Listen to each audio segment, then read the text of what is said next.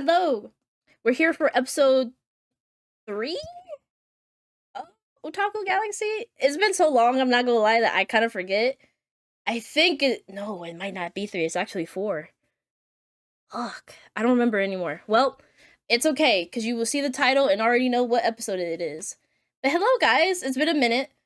Sorry about that. Been dealing with life and also being just procrastinating, so that's been fun.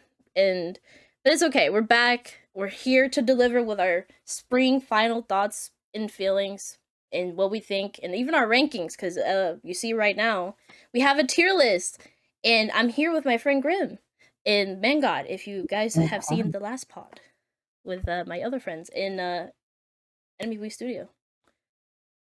But hello, Grim. Hi, look at you finally doing your podcast again. What has it been, 3 months? Maybe more. Damn. Yeah. She left us to come do this, and 3 months later, I'm still waiting for another episode to come out. Yeah. Right. It just you would understand. You're like a god or whatever.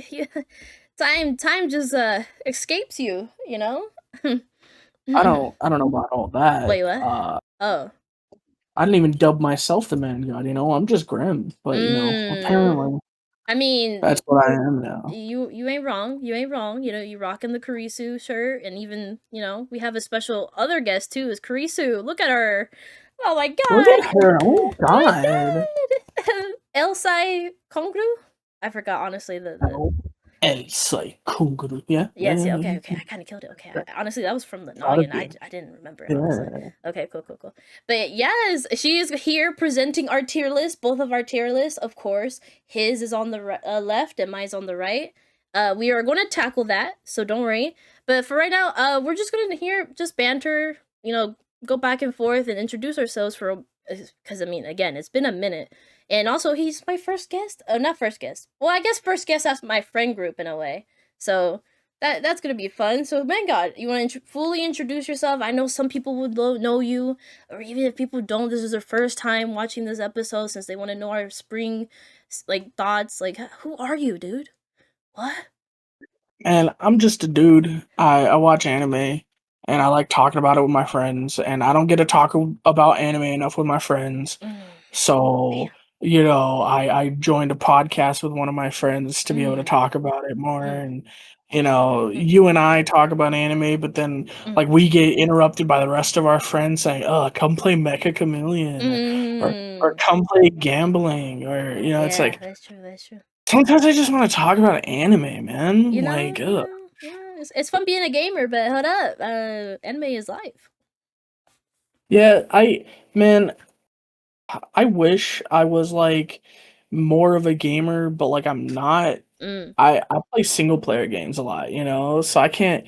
And a lot of the multiplayer games I like to play, or a lot of the games I would love to play multiplayer aren't multiplayer, and it's that sucks. Ooh, So I just prefer single player games in general. What would those games be then? Dude, if Skyrim had a real working, and I know Skyrim together, but imagine if Skyrim had a better working multiplayer port, Or imagine, honestly, Fable's coming next year. Give me Fable with multiplayer. Yeah, that was your anticipated. Yeah. Or Witcher, imagine I don't know, you get to play as Geralt, and then one of his buddies can join you, that'd be cool. I want to play those types of games. Yeah, that would be cool, right? I think even with Assassin's Creed, especially with the Black, what's called Black Age or something, the Pyro one. That one Black looks Flag. Yeah, Black Flag. My bad. Yeah, that one looks fun if you could do co-op. Imagine being pirates together. It's like versus, and it's like a hide and seek game mode essentially. And it's ugh. Yeah, it's dang it, that would be kind of fun actually. But I guess in a way, Elden Ring kind of could got better on that, right? Elden Ring, you can co-op better a little bit, not maybe the finest. It's not I just want I want a world. I want a game, and this is something that Fable doesn't do well either. If you guys played Fable back in the day, because there was multiplayer in Fable, but you were always a ghost or a second instance of the main character, so it didn't really count you as being in the story. I Oh, want like something like Outward. Outward's a really fun game. It's like you're part of that world now. Like and like everything you do acts the same way as if it was the person playing player one. I want like that type of thing, you know? oh, Like that's you can cool. make your decisions, you can do the things, you can do the things for your partner and you can play this game together. I don't know. There's just a lot of the games that can do it like that. It's like they're clearly designed to be multiplayer and I'm like I kind of like the storytelling and stuff from single player games better. Fair, It's like I just fair. it's a really fun game, you know. I mean, would you say that Expedition 33 kind of hit that void for you?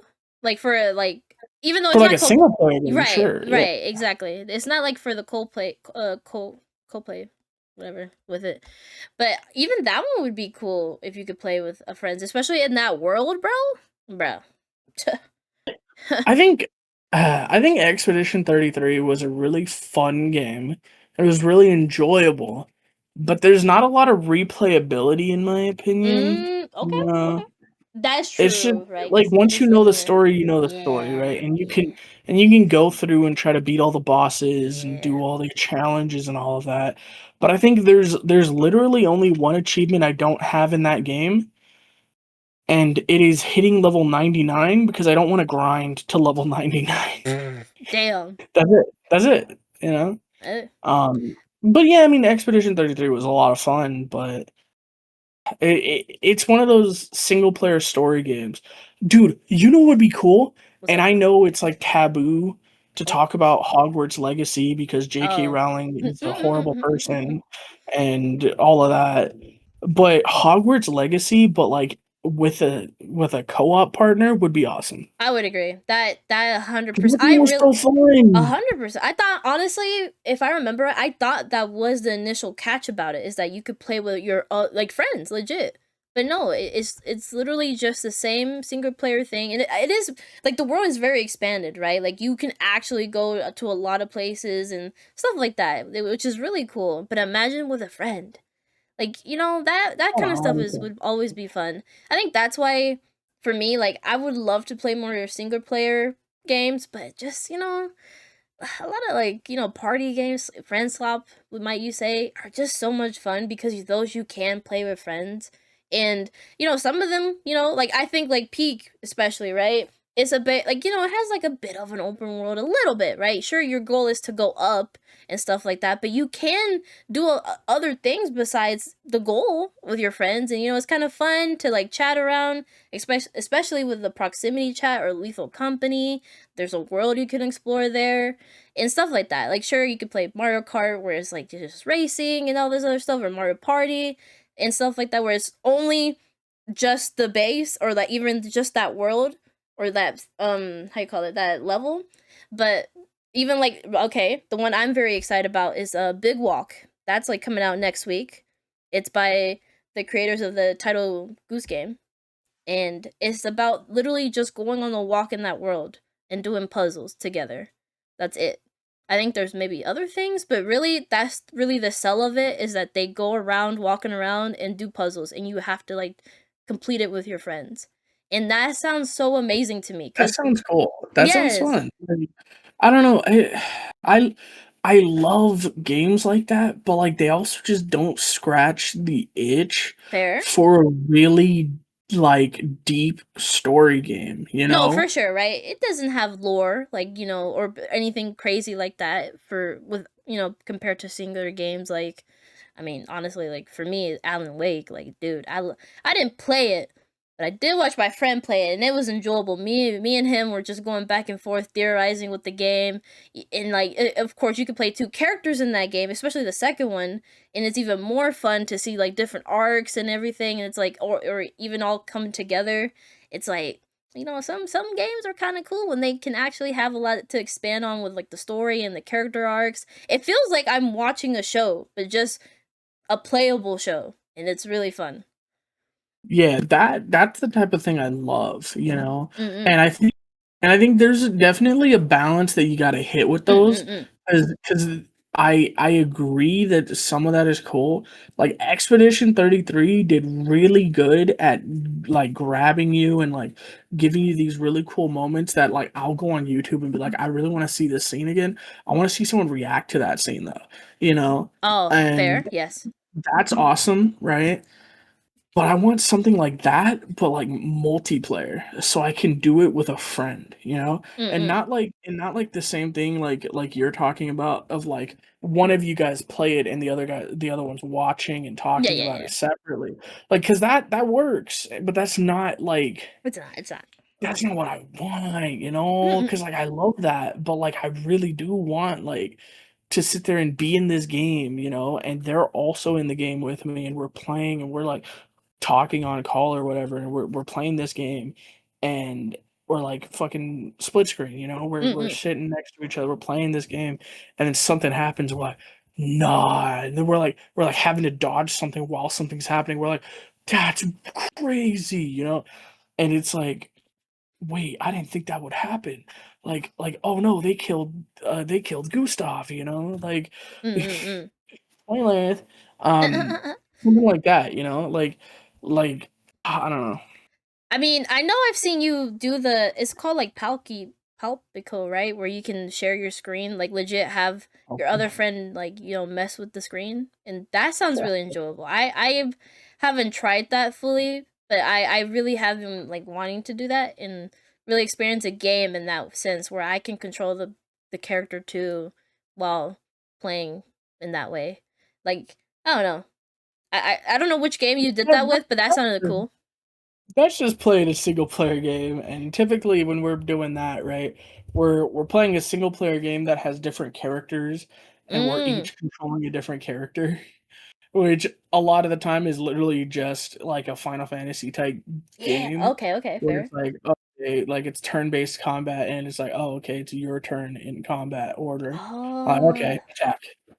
Oh, that's kind of cool Like a though. lot of that can be fun, but there's problems with that too. But Mm, it's fun. But I like I get you. said, man, there's just something about some of like the types of games like The Witcher, you know, Mm. like Skyrim, you know, like you can only play Skyrim once, Mm. like for the first time, you know, and I wish like there was a game like Skyrim or like I mean, I'm gonna go back to Fable because it's my favorite game franchise. Yeah. Yeah. Like, a I've game heard like this. Fable, but, like, you're a character in it, like, you like, imagine if, like, a game where, like, you could buy properties, and then someone else could also buy properties, and, like, you could like, you don't have to be together, you know? Mm. And but, like, you are in the same world, and you can keep doing things together, and you can go back to each other. It's like, I don't know. I don't know. It's just something I want. We're never gonna get it. I mean, So, yeah, that is sad. I mean, but hopefully, maybe. I mean, especially with how greedy I feel like just the game, just gaming has been. I don't think they probably will because it won't make them money, even though I think it probably would. So I mean, hey, that's why games like Fable, man. And again, I don't know, guys. I don't know if you know, but I'm excited for Fable. Um, clearly. it has so much replayability because yeah, the main story is gonna stay relatively similar, but what you do changes the world. Like you can change things. I mean, from And what I've seen that's you like play one it, of it's cool. huh? From what I've seen you play it, it does look cool. Yeah, there's all sorts of things that you can do in the worlds of Fable that like your choices really do matter. I will say So, there there is one big gripe that I've always had about Fable, oh, and it's that the final choice in basically all of the games doesn't matter. oh, Um yeah, I hate that kind of stuff sometimes. Yeah. well, it's not that it doesn't matter. It's just that it's a very clear, are you a good guy? Are you a bad guy? Or are you in the middle? And it's Mm. like, okay, but like, why can't there be more gray area, you know? Like, like literally the final choice in one of the games is, do you want to revive your family? Oh, Do you want to revive your dog and get like 1,000,000 gold? Or do you want to revive everyone that has died in the entirety of the game except for your family. What? What? Like Excuse that's me? the choice. That's literally the choice. That's not a joke. That's the final choice of Fable 2. It's basically you finish creating this tower, and this tower grants you a wish, and the three you have is you can revive your sister who died, your sister and your dog. Oh, You oh can get god. a whole bunch of gold, Oh. or you can revive everybody that this like making this tower and everything that bad has happened. You can reverse all of that except for your sister and your dog. Yo, bruh. Bro, what? So that And it's just like oh gosh. So I mean it's like very clearly yeah. like the good guy option is to revive everybody, right? Yeah. And very clearly the selfish thing of just getting your family and your dog back, that's clearly the bad guy option. Damn. Or I guess that's the middle option, right? And then the Mm. money is clearly the bad guy option. Yeah. It's like really like you're gonna That make the final choice literally that. yeah, that after all the play like you do in the game, dude, what? I think I think in Fable 1, there's a similar decision, like, do you kill your best friend or do you not? Excuse me? Yeah, Bruh. well, I mean, your What best did friend's they trying to kill you the oh, whole okay. game. Fair, fair. Okay then. I was about to say, did he deserve it? Like, why are we killing Bestie? Her name is Whisper, and yes, she does deserve it. Oh, But okay. we don't Whisper. talk about that. Yeah, Whisper kinda sucks in that game, man. Damn. Um And Golly. then, I think in Fable 3 did good. And you know what?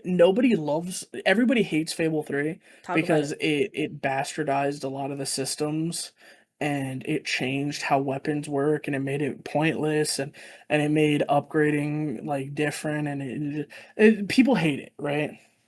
I love it because the final decisions actually like are impactful, because basically throughout the whole game you're making these promises, right? You're Mm. making these promises to people. So at the very beginning of the game, for example, you make a promise to a group of nomads or whatever, that you'll find them homes, and like you won't invade their area. You make a promise later to like this one area that you will stop child labor. Like Oh. you make a promise to another area that like you will not enslave their it's like you make these promises that like are really good promises to make, Mm. and then at the end of the game they're like, okay, I'm gonna level with you, uh you're gonna be invaded in 2 years, Yo. What? and they will kill everybody unless you make this much money. This is your target amount of money. If you make that much money, you will save as many people as possible. Overlord? Okay, cool. I just have to make that much money. Cool, that makes sense. Okay. And then your brother, who you kind of like took the throne from, says good luck because I couldn't figure out how to do it, so good luck, right? And the first thing you're asked is, okay, will you like do your promise that you made at the very beginning of the game, or will you go Oh. back on your promise and make like 1,000,000 gold because you'll like take the area and you'll like do this? It's like, ooh, that's 1,000,000 gold, and like my target amount of gold is like 7,000,000, or like I think it's like 50,000,000 or whatever. It's like, and I don't have nothing near that, It's like that might be a good deal, like I get a little bit of money. And but if you honor the promise, it doesn't cost you any money. But like if you had broken the promise, you would have got money, right? Hmm. And then there's a second, like the second one is like, if you honor this promise, it will cost you 100,000,000 gold. What?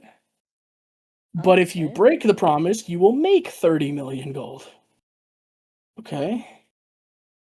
Um. Does Uh. doesn't Baldur's Gate kind of play off that too a little bit, like with your decisions, Well, or no? Is that it has to Baldur's be Gate at the moment? does.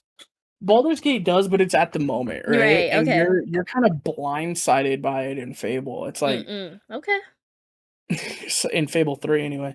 And it's like, yeah, are you gonna honor your promise or are you not? And it's like, but, like, if I honor that promise, like, if I don't honor that promise, I'm like, the only reason these people agreed to join me and helped me win the throne is because I made this promise. Am I gonna break that promise with them? And then there's another one, that it's not a promise, but they're like, "Okay, are you gonna build schools so that the kids can, like, they don't have to go to work, they can get educated and they can get better jobs, and, like, we can slowly, like, increase the infrastructure of this world? Or do you wanna build a whorehouse and make a whole bunch of money, like, because you made and operate this whorehouse?" Oh And my. you're like, "Ooh, wait a second. Ah, shit, that's a hard one. Hmm, Hold up. Profit wait or a." not? And so there's, like, a whole bunch of, like, moral conundrums like that, and I think the first time I ever played it, I honored all of my promises, and 99% of the population in the game died. Oh, It's like, "Yeah, you honored all your promises, but no one's alive anymore. Good yes. job." Ooh, this is almost kind of like that. Okay, I don't know. This popped up in my head. It's almost like that Vinland saga, right? It talks about like all that. It's like you could be peaceful, whatever. Like there's a morality thing, right? People like especially with Canute, right? Canute always was like, I want to be, righteous. I want to be this and that. But Askeladd was like, bro, you gonna have to like, like, man up and actually rule. You You're gonna have can't to, just like, nut up and, like, do something, yeah, like. right? So it's that kind of thing. I like that then, right? Because that's the reality. Sure, you can be all like righteous and stuff and like have these morals, but at the end of the day, sometimes, especially I would say like in those times, like you had to put your foot down, you had to do some dirty work a little bit to put like to help your people and stuff like that. And like or even what your town, your family, sometimes you gotta be nice. Yeah, which was like, Ooh, that's, like, interesting. the best part about that, because, like, you realize, like, when you're given all these choices, you're like, "Wait, that's what my brother had been Ah. dealing with the whole time." And that's Ooh. why he was seen as this evil tyrant, it's because he was trying to save everybody. Damn. Okay, I like that. I do like that then. Hold up. Like, that's what I'm s Okay, and okay. like, people have a problem with, like, how the game plays, Mm. like, I don't think they necessarily have a problem with, like, that choice, but they didn't like, there was, like, spell casting things you could do in the other games that you can't do in this one, and, like, there was, like, a whole hidden, like, layer where you could, like, get people to really like you, and they would give you gifts and stuff, which you can do in Fable 3, but it's very different, and, something I didn't figure out till the 3rd time I think I played the game is that yes, there is a certain amount of money you have to make, and there's a certain amount of money it'll cost you to do all of the promises you made. Mm. Guess what? You can make that money in the game. I mean, right? It You just doesn't matter. The okay. moral choice doesn't exist Mm. because you can be that rich. Damn. All right. Fair enough. Fair enough. So I know people had issues with it because of stuff like that. I think one of my favorite things was, yeah, because you can purchase properties in the Fable games, and you can set rent, so you can become like a landowner and like set rent, and you What? can buy like shops and you can sell stuff, and like you can set the prices, and like you can either like set your rent to be super high or like super low, and like you could put your prices for like all the stores you own as super high or super low. And there's also mini games to make money. So like you could play the loot, you could blacksmith and stuff.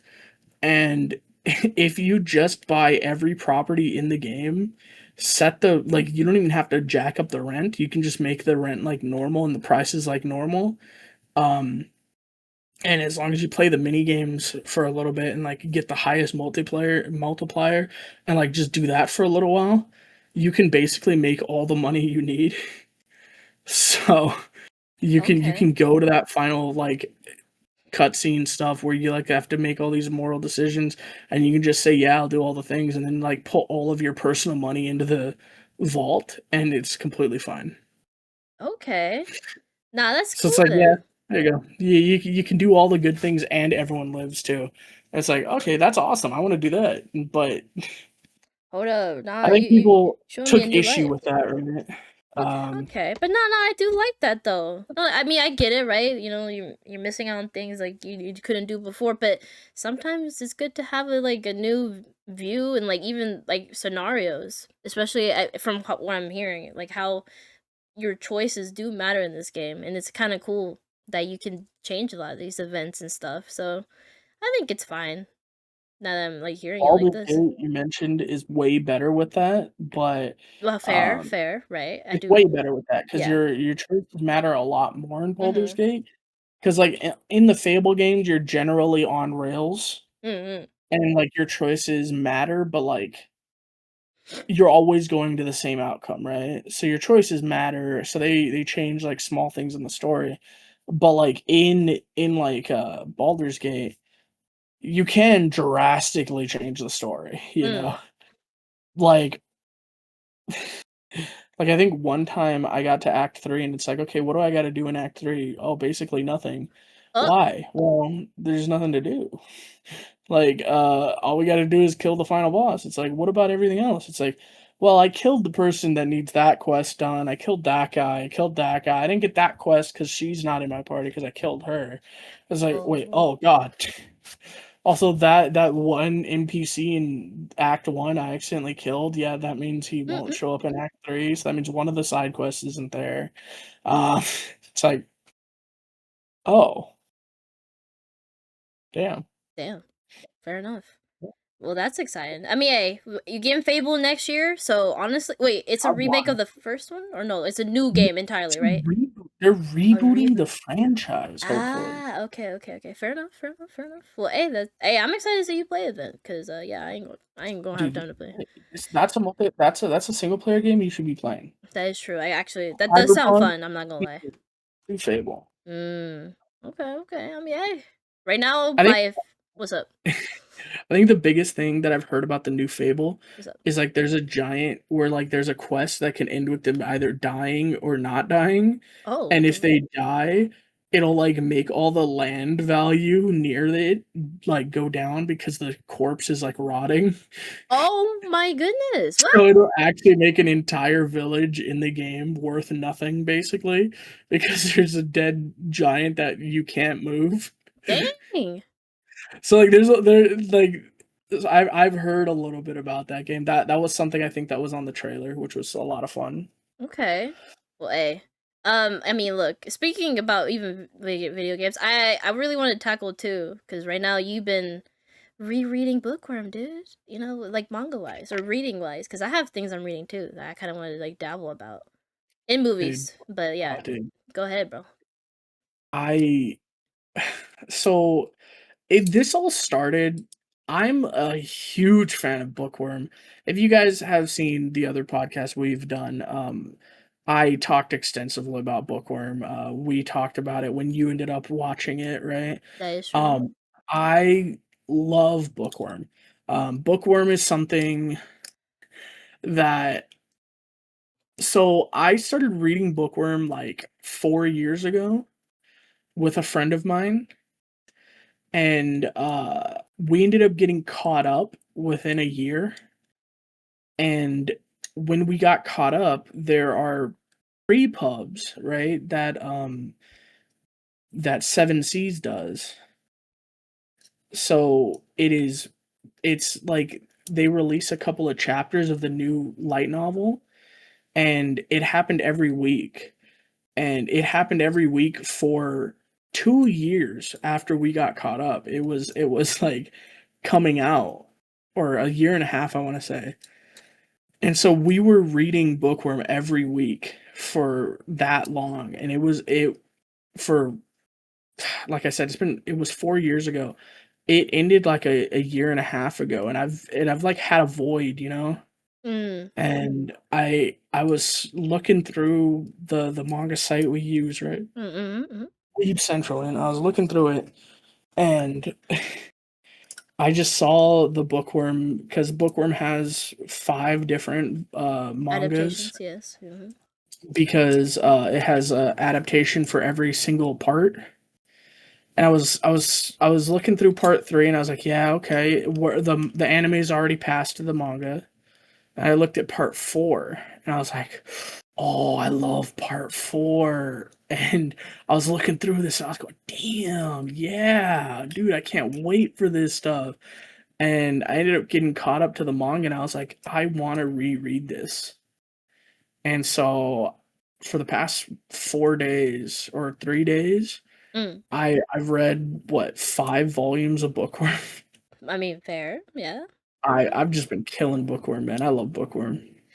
That's good. I mean, look, I remember I found Bookworm when, like, I think in 2019, like, because of the manga. I don't remember what I was like in this phase of finding like. I mean, at the time I thought it was called like reverse isekai, which I think it kind of is. I don't know. It's some isekai where it's always a girl that gets reincarnated or gets isekai'd, and I was reading a lot of those, and I found Bookworm because I don't know if from the first chapter it was like really interesting, like how they portrayed her, and especially like her loving books and her being in this body, her confronting having a weak body but also being so into books that she wants to make them. And I don't know, that was like at that time like one of the first times I've seen like a series do that, especially with a character. Because then after that I started reading like a lot of manhwas talking about like reincarnated and stuff like that, and so it wasn't like the start of that kind of phase for me, but it kind of was. I think it was 2019, and I think I read it for a few months and I loved it, and I was like, no, I really like this. I think I was like tweeting about it, and then the anime got announced and I was like, bro, what the huh, how the heck. Like, found it? Oh my I, goodness. I think it happened with that Bookworm and a different like manga I was reading. I was like, bruh, what is happening? Like every manga I'm reading right now, it's like getting adapted. That's crazy. But I do like Bookworm. I did stop. I think in the middle of season one, or I something happened around that time where I just was busy or I got burnt out of anime in general, and I just didn't go back to it until Grimmin was like, "Yo, season 2 or 3, I think, was coming out," and he was like, "Dude, you got it, like watch it," because of course I guess that was the time when you started reading it with Lil. I'm gonna name drop. I think it was Lil, anyways, and That's low, yeah. yeah. So She owns all the volumes, like, physically, it's great, I oh, love that's it. good. Okay. But I remember being so in love with our girl in Lutz. I think is this his name. I can't remember right now.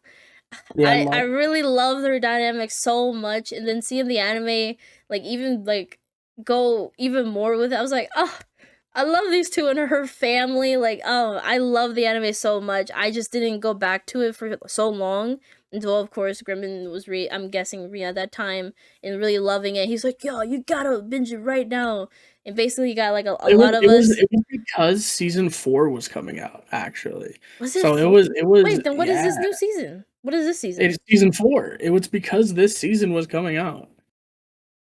No, it was last season. No, it was season because right, we You were there you weekly had no, for. no, no. You had gotten caught up Was to it? season 2, I think, like, Oh, on your own, because oh, I hit you guys up about it was it? when season 4 was coming out, because I was super excited about it, I Was couldn't it stop. I season was like, "I 4? really wanna watch Bookworm." It's like, Wow. "Who wants to rewatch a Bookworm?" Then how long was season 4 announced? What? Season 4 was announced, like, 2 years ago, I think, because it was MAPPA, right? Oh. Like, everyone was like, "Wait, MAPPA's doing it?" Oh. Yeah, it's been announced for a minute. I maybe Okay. I might be wrong on how long. I'm looking up. When was Huh. Maybe you're right. Okay. Maybe you're right. See, I thought it was season 3. We all caught up and we watched season 3 kind of weekly. And Nah, then we did really? not. Okay. I guess so. Okay, Nah, that could yeah, be it it. was Okay. wait, was it season 3 was not that recent? It kind of was in a way. I'm not gonna I don't lie. think so. I think it kind of that's what I'm saying. I don't think it was season 4. I think it was No, legit yeah, season 3. season 3 came out in 2022. I think it was. I'm not cool. No, it Maybe was not. 2022? It was not. because okay. Well, the thing No, is, it wasn't. we took a long time. Think about the people we watched with. But that's what I'm It saying. was We not all. 2022. But that's what I'm okay. Again, I'm thinking, but they took a long time to catch up, right? Like it took No, us a no, long no, time no, to no, no, no, start no, it, no. right? Zypher was alive. But that's what I'm saying, right? Like, No, but I'm saying you didn't know them until after. oh, I guess. Okay then, I Yeah. guess. I guess. 'Cause that's what I'm trying to remember. I'm You like, didn't meet Sophie until 2024. oh, well, I guess so. Yeah. Like, okay, I guess so. Yeah. I Yeah. guess. It Hmm. was a long time before season 4 finally came. Dang. Yeah. Okay. Golly. My God. Yeah. Anyways. Yeah, I did not. Yeah, dude. Bookworm timeline in my head is so fuzzy, I guess. But I mean, so basically, because of your passion for it again, it did make me kind of like, I kind of did like this series. I do want to revisit it. And then, of course, you got a lot more people into it and liking it, which was great. And it was just fun to actually get past season 3 because yeah, I didn't start season 3. Like I knew stuff in season 2, and I think I did finish a good part of season 2. Or no, I think I was in the beginning of season 2. I didn't even finish season 2 fully, and then we all started like watching it together, and it was fun. I do love the story of Bookworm. And then I got to know spoilers, which it's nothing to say I didn't hate it. I don't like it, but I didn't know spoilers about like the light novel stuff before I started like watching with Grimmin, and I was like, wow, Yeah, that's until fun. she met me. I have loose lips with specifically Neko, and Yeah, only Neko. yeah, It's it's great. actually wild. It's wild. Because Neko does this thing where she'll be sitting there and she'll be like, "Tell me about it," and I'll be like, Oh, "Okay, you do, you I do." do Now sometimes. there are times when I do it unprompted. Don't get me wrong, That is true. but you also don't stop me when I do that either. I don't because I kind of like I like hearing it because at the same time I won't Exactly. remember. Sometimes I'll make myself Exactly. not remember, so I don't mind spoilers. I've always been a person that I don't mind spoilers if it's future stuff because it's about the journey of getting there. I don't care unless it's like a big twist and I'm like, okay, well hold up, no, don't tell me that, no, don't do that because I want to be blind to that.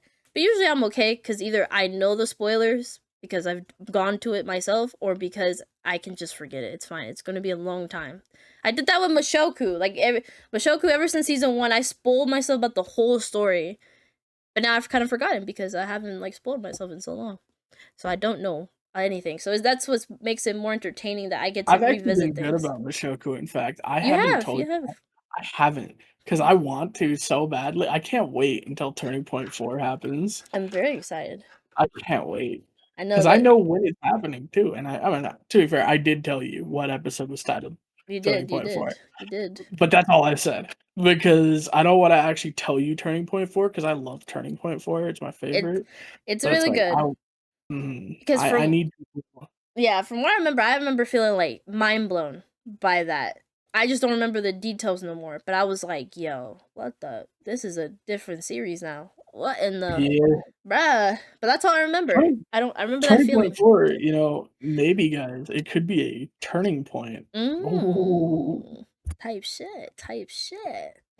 But no, I mean it's great. I mean it's great that you got a lot more people into it because I feel like I definitely couldn't recommend it to people mostly because people are very like I don't know, not picky, but or like eerie about that kind of stuff. I don't know, like that kind of story. People are don't give it a chance a lot of the time. So it's great that you have knowledge of like the light novel stuff that you can kind of like give people a treat and be like, yo, I mean like this kind of fire though. Look at like this kind of future stuff.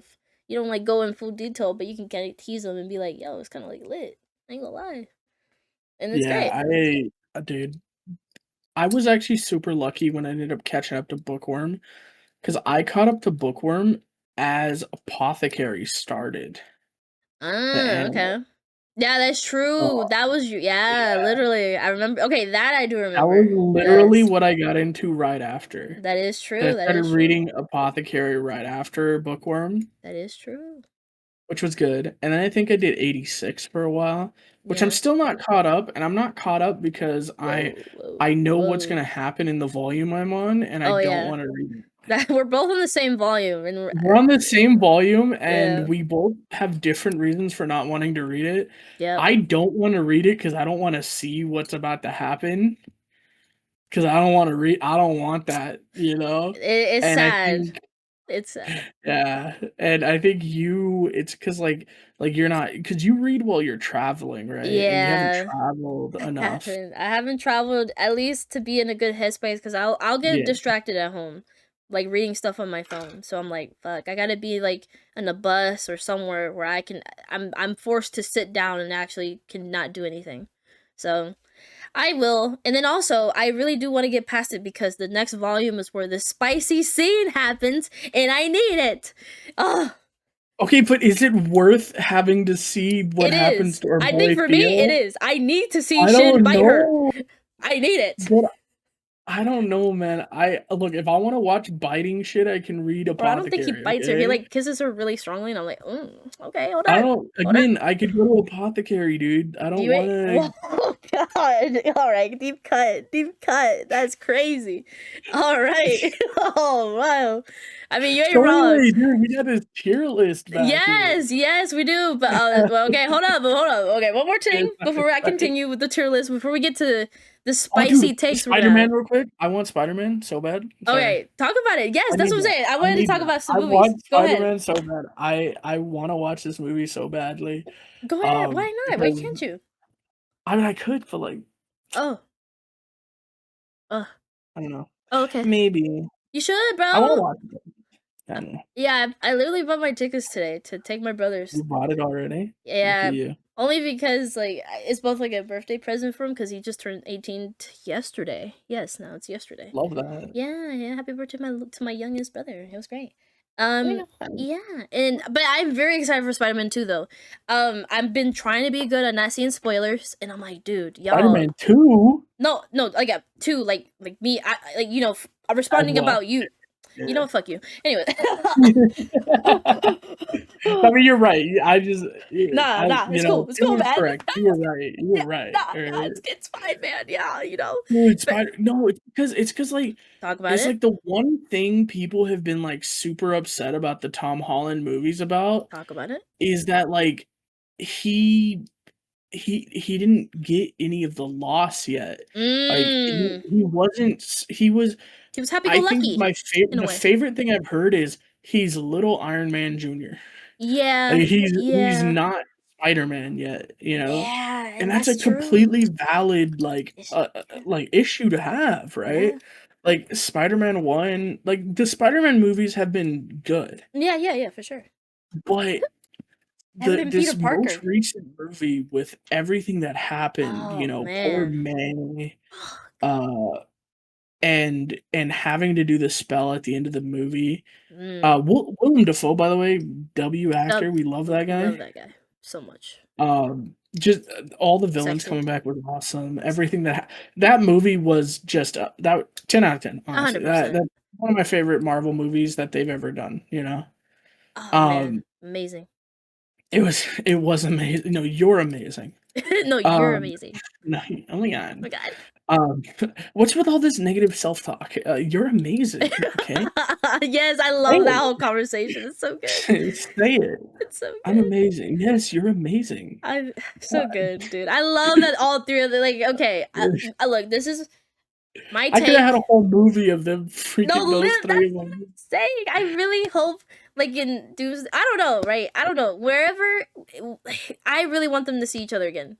Because again, right, it's both the nostalgia, right? If you grew up with the Tobey Maguire one or even the Andrew Garfield one, I have mixed things about just the story of that Spider-Man with Andrew Garfield, but I think Andrew was a good Spider-Man for sure. But Yeah, Tobey always has my the way heart I though. like to say it, is Toby was good, Talk but, about I it. mean, he wasn't really a good he was good he was good as the nerdy kid at school, right?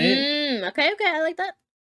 But he was a really shit Spider-Man. He was like we Um, can't lie, like in we the can't sense lie. of yeah, like at the It's sense he wasn't like right, like dude, the home again, right? All those films were just about him going to the dark side a lot of the times, right? Because he had a lot of things going on, and he just wasn't like a superhero in a way. Like he always had something going on, and again, it is a Spider-Man thing, but at the same time, like Toby's was just like kind of like depressing. I was like, Toby just damn. wasn't Spider-Man, Yeah, but Andrew Garfield, bro, yeah, yeah. nah.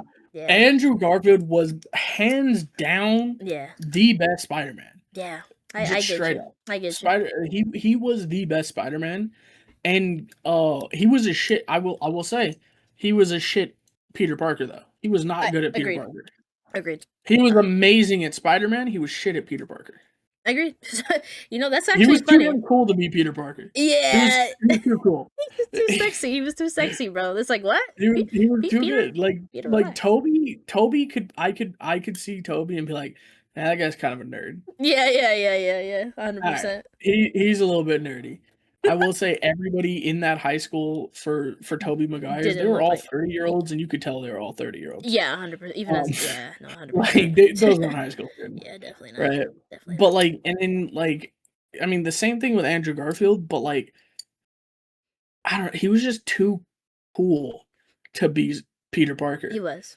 He was perfect as Spider-Man, though. Yeah. Like there hasn't been a better Spider-Man. Yeah.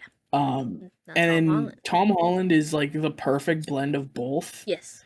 He's not as good at being the nerdy kid. I mean, I'm gonna be honest. He's too cool to be Peter too. He Too is too cool to cute? be Peter. I would say Too cute. cool. I would say He's too too cool. cute. He's not the same. Like Toby looked like he got bullied in school. Oh my You know? god! Golly. Tom Holland, like, he doesn't. Like, come on, let's be real. That's what I'm Like, saying. Like, he's too everyone's fawning over cute. Tom People would Holland. like baby him more so than find him Exactly. like a nerd. Exactly. They're like, oh my god, Tom, you're so silly. He is much too cool, much too cute. He is not Yeah. Spider-Man. Or he's not he's not Peter Parker, but he's better than Andrew Garfield was. Yeah. Right? He's better than Andrew, but he's not as good as Toby. And then it's the same thing with Spider-Man. He's better than Toby, but he's not as good as Andrew. Fair. See, it's really funny. Yeah, they all have missing Yeah. pieces, and then the other one has like that advantage of it. But then there's other, but they're all really good though. Like I don't have hate They're for all any of awesome, them. right? Yeah. Yeah. So they all have their little like doses of being Parker and being Spider-Man that you kind of love. But at the same time, now seeing them all three together made it such a perfect, charming experience because you're like, oh my god, this is all three of them in their own different personalities, like talking to each other, and it's great. It was so cute, and like different ages too, like, right? Because pain Toby was that- like the more older one between all of them, and then Andrew was like the He was middle, like and the then big brother. yes, exactly. So it was awesome. It was So awesome. and he Toby definitely was largely like an emotional, like he was Yes. like the big brother for them, and he was like way the empathetic one. He was definitely the one that's like, no, I understand. Like Yeah. I understand that you don't want me to say that, and like you're not gonna be happy with this, but I get it. And oh my god, Andrew Garfield is the best actor of the three. I'm sorry. He's just It's not even close. yeah, Andrew. Like, dude, Andrew Garfield, I could sing that man's praises. That dude, Amazing guy. everything he did that movie hit. He could not fail. The saving Michelle Jones, saving MJ, and the way he landed and just on his face, even like MJ was like, "Are you okay?" Like, "I'm okay. Are you okay?" Yeah. And he's just like, "Yeah." Like, fuck. He's like, "I could have done it." He's so I good, could have dude. saved Gwen. I didn't save Gwen, but I could have. I did No, it. the PTSD with Gwen, dude. I love how they played with that because it's the biggest PTSD that he has in his films. It's like failing her in a way, right? Oh, the head, yeah. Ugh, God, damn, the head thing with poor Gwen. I love Gwen too. Exactly. Fuck, but no, this is why I'm very excited for, like you mentioned, in like people's gripes about Tom Holland's is in this movie he's both getting like organic webs, he's changing, he's like going through this whole, I'm guessing, right, people, I mean comic whatever, people have been saying like he's getting more of the genes of a spider and all that, and just a lot of different things in this like movie that they're gonna tackle, and plus again, right, the events of last film, not everyone remembering who Peter Parker is, but knowing who Spider-Man is. Like, so they don't know his identity. So nobody knows him. No one Nobody. does. And No. that means he is alone in New York Yeah. with nobody backing him at all. Not even And his they'd be like, "Okay, bestie. but everyone knows Spider-Man." Sure, but they don't know Peter. Yeah. Nobody knows Peter anymore.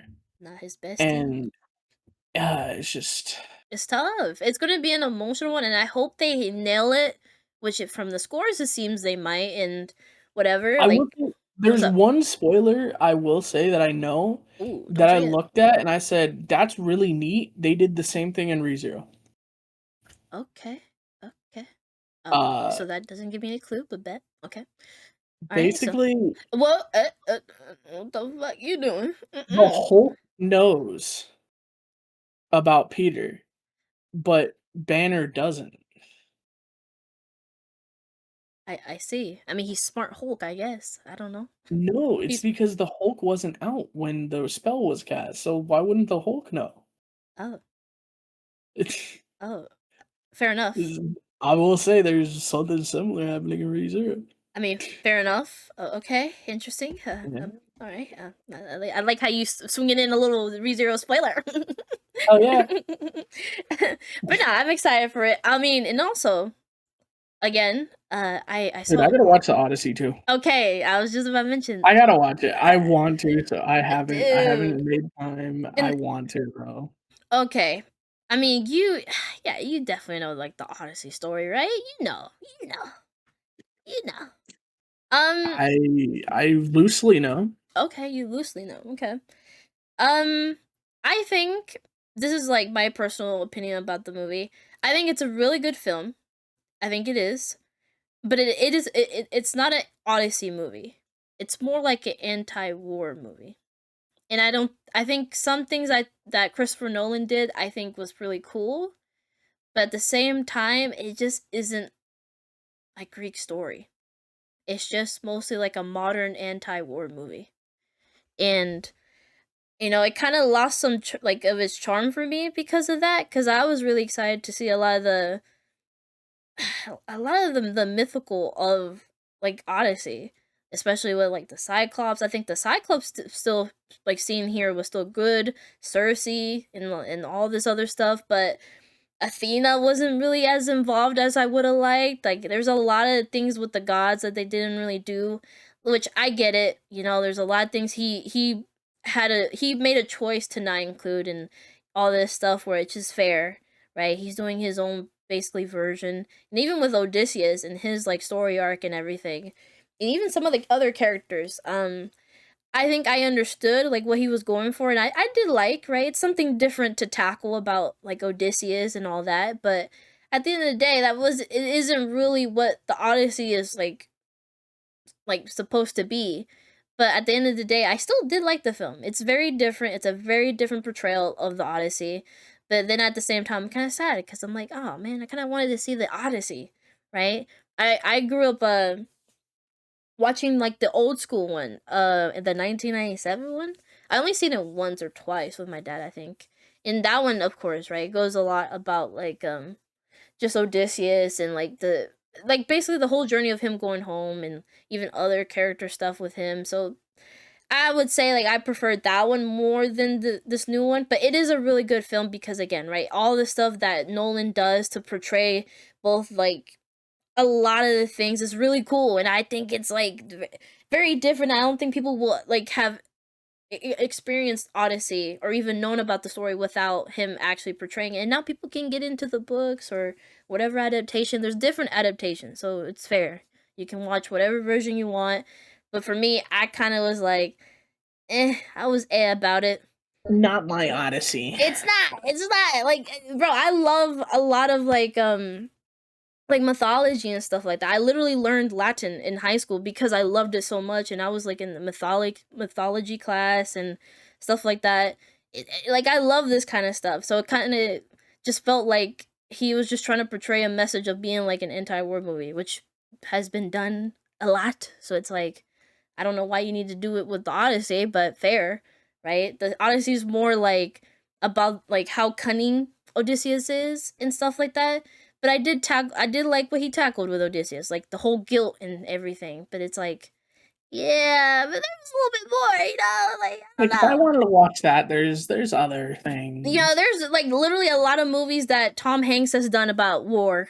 Or who else? Tom Mhm. Cruise? There's so many actors. But I Yeah. will say the cast was cool. I think people's gripe about like, oh, they're not Greek. I didn't really care. It didn't make me not immersed in the story or anything.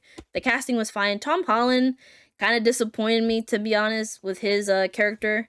I was like, damn, bro, you like, I don't know, like he didn't really hit for me. Robert Patterson though, I was like, yo, you killing it right now. Even Matt Damon was killing it. Anne Hathaway, some scenes she was okay with, but I was like, okay, you killing it, but it's alright. And then even what's oh man, the old guy. I can't remember the actor right now, but he did amazing. I think he was like one of my favorite actors in the film. But yeah, there's even so many other like people that it was cool. I would give it like personally like a 8, but I just preferred more of like the original story. That's why Epic the Musical is about to be lit. Even Epic the Musical, which again is a, if anyone who doesn't know, it's a musical about the Odyssey. It's Jorge, I forgot his last name, but Jorge basically made this musical about the Odyssey, and he portrays it in different sagas, like, and it's so good. I really love it so much. And then the community made like animatics with it to go with the songs, and it's so good. Like, of course, he has cut out things to himself or even made things that aren't really canon in the original story, but it does portray a lot of the heart and the savagery that is in the original like Odyssey story. Even reading it in high school, I remember like the biggest thing I remember about the Odyssey movie in high school when we were reading it was my teacher being like, "Yo, the goddesses wanted to fuck Odysseus. Like, yo, Odysseus wasn't like, he was that guy." And I was like, kind of like odd, and I don't know why. I was like, kind of like, whoa, I thought he was supposed to be like loyal. I thought that was the whole point of going home. But it's like, nah, the gods are kind of nasty. They really wanted some It's like human. he may be loyal, but it don't mean they are. Yeah, that's what I'm What do you saying. mean? It's like, hold up. So all that stuff too, like they didn't really portray a lot in the movie, and even in the musical I'm talking about, they don't really. They make Odysseus be loyal 100%, even though he did kind of mess with some of the goddesses. He was like, okay. It was I mean, kind let's of. be real. Let's be real. Does it count if you're banging God? Like, I let's be real. guess, or Like, at least when like they trap you. Yeah. So I guess I no. don't know, man. I don't think it counts if you're banging a God. You I right. think You you get right. a pass. You right. You Like, right. what's that system people have? The freaking like your hall pass or whatever. Oh, I okay. think any god is on the hall pass. I'm gonna be real, guys. Hold on now. Okay, If, Hercules. if you're out there and you got the game for a god to sit there and be like, "Yo, I'm trying to hit," I think you win. Fair. Yeah. Fair enough. Fair enough. They are Uh, pretty nice. Fair maybe enough. that's just me. Maybe that's my own issues. No, I actually I'm with you on that. But yeah, I've been watching too many films again in any media. But then lastly that I would talk about before we start this tier list, because yeah, we need to get to this. It's gonna be fun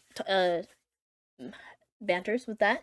Is Shadow House. I've been Okay, this is a fixation of mine I've had for years. I mean, I've loved the anime of this. It's had 2 seasons.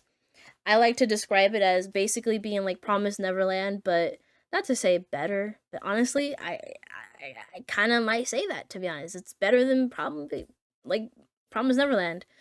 Especially anime wise, because the season 2 was just, we don't talk about that. But Shadow House is about basically like this mansion who has faceless like shadows that take on or humans to be their faces, to basically, and they teach them and they kind of basically enslave them.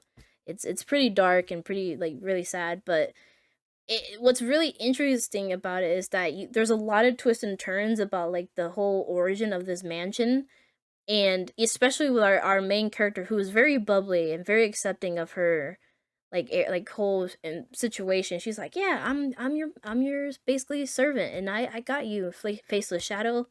Like they get assigned to shadows that look like them basically, and you get to find out why. You get to find out what is the whole reason for this, and you kind of get this revolution with these characters. They're like basically humans who don't know they're humans. They're called living dolls. They get like basically brainwashed to think like they're nothing except just servants for these shadows, and it's a lot of great I would say like things that like Promise Neverland kind of did, especially with like the whole orphanage and like, oh no, they're feeding it to devils, and like they're all this, they're like a source for them, so they don't, like, I guess the rest of humanity don't get killed. I forgot honestly a little bit of the premise of Promise Neverland, a little, but Promise Neverland is really good though. But Shadow House is just so interesting because of how the storytelling in how they tackle it, because it's really, they literally can escape, right? In Promise Neverland, at least our characters got to escape, but the characters in Shadow House have to deal Did with they all of really? this. I mean, true, right? Did they? They get chased down, They basically. escaped, but they didn't actually escape. Yeah, in a way, they got more freedom than these characters in this series, right? They have to deal with their biggest problem every day in the house with them.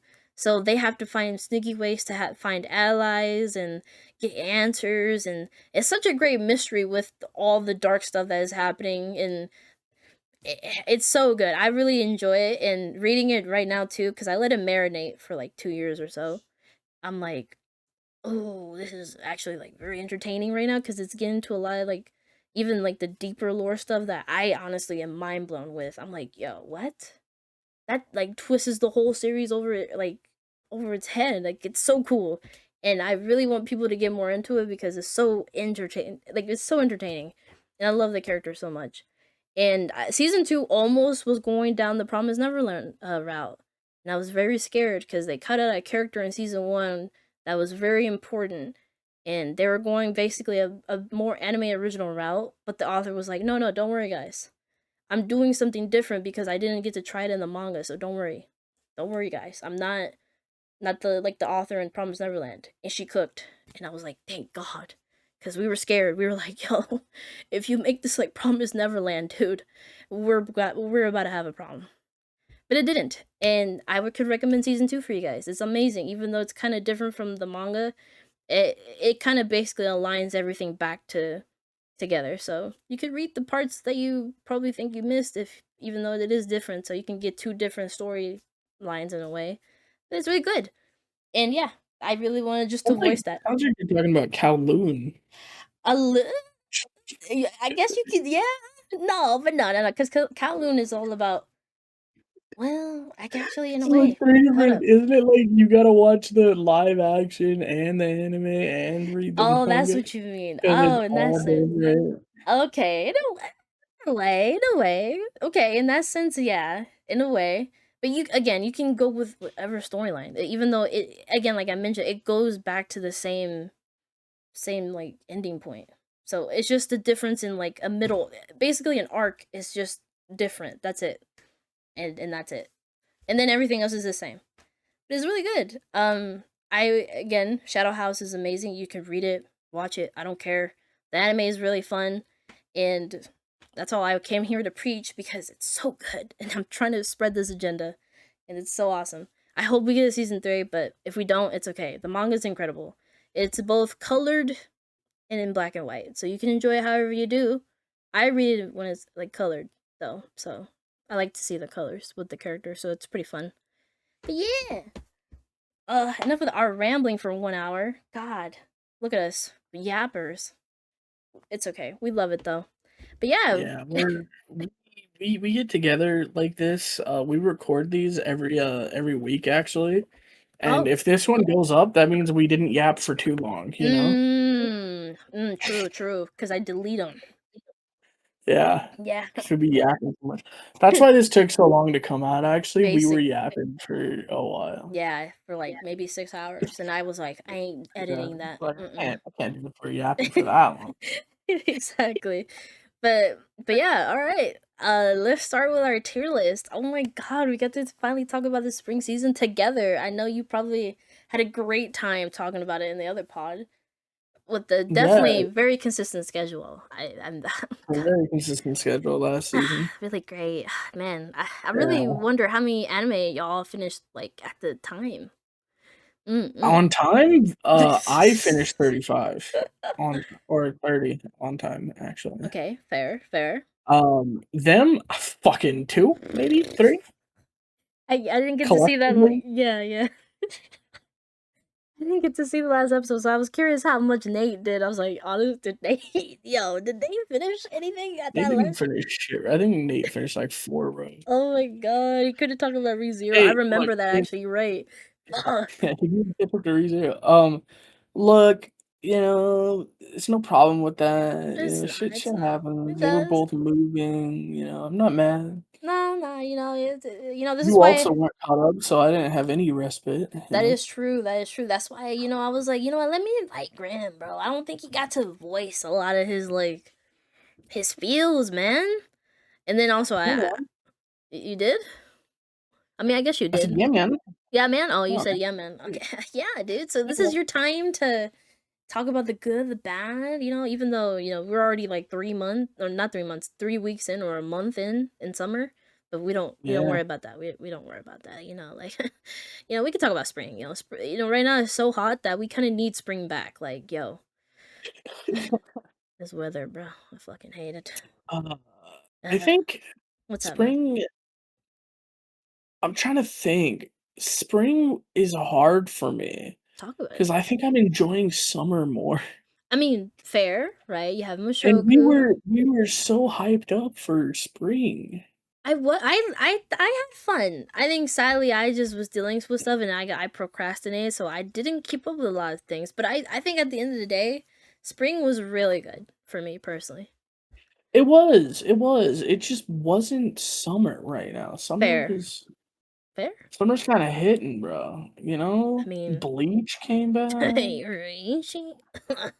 Bleaching, I Oh my mean, god. Saga of Tanya the Evil, which I Still. promise you I'm still watching. Oh my goodness, this guy. I mean, I still haven't rewatched season one, so I know I'm I cooked. haven't well, I haven't watched the movie, and until I Oh. watch the movie, I can't wait to do it. Oh, I forgot that. I Yeah, thought honestly you did finally give up and go ahead. Fair enough. I know.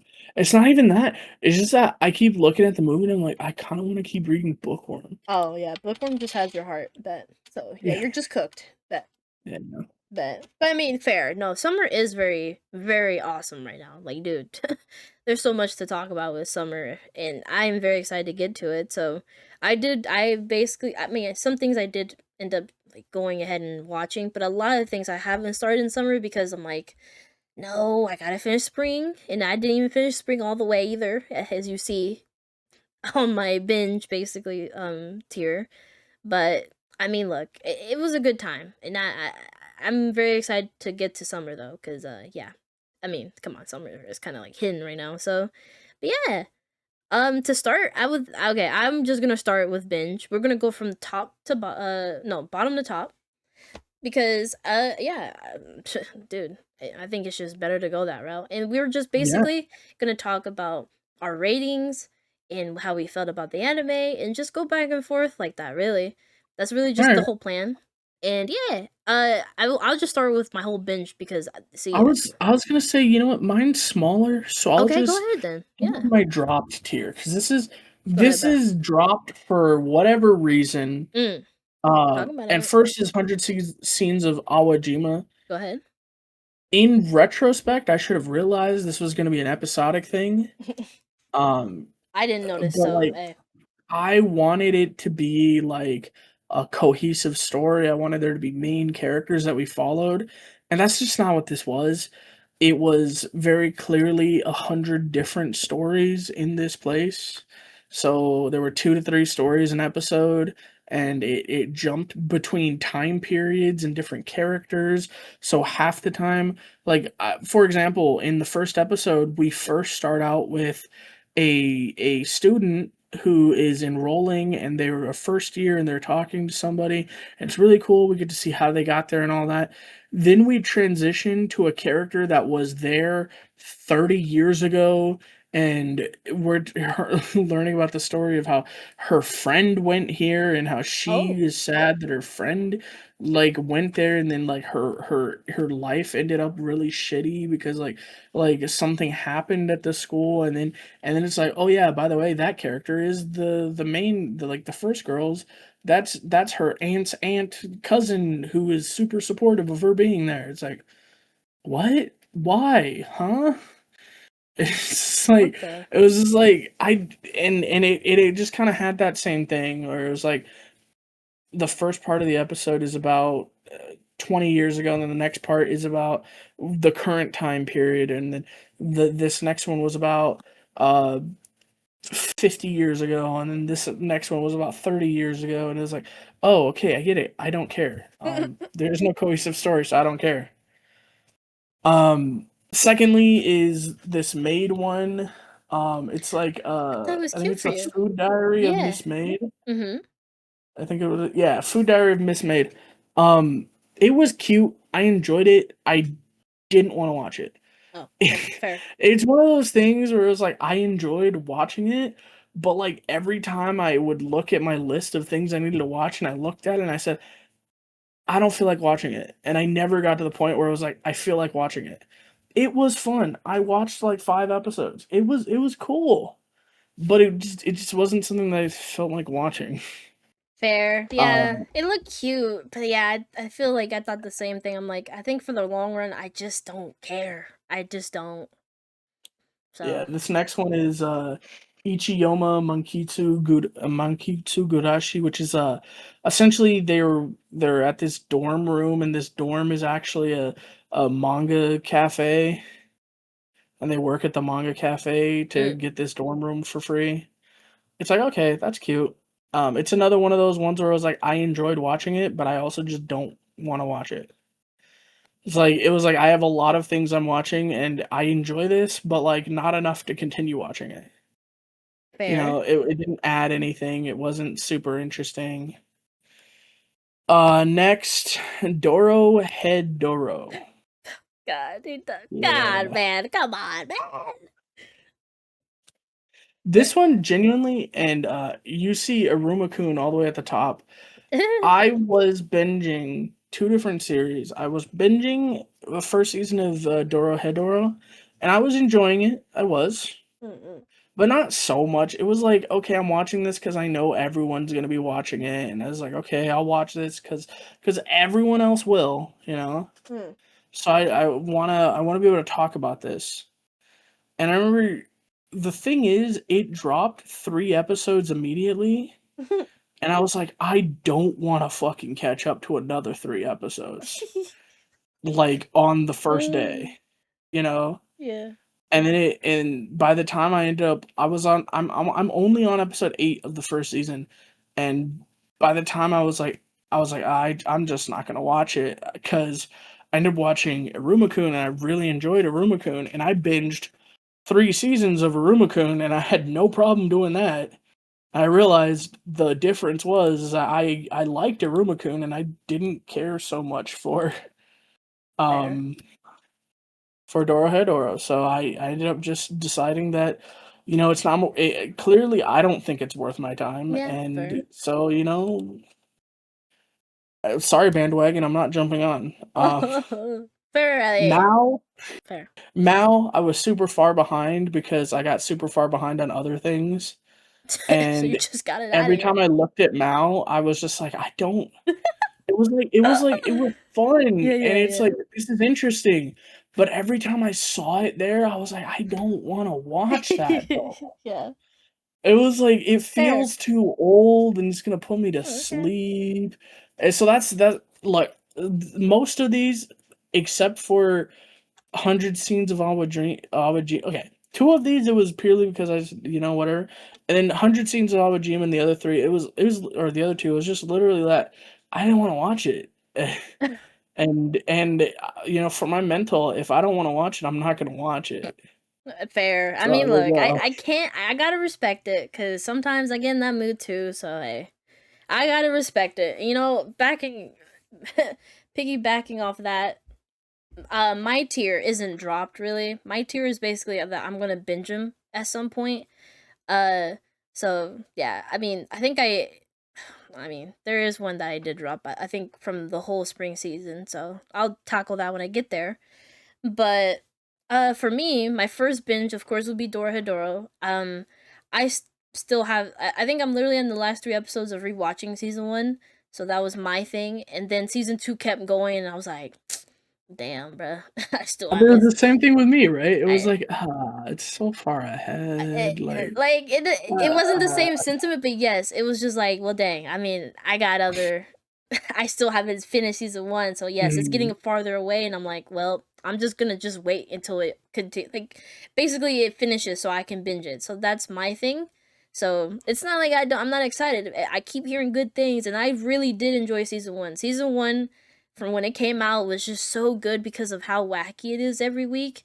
And for me, I think that's probably like the benefit of it is that every week you find, especially in the season. I don't remember the season it came out in, but it was just that wacky time with different EDs that were kind of like like bangers. I really love the different EDs. They're really good. I don't know, the characters are so fun. I love I love the quote unquote bad guys. I mean, they probably are really bad guys. I don't remember now, but just even our alligator, is he out? No, he's a lizard. And our other chick, which I love her. God, her cooking. Every time I see her, the food is like I'm kind of like digging. And I'm like, hold up. Mm, maybe I want some of that gyoza. But no, I find it fun. And I heard that in season 2 the lore does get expanded more. So I'm like, okay, that's good. Cause season 1 it teased a lot of like the mystery of like our girl and even like our boy trying to find who like basically cursed him and everything and turned his head to be like a lizard man. And a lot of mystery in that sense. But and then season 2 is tackling that more and even other stuff that I guess that's like surprising. It's like, whoa, what the hell? So I'm excited. I really love Dorohedoro, so when I heard it was coming back, I was really excited because it's really good. Bookworm, it just left me, man, and I just don't have. I just can't watch it on my own. I don't feel pushed to watch it on my own. The same thing with Ace. I loved Ace. I think what it is too. I binged it with Grimmin and our. I think basically Grimmin. It wasn't even. I kind of did binge with our other friends, but it was basically Grimmin. I binged these two with. So I think it's just feeling like Grimmin got to be with Without me on the me, it journey. doesn't feel there. It's just we started it together. We got to finish it together. So yeah, so that's something in the future we'll do. Mal, I got behind on too. I ain't gonna lie, but I do want to continue because I actually really do like the story. I like the dynamics between the two, even though it's especially where I was at. It wasn't anything crazy, but I know stuff get kind of cool, and I'm like, okay, I want to get there. So I do want to continue Mao, especially if it's 26 episodes. Come on, man, we don't hardly get that. I'll eat that shit up. So I liked it. And of course, I like all the other works of the author. So I'll eat it up. Mao is pretty cool. It's pretty cool. Yuki Kaji being the main character. Come on now. Come on now. I think Gal Otaku, whatever the name is. This one I really did enjoy. I think out of spring at that time, this was the most surprising to me. I actually wasn't gonna watch it because I was like, I'm not gonna care about these girls, but I really do care about these girls. They're really cool. I actually love both of them. It's not even one like maybe I do prefer more the the honor student, but they're both really cute and very like really Honor endearing. student. Which one's the honor student? Go You're ahead. right. You're right. Look, Which one's the honor student? Go ahead. you know, look, Tell me which man. one. Definitely not the long haired one.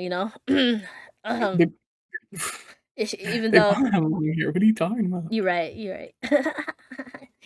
Are blonde or brown? Which one? Which one? Definitely either. Neither. It's all right. We don't talk You, about it. you don't know which one the honor student is. No, I do know. Which one? It's the brown one. That isn't the honor student. You're right. Anyways, He's actually poo at schoolwork. It's the you're other one right. that's good at it. You're right. You're right. This is how far I have not seen it, and I went by how You're they cooked. look. You're cooked. I'm You cooked. went by how that. I'm gonna be honest. I knew you would. That's why I brought it I up know. I know the way you I did. I did. know you did. That's why I Yeah. didn't want to answer. But you know what? Nah, it's cool. I love this. I love this, man. You called me out. But I do like them though. I like these two, and I actually do wish this goes a poly route because I really do enjoy both of them. and the opening I is a mean, banger. look, I'm caught up to the manga, bro. He Mm. still ain't picked, dog. Which I know, which I He hope he still don't ain't pick. I hope picked. he just stays the both of them, Well, that's the thing, like, he doesn't even know yet. which is He's fine. stupid. It's fine. He can take his time It's then. like, no, not take it's 150 chapters, dog. Ooh, you right. All right, maybe hold up now.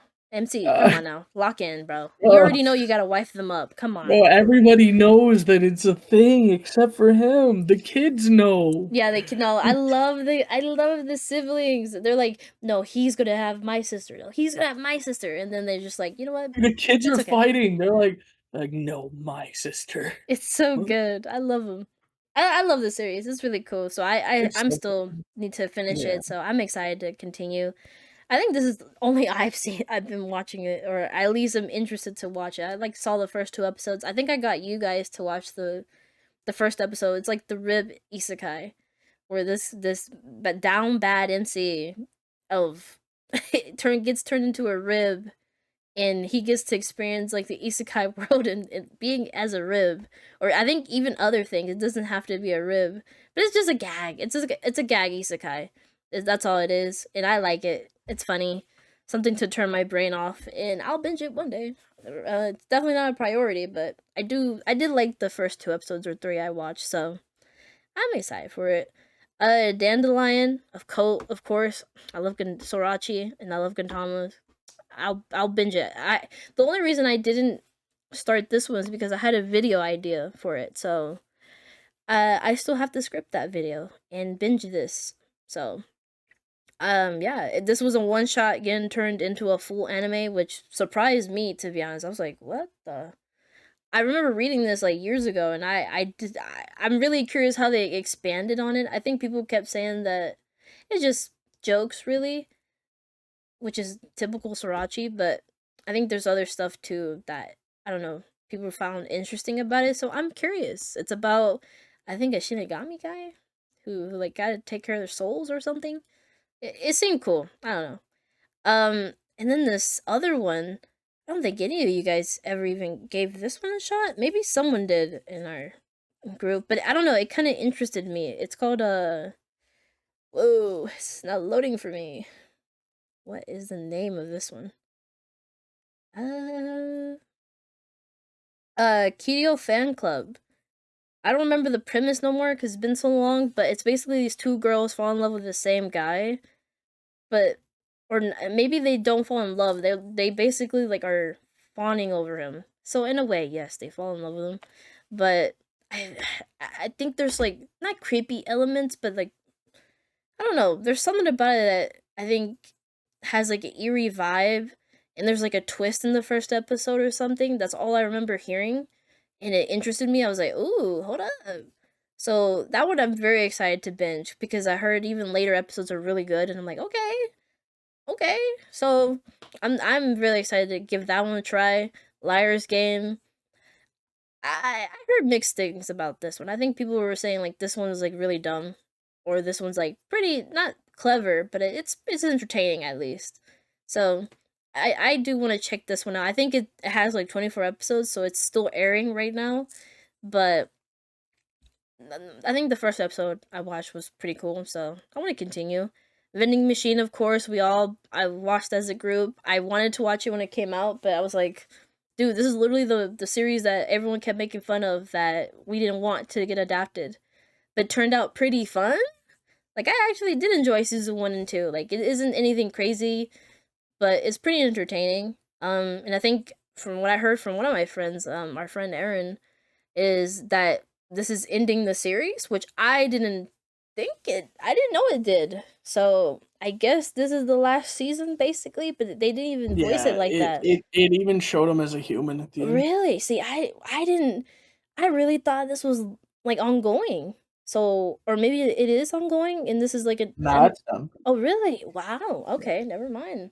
Never mind. 'Cause So I I remember this mhm. one finished, and then, like, the one where he's a hot spring started. Oh, wow. Where that's I didn't where know that. reincarnated as a hot spring was, like, a meme. I Oh. think that's when Vending Machine was over. Wow. Okay. Yeah, I did not know that time event. Okay. Dang. Well, hey, I'm excited. I didn't start it because I was just like, dude, I'm not having this as a priority for this spring season. I didn't care. But I am excited to finish it because I did enjoy it, even if it isn't crazy. The vending machine aspect and him being very different machines were pretty funny. It was cute. Even when, like, his dynamics with the girls were funny, and our girl, especially our main girl, it's like she is so down bad for this machine, but she does want him to be human at some point. She's like, yeah, you're gonna be human. And he's like, well, I guess. All right. And Yeah. then yeah. Well, I mean, she wants to be able to ride, and she can't go for a ride if he's not human. You're not wrong. But then she still is jealous of his machine ass. So I guess maybe she don't discriminate for sure, 100%. And then yeah, farming in another life. I binged it with our friend Sophie. So to be honest, I think I just might watch with him. I think he's probably already finished it, but I'll be like, yo, I might need to watch this with you, buddy. So yeah. This other one, I think it's like an acting one. Earn the Southpaw.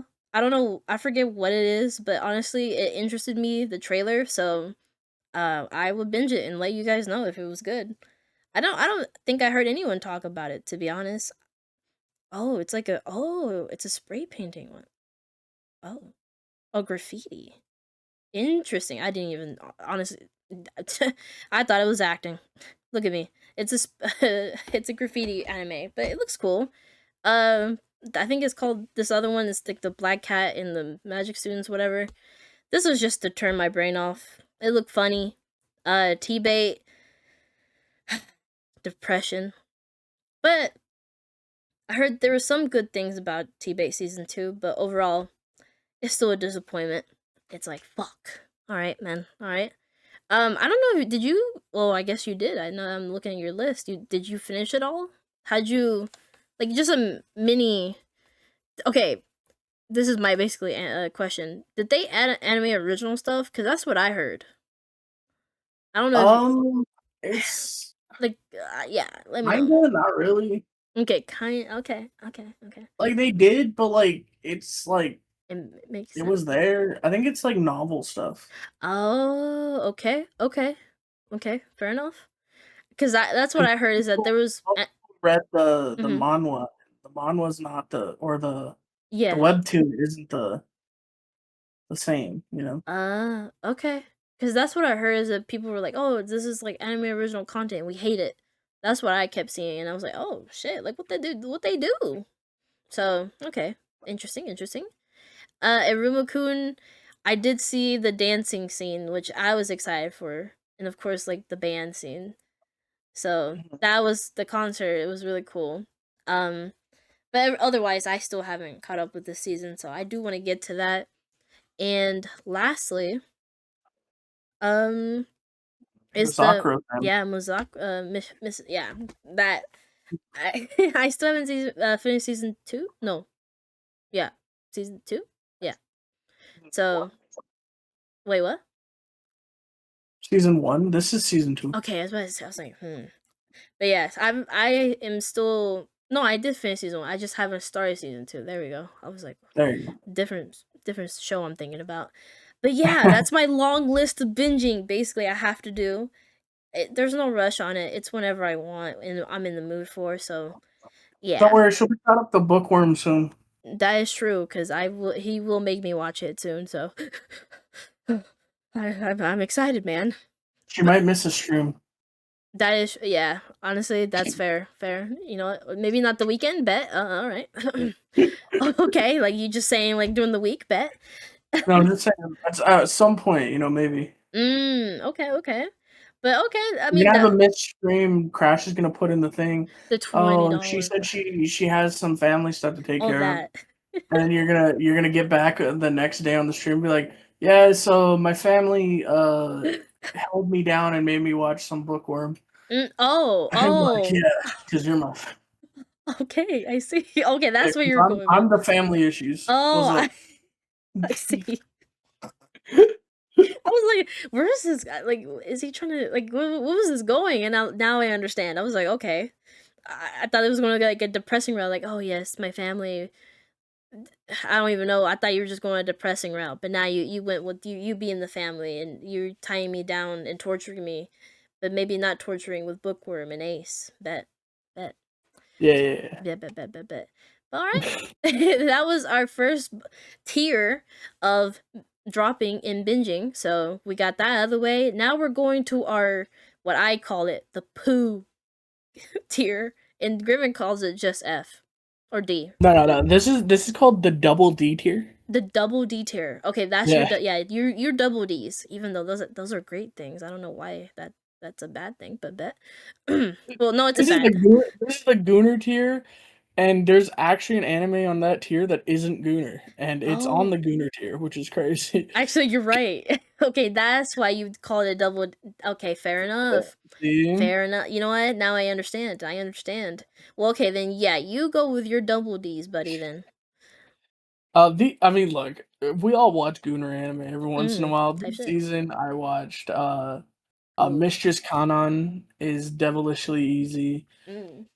and what's the teacher one? What's it called? Awajima? No. Yeah. No, wow, Wait, no, that not oh, that one. definitely not. Okay, bet. I always Yeah, confuse those two names. I'm not gonna lie. that's crazy, bro. I look there. It's Yoa Okay, Sensei. there we go. Oh my god, yeah. I confuse them. I don't know why. These two are, I mean, look, Mm, they've mm, it's just titties, bro. mm. Yoa Sensei is just uncensored titties in my face every episode.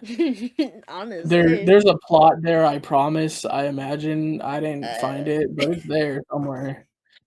And the Mistress Kanan, I was actually, like, really interested mm. in, like, it was Kaguya's voice actor, and it was, like, really cute the first episode, and then it just became a repeat of the Yeah. same things every episode, and it just really kinda went downhill, and it was like, if you're going to be this ecchi and, like, with no plot, at least show me the titties like they do in Yoa Sensei. Agreed. Agreed. So it's in the Gooner tier, and this is as low as I could put it without putting it in dropped because I didn't put it in dropped because I didn't drop it. But man, I love the Angel Next Door spoils me rotten. I Mm. really do. But I read this shit, and guess what? It doesn't change in the anime, and maybe it's because I read it already. But holy fuck, you two just need to get a room. And the worst part is they're in a room alone half the time and they still need to get a room. It's the same scene over and over again for 12 episodes. There is no progression. They're just sitting there in this sickeningly sweet, "Oh my god, I love the fact that you love me." And I wanna kiss you, but you won't kiss me, but you won't and I want you to touch me, but you won't touch me, but oh my god, it's like, bro, I read this already. It is no less painful the second time. Yo. Yo, yeah, I think I remember you reading it telling me that, but like Yeah.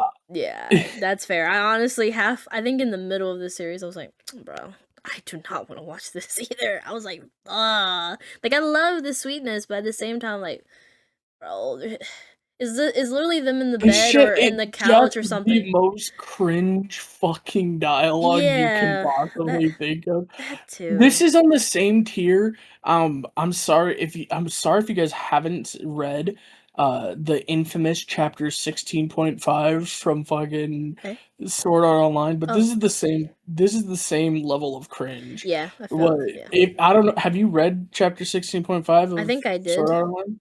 It's like The them. Mhm. yeah, the line of like the however many years, the like 2 years of cum glooping and glopping. It was like, what is this shit, bro? Like it's horrible. Like it Oh was my god. bad. That's the same level of cringe I felt every episode of this. And I love this series and I love Mm. these two characters, but holy fuck, man. There is Yeah. such a thing as progress, it does exist. Yeah, and too much not even to say diabetes, 'cause, like, it is, but at the same time, it's not even the good kind.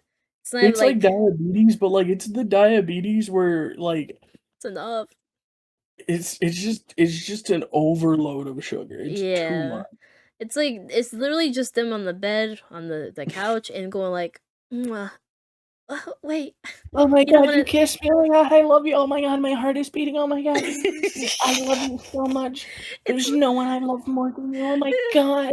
it's like seeing those people on the bench in the park just You know smooching and like, "Oh my god, I love you, babe. I love you, babe, too. Oh, yeah, you know you could touch me, I can't touch you. Why? Because then I wouldn't be able to stop. Maybe I don't want you to stop. Yeah, but I'm not I can't do that. But no, do me. No. Oh my god, okay, it's almost like, how you call it, more than a couple of kook lovers or whatever that No, no, that I'm shit saying, is deep. but no, that's what I'm saying, like, that kinda did that same thing, but there's actual progress, right? Like, sure, Exactly. "Well, no, I can't touch you," or "I can't do this," but she was Speaking like, of, I need more chapters of "No, that. Where the like, that why bro, is it that on pisses me." infinite hiatus? No, What literally, happened? bro, I don't know, it pisses me Or off. like Yamada-kun, my love story with Yamada-kun at level Yeah, yeah, 999. they get Uh, lovey all the time, and it's still, like, it's not no, a, they like, be cringe. banging. They They like no, you're like right, no, you ain't wrong, you ain't wrong. there was a long portion of time where she was like, "No, he's still in high school, I'm not gonna do that." Yeah. And then After high like no, not after high school, after he said, "No, I'm Was it down," not? and she's like, Oh. "Oh." Yeah, yeah, Oh, she I banged thought a high school student, it was kinda crazy. We don't talk about that. oh, okay, I thought, like, literally he got out of, like, oh, Nah, okay, he maybe didn't. not. Okay, He fair didn't. enough. Okay, fair enough. Cause I okay, fair enough. That's why we don't get new chapters out with, Damn, they're like, "Excuse me, moshi moshi?" But no, that banging Mushy chapter Buggy? was yeah. Anyways. But no, like, 100%, right? You can make that kinda, like, dynamic of being, like, lovey-dovey and, like, doing all that, but make it not cringe. You can make it feel, like, authentic. Every episode just starting with that and, like, ending with that too was just like, "Bro, come on, man." It just wasn't fun. Even though I have it higher on my list because honestly, look, I'm a sucker for like all that kind of shit. Like I eat it up, but like it was kind of like hard to get through the episode. Like every time I would put it as like the last thing to watch because I was like, bruh, I'm putting this in 2 times speed, and I hardly do that. So I was like, yeah, nah, this ain't it. So yeah, I feel you though. Especially since you read it. So yeah, it was more like, bro, for you, you're like, okay, I'm done. So fair enough. But all right. I'm gonna go with my poo tier, the big doo doo tier. I'm just a hater. I have Restoria here. I really do not care about Wistoria in season 2. I think season 1 I was tolerant of it, but in season 2 I'm just like, bro, I just don't care. I really don't. So, I mean, I get it. People love it. It's like their thing. But for me personally, it just wasn't. It just wasn't. And then my second one is Hybaro's Teenage New Game. That one I just didn't care either. I'm not gonna lie.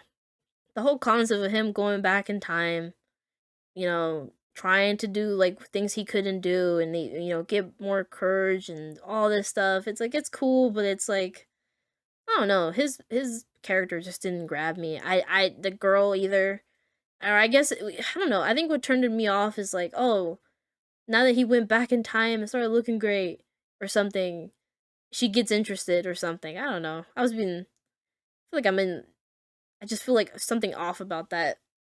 And I just didn't like their dynamic. I don't know. It didn't like get me.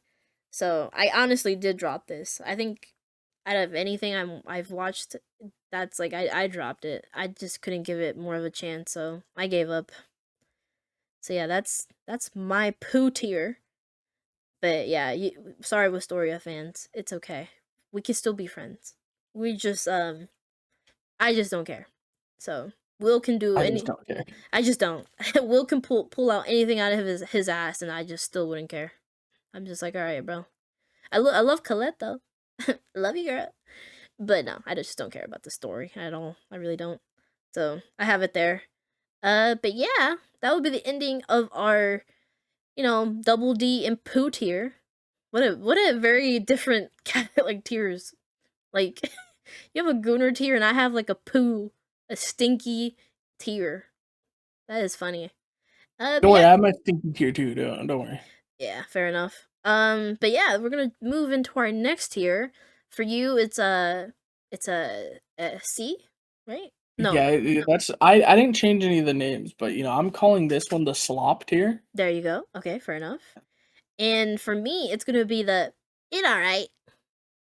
That's my tier. It's alright. Yes, I feel Alright. that. Yeah. So okay, let's switch it up. I can start first. Go ahead. Snowball Earth, man. I do enjoy Snowball Earth. I know you guys have talked about it, and I think I feel you guys with the villain. The villain in Snowball Earth is he is just he's not like anything crazy, like really. I find him hilarious though. Like I don't know, it's kind of like funny and goofy. Again, it could be just cuz I love the voice actor. So anything he voices I'm just down bad for it. But his whole motive of being petty, of being basically a jealous ass grown ass man is insane. Like his whole drive to go after this kid and basically destroy this whole base and everything is just annoying. But I do love the concept of Snowball Earth. I don't know. I love the concept of having these kids who have these like abilities and him being the last one from the expedite or hero or I guess the only hero. He was the only hero, and having to deal with all these like aliens or monsters that like basically froze the whole earth. Like it's cool. I think there is potential, and I hope that it keeps going in a better direction after this villain. But we will have to see. But I enjoyed it. It's all right. It's not anything crazy. It's not even for me. It's not poo, but it's all right. It's an enjoyable time. I do enjoy the characters. Like I enjoy the MC. I think you mentioned that you didn't like the MC, which is fair. Or I guess you kind of don't talk. I don't know. You feel mixed about him, but he's cool, and I love like the robot and his dynamic with him. I like the dad, like the basically father figure he has. He's really cool. Even the girl is cool, and even like the other one who has like the bird, she's really fun and really OP. She's really cool. I love her like ability with that bird. It's really cool. And I don't know. There's things that I can really vibe with it. Um, just like the second one, Rooster Fighter. Look, bro. Look, it's chicken. What? Chicken that can fight. What can I say? It's pretty funny to me. I don't know, and dude, it gets really ridiculous, and it basically almost goes like a Fist of the North Star, where it's like you just can't believe that this is happening. This chicken has like a core or an ult, and it can like fire it, and it fighting these like demons, and it's insane. And also the hen, the chicken, she's like a baddie. Look, I can't lie. She looking good. I might have to eat her up. I ain't gonna lie. But nah, it's a fun story. I don't think it's anything crazy. It's definitely not gonna be everyone's cup of tea because it's there's no crazy plot. It's just chickens defeating demons. There's a family line of chickens that are supposed to be like protecting Earth, because they have abilities and stuff like that. It's nothing crazy. It's just really enjoyable for me, and I like the opening. It's a banger opening. Like golly. The second one for me would be, or third one would be slime. I just don't care about this half of slime. I really don't. There's some elements I do care about, but a lot of it, no. I just don't.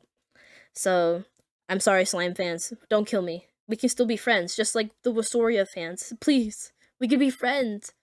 I just don't ever. I've never had slime in the high tier for me, to be honest. Anyways, I do like slime, but it's alright.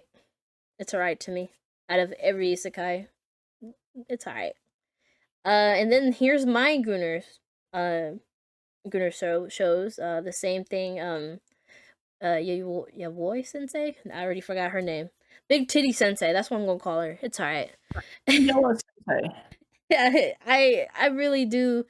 I mean, I like the It's like what, uncensored Spooky nipples. Spooky Sensei or whatever? Yeah, I like the sensei with uncensored titties. I like it. The plot, it literally is nothing crazy. Just her getting on top of her student every moment she can. You know, not even willingly. It's just clumsiness or whatever. I do like a lot of the stuff in the manga though. I've been seeing panels. And I'm like, ooh, okay, okay. So it's been cute. And I like the opening again. I think a lot of these, I just really like the opening of this tier. So I'm like tolerant of it. And even with the Kana one too, I really do like the MC. I think the MC surprised me with how like blunt he is. He isn't like a shy protagonist, especially with this kind of genre, right? Where you have all these like girls all over, or at least no, at least he has like this the our girl Kana, and I don't know. I liked how much of a like kind of a Chad he was. I was like, bro, okay, he knows he's like a pervert, and he knows he's down bad, and he's kind of still like a gentleman though. Like he's still kind of cool. Not a gentleman, but he's decent. He's a decent human being in a sense because he still cares. He still has like a human heart, and it's kind of funny. I like his character a lot.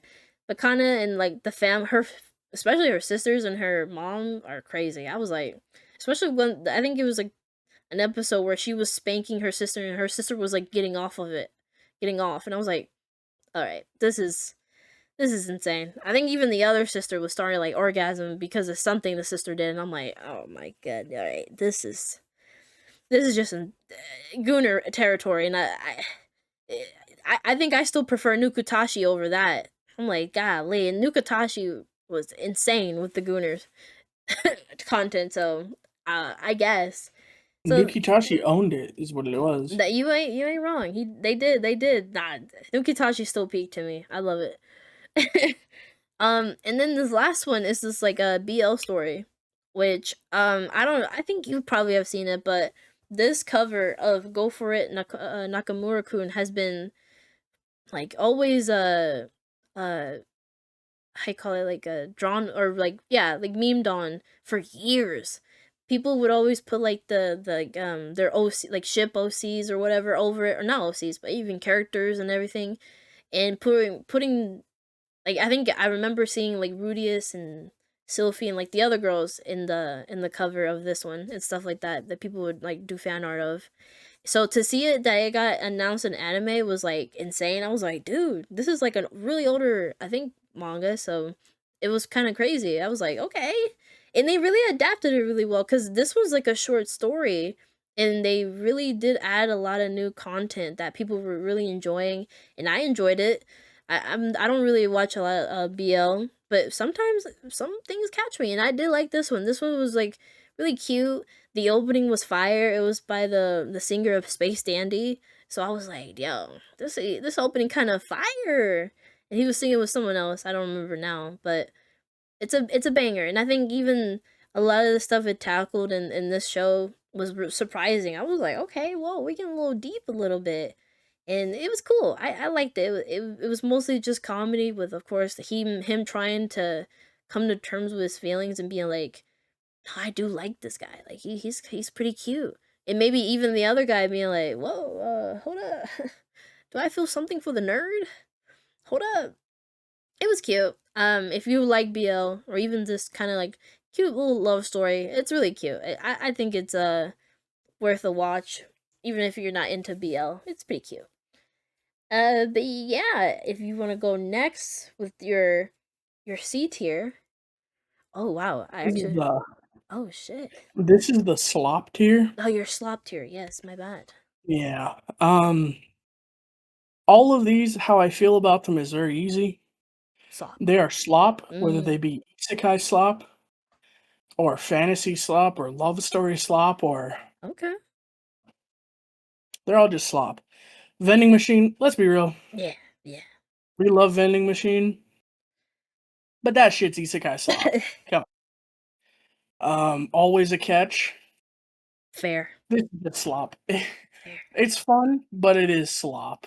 Mm, It's nothing special. The story's kind of booty. yeah, fair, You fair. know, like you have fun with it, but it's slop. Um, was it? This is the Gyaro one, right? This is the Klexi Class Monitor or yeah. whatever. Mm-hmm. Yeah. This is cute, and then it's not, and then it is, and then it's not, and then it's kind of just slop. This is one of this whole category of stuff that when I was watching weekly, I was like, I don't really want to watch that, except for T-Bat. Oh, Except for okay. T-Bat. Really? I mean, even if you read it, wow. Okay. I love T-Bat, so I'll never not want to watch it, Okay. um but yeah, like I said, the Klutzy Class Monitor, it's fun, but it's slop. Come on. Like, we all know. The Farming in Another Life, again, it's a fun isekai, but it is as generic isekai slop as it could be. Yeah. Yeah. T-Bat, I want it to be higher, but this anime can't be ranked anything good. Damn. Unfortunately. Damn. The animation is subpar. The story's good, but I mean, it's not easy to watch. Yeah. And then, I mean, Snowball Earth, same as you, we got it in the same tier. It's just, man, Yeah.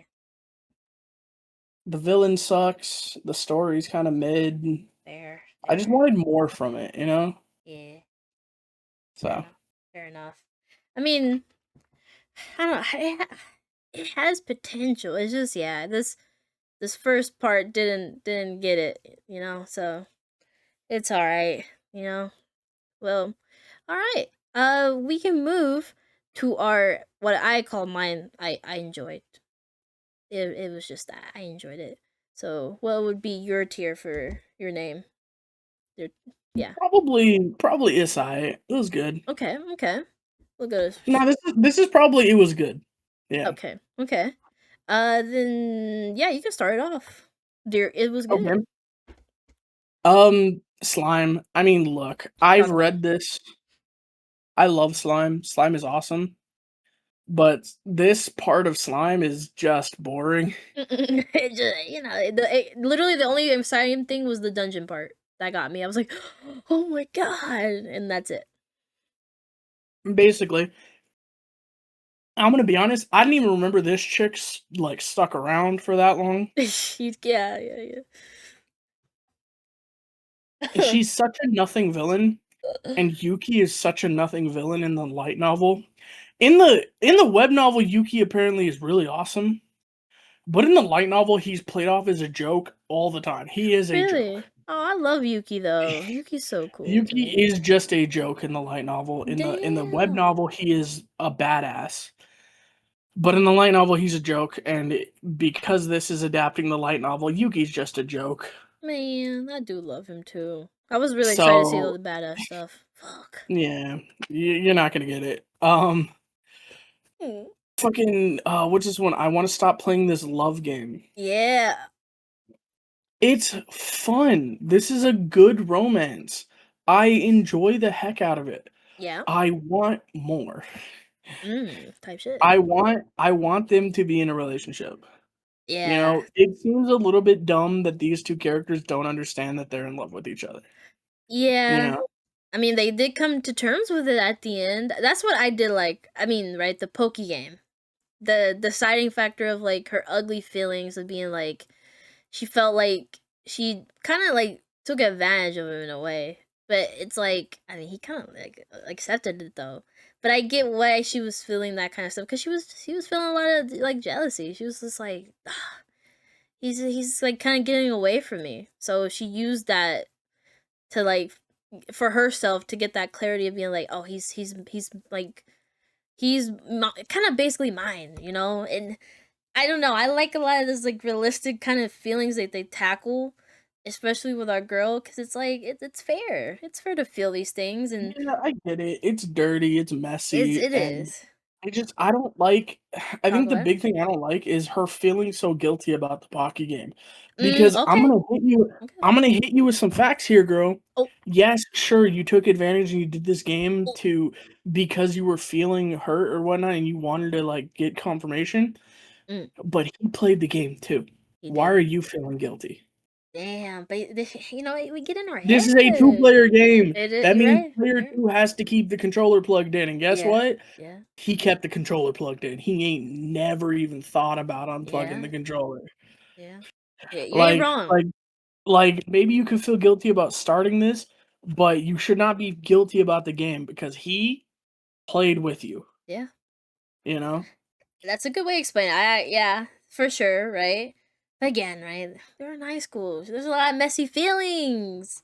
But I get you though. That and again, I think even she recognizes that. But at the same time, she feels this. So it's pretty hard. But at the end of the day, they got to be closer again because of it. Because he started like confronting it, being like, "You just wait for me," you know? Like we're not gonna do anything right now. We want to be the better we want to be better or like be ourselves like the be the I can't even find the wording again.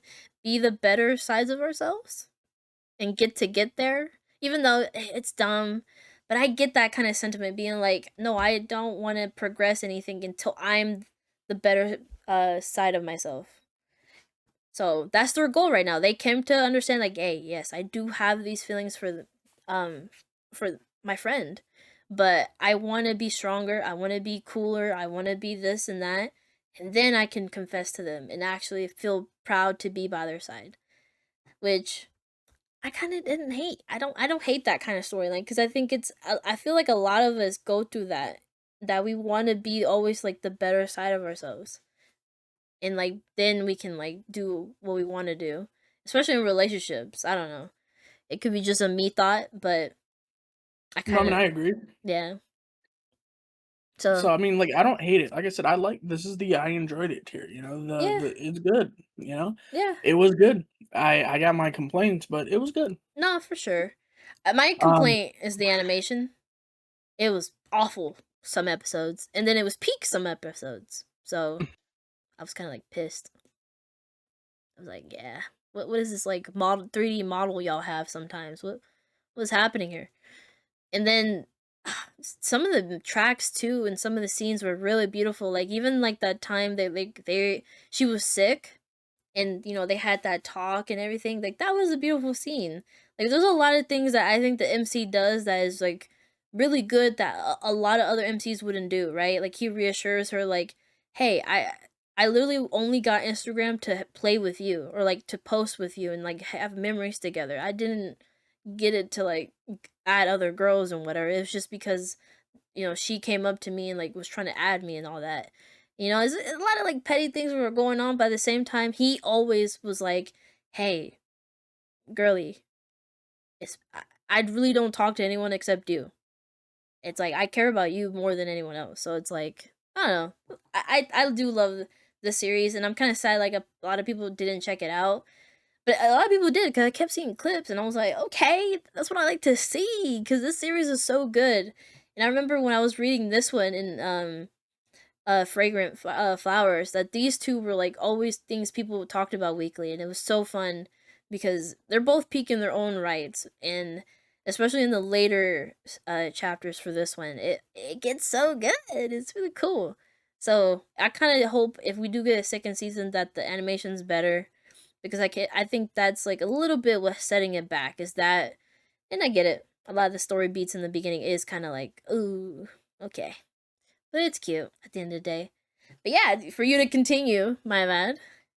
hey, not. I mean, I agree with you. My bad, bro. Like, you get passionate, man. I ain't gonna fault you. What do you mean? I'm gonna be talking for an hour for ReZero. Don't worry about it. Oh yeah, no, dude, I'm ready to do it. Yeah. But no, like, I mean, everything you said is right. I loved it. It was fun, but like, it's just not with the same tier as everything above it because Fair. it was a good season last season. And you know what? Talk about it, brother. Damon's the Shadow Realm should be in this Okay. category. I think I moved it up because of like shit that's going on in the current Mm-mm. season. So I'll put Damon's down here too. So my So it's list is next to it. wrong. There you go, guys. Okay, okay. So it's next to it, basically. Yeah, it's probably Okay, next to it. Well, I mean, I these aren't ordered in any that is like true. specific order. Mm, Because if they were, let's be real, ReZero would be at the top with a Kanabanashi. So, fair. but they're not. So, there's no particular order here. But yeah, it would definitely be in the it's good tier. Wistoria, I like Wistoria, but Mm, like I'll be the first one to admit it feels like the author is really good at writing Don Machi and not so good at writing this one. damn. Someone said it. Crazy. I mean, I mean, look. it's cool, but it's just not Don Machi, and Yeah. yeah, To bring sorry. a character from no, you're good. From to bring a character from Danmachi to this series, that's when you know that they just want to go back to Danmachi. Is all I'm saying. That's all I'm We do saying. love Finn though, so. Finn is cool. Finn is cool. I can't lie. And then last but certainly not least, Mm, Kill Blue, mm, which you know I did not know what to think about this show, mm. but I really like the idea. I was that kid. I'm kind of like this kid. I liked learning in school. I really did. So, Damn. W that, show me a kid that likes to learn and like he's not nerdy. Mm. I love that. Sure he's not a kid, sure he's an adult. Sure there's a plot going on that I couldn't give a shit about. But it was fun. It is I very had fun. fun with it, and that's kind of what this is. Like it's the tier where I had fun with it. I don't care, you know. Fair, fair. Wait, have you seen Kuroko no Basket? Like, is this your first time for like watching something of this author or no? No, I've watched Kuroko no Basket. What do Okay, you okay, okay. mean? I just didn't know. I didn't know you finished it or not. To be Yeah, I honest. mean Kuroko no Basket. I finished Kuroko no Basket before I met you. Yeah, yeah, no, 100%. Yeah, 100%. Yeah. That's why I don't think I've heard you talk about it like that. I haven't finished Kuroko no Basket. I've always been like wanting Kuroko no to. Basket. Yeah. It's like one of the first sports anime I watched, and it was Oh. fun. But like, then you watch Haikyuu. No, that was my first sports. Ooh. Then you watch Ace of the Diamond. Type shit, type Then shit. you watch Running with the Wind. Type Then you shit. watch, you know, Awashi. no. Oh, it's so good. What the Then fuck? you watch Uma Musume, and I'm gonna be honest, it What it the? just doesn't. That's crazy. I like Kuroko, but Yeah, I'd it rather ain't watch fair. Slam Dunk. I like Kuroko, but every other sports anime I've ever seen other than Kuroko was better. Yeah, no, 100, yeah, Alright, 100%. No, I think I would think that's like a universal consensus, to be honest. Like, because Kuroko's cool. Kuroko is my favorite character in Kuroko no Basket, mm, but like he's like barely like he's not the main character. it's almost the red hair dude all the time, to be honest, though. Yeah, Really, yeah. To be honest. To be honest. All right. All right. Let's go with my enjoy tier. My first one is the Klutzy Monitor.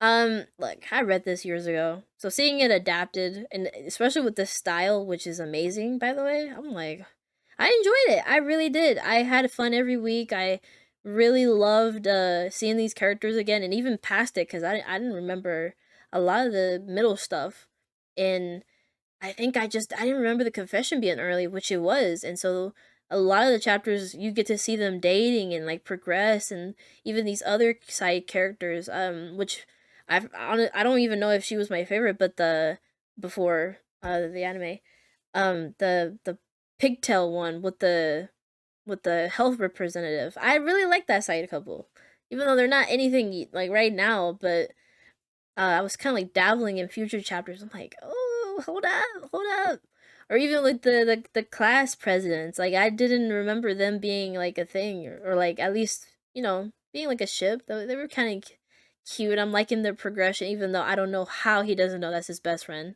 or like, or at least not best friend, but childhood friend. Which I guess yeah, best friend. Like it's cute. It's nothing crazy. Well, I think it's just really funny though. I do think this is something that people would love, right? It's something cute, funny. The romance is real, at least quick. It's like 4 episodes in, and that's like pretty refreshing. I don't know. It's a lot of gags, but at the same time, there's a lot of cute character moments that I really do enjoy. Like remember you and maybe our other friend Nate didn't like the library guy. I enjoy him. Again, it could be because I love the VA. Jun Fukuyama. I love this guy, so I'm a simp. He's funny. I don't know. I liked his whole gag of him having to be around books, and even his relationship with like our girl's friend, like being like, "Oh, I hate it when side couples get like together, the leftovers, or them bonding about like books and manga and all that." So I don't know. I like every character has like their gag, but then also why it goes with them, and right like our health representative finding out like, oh, our MC's dad helped him out one time and changed his life to have to be on this path and stuff like that. So I don't know. There's a lot of cute fun time with it, and especially with the style being so like poppy, it makes it even more charming for me personally. So I liked it. It was cute. My second one would be observation something. I can't remember the name right now, to be honest. The observation log of a so-called villainess or whatever, Thank you. Yeah, look at something you. like And that. you didn't even watch it. Look at you. Thank you. Um yeah, this one honestly, again, right? It's a villainous show, but what I liked about this one is that we don't get like the whole series is not focused on the villainous, right? It's basically more focused about the male lead and him observing our girl. Like she tells him outright, like, "Hey, I'm a villain. I want to be a villain.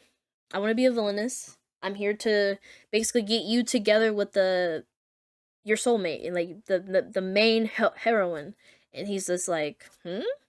He's a smart guy who's basically he knows everything. He can figure out things so quickly that life has become boring for him basically. And he gets to meet this fiance of his now that is telling him like, "Oh, I want to be a villainess and I want to get you together with this girl that he hasn't met." And it brings a lot of events of him being very like entertained by her and her, again, right, she's trying to follow the storyline of the game, so she tells him things that are going to happen in the future and he gets to fix it basically because again he's a genius, like he can do whatever. So it changes a lot of the dynamics that usually weren't going to happen that ended up happening because of how basically sweet our girl is. She wants to be a villain, but she's really the sweetest girl ever, and she wanted to our main guy to be happy.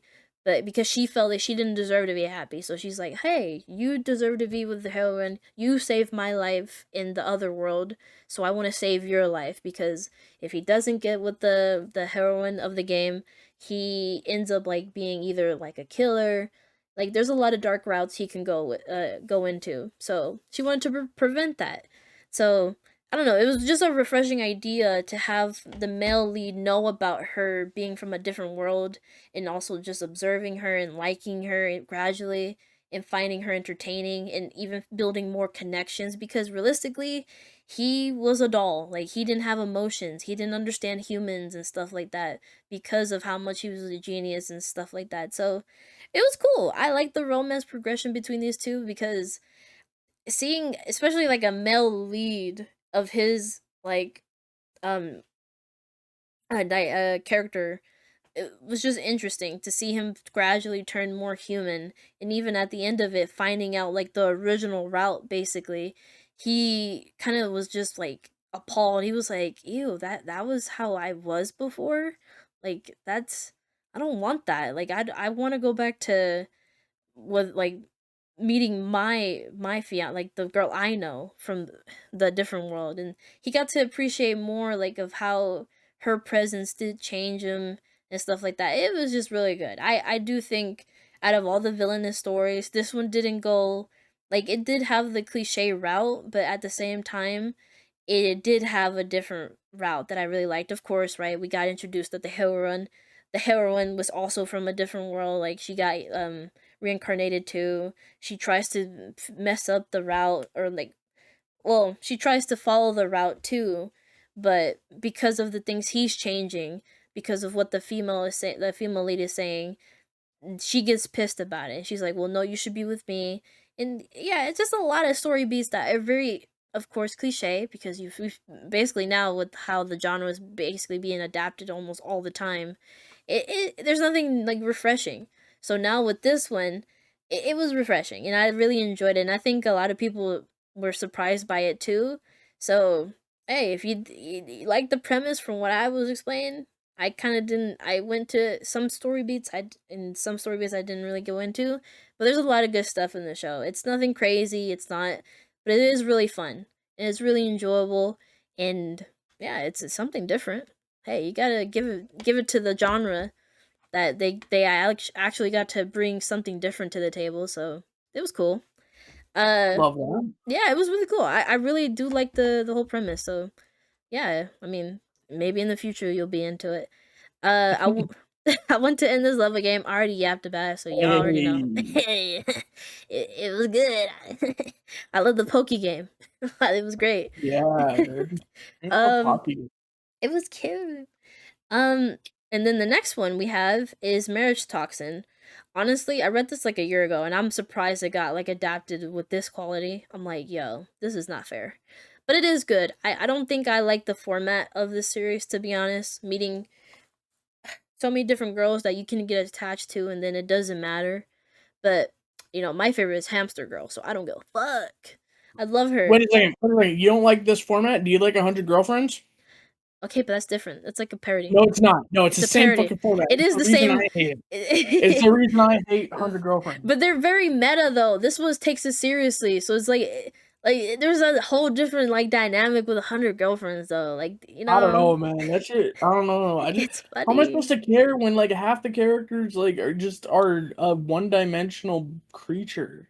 Well, that's fair, but also he does get with all the girlfriends though, so it doesn't matter. Like like this one, what happens if I didn't like Hamster? Well, yeah, I mean, yeah, there's so many different girls that you get introduced to, and then at the end of the day they confess, and then he goes like, well, I'll think about it and you can confess again, or like something like that. It's mostly how the whole story goes until recently in the manga, like they're doing a big shift and all that. But I do like the story, like the whole girl situation, and even are very very good looking. Trap. Oh, shit, golly, he look good. um I like their dynamic. I think it is going to go the route where he's probably going to choose our his boy, but at the end of the day, too, I mean, look, I wouldn't mind a poly relationship if he brings it. Give a lot of wives, bruh. You can do that. But I would prefer him just to do Hamster Girl. I love Hamster Girl. I love her whole backstory with him, and just her dynamic. Man, she is so cool, and I love her hamsters. They're so cute. But it just even this world, right? Like having different characters have like these powers and like these abilities is insane. And the dark, like how dark his family is kind of like fucked up. It's like, dude, you have people who you treat as human, like zoos. Like that's insane. It's a like it goes into some like very disturbing stuff too, to be honest. And it's like, damn. But I do like what he's doing for his sister though. It's pretty cool. It's cool. This other one, uh, Tadaima. Um, yeah, I don't think anyone watched it except me. I'm not gonna lie, but I like it. I love this author's works. They follow me on Twitter after years. I don't know why they follow me on Twitter. I'm not gonna lie, but this happened like 2017, 16. I read like their last work. It was about like these kids being like butlers and stuff like that, which was really cute. But then she started this new manga, which is this one, and it's just basically about this like otaku girl who um she lives in this place, and she gets to like get introduced to these two writers basically who um they I think either yeah, every time she watches like a certain show, because she's like a stan of the specific like kids show, but then when she starts watching like the samurai one, like the other neighbor like kind of bangs her door, and you kind of get revealed like, oh, he's the author of the child show that she really loves. So he breaks the window, not the window, the wall, and then the other author, who is very nice, who she already knows, is twisted to be another author that she really loves. So it's just a cute dynamic of like finding your family and like finding someone you're comfortable with. Because she didn't have a good like um environment. So it's a cute like little love story. It's like it is like a love triangle in a way, but there's this whole dynamic where one of the authors she's like pretending to date so the other one doesn't take advantage. So it's nothing crazy, but it's so cute. I don't know. I like it personally. And the anime did good. I think I didn't like their designs at first really, but they did good. And um the openings to fire. Again, the fire. The openings in spring season were pretty good. So yeah, that was my guilty pleasure with that one, and also a flex because the author follows me. So W. And yeah, the next one always a catch. I would agree. This one wasn't anything crazy, but I don't know. I did like the dynamics between the characters. They weren't really like boring to me. I had a fun every week, like looking forward to it. I was like, okay. We thought like the prince was kind of like mean and whatever or cold, but come to find out he's actually very warm and the whole family's really nice. And she got to finally like try to be more girly, even though she still is very strong. Like it was a cute love story. I don't know. I didn't hate it. And prettiest girl. I'm friends with the second prettiest girl. Um, this one was cool. I think by the end, I kind of started getting like annoyed. Um, I think it was just because of the other friend. Really, I'm like I really enjoyed the manga of this one, and I still am petty about like the designs. They're following more the light novel, so I don't hate it a lot. But at the same time, like dude, the manga designs are just better. So I'm petty. But I don't know. I think even Umi was kind of getting on my nerves at some points. I was like, girl.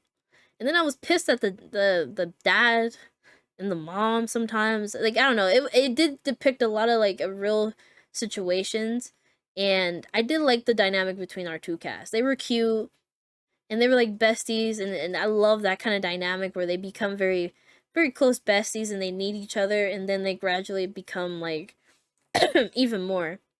So it was a cute show. I did enjoy it. I definitely enjoyed it more than Angels Next Door with this season. I could tolerate this one way more than Angels Next Door. I was like, bruh, Angels Next Door, why? Relax, please. We've already yapped about it, but honestly, those two are almost in the same tier for me. The second prettiest girl and Angels Next Door. So I didn't hate it. I had my moments with it, but it was cool. I didn't hate it. All right. That is the end of our no, yeah, yours was named Slop, right? Or no, not Slop. It was great. It was good. Very good. Yeah, this is good. My bad. It was very good. It was good, It's and good. then my enjoy. I had my enjoy.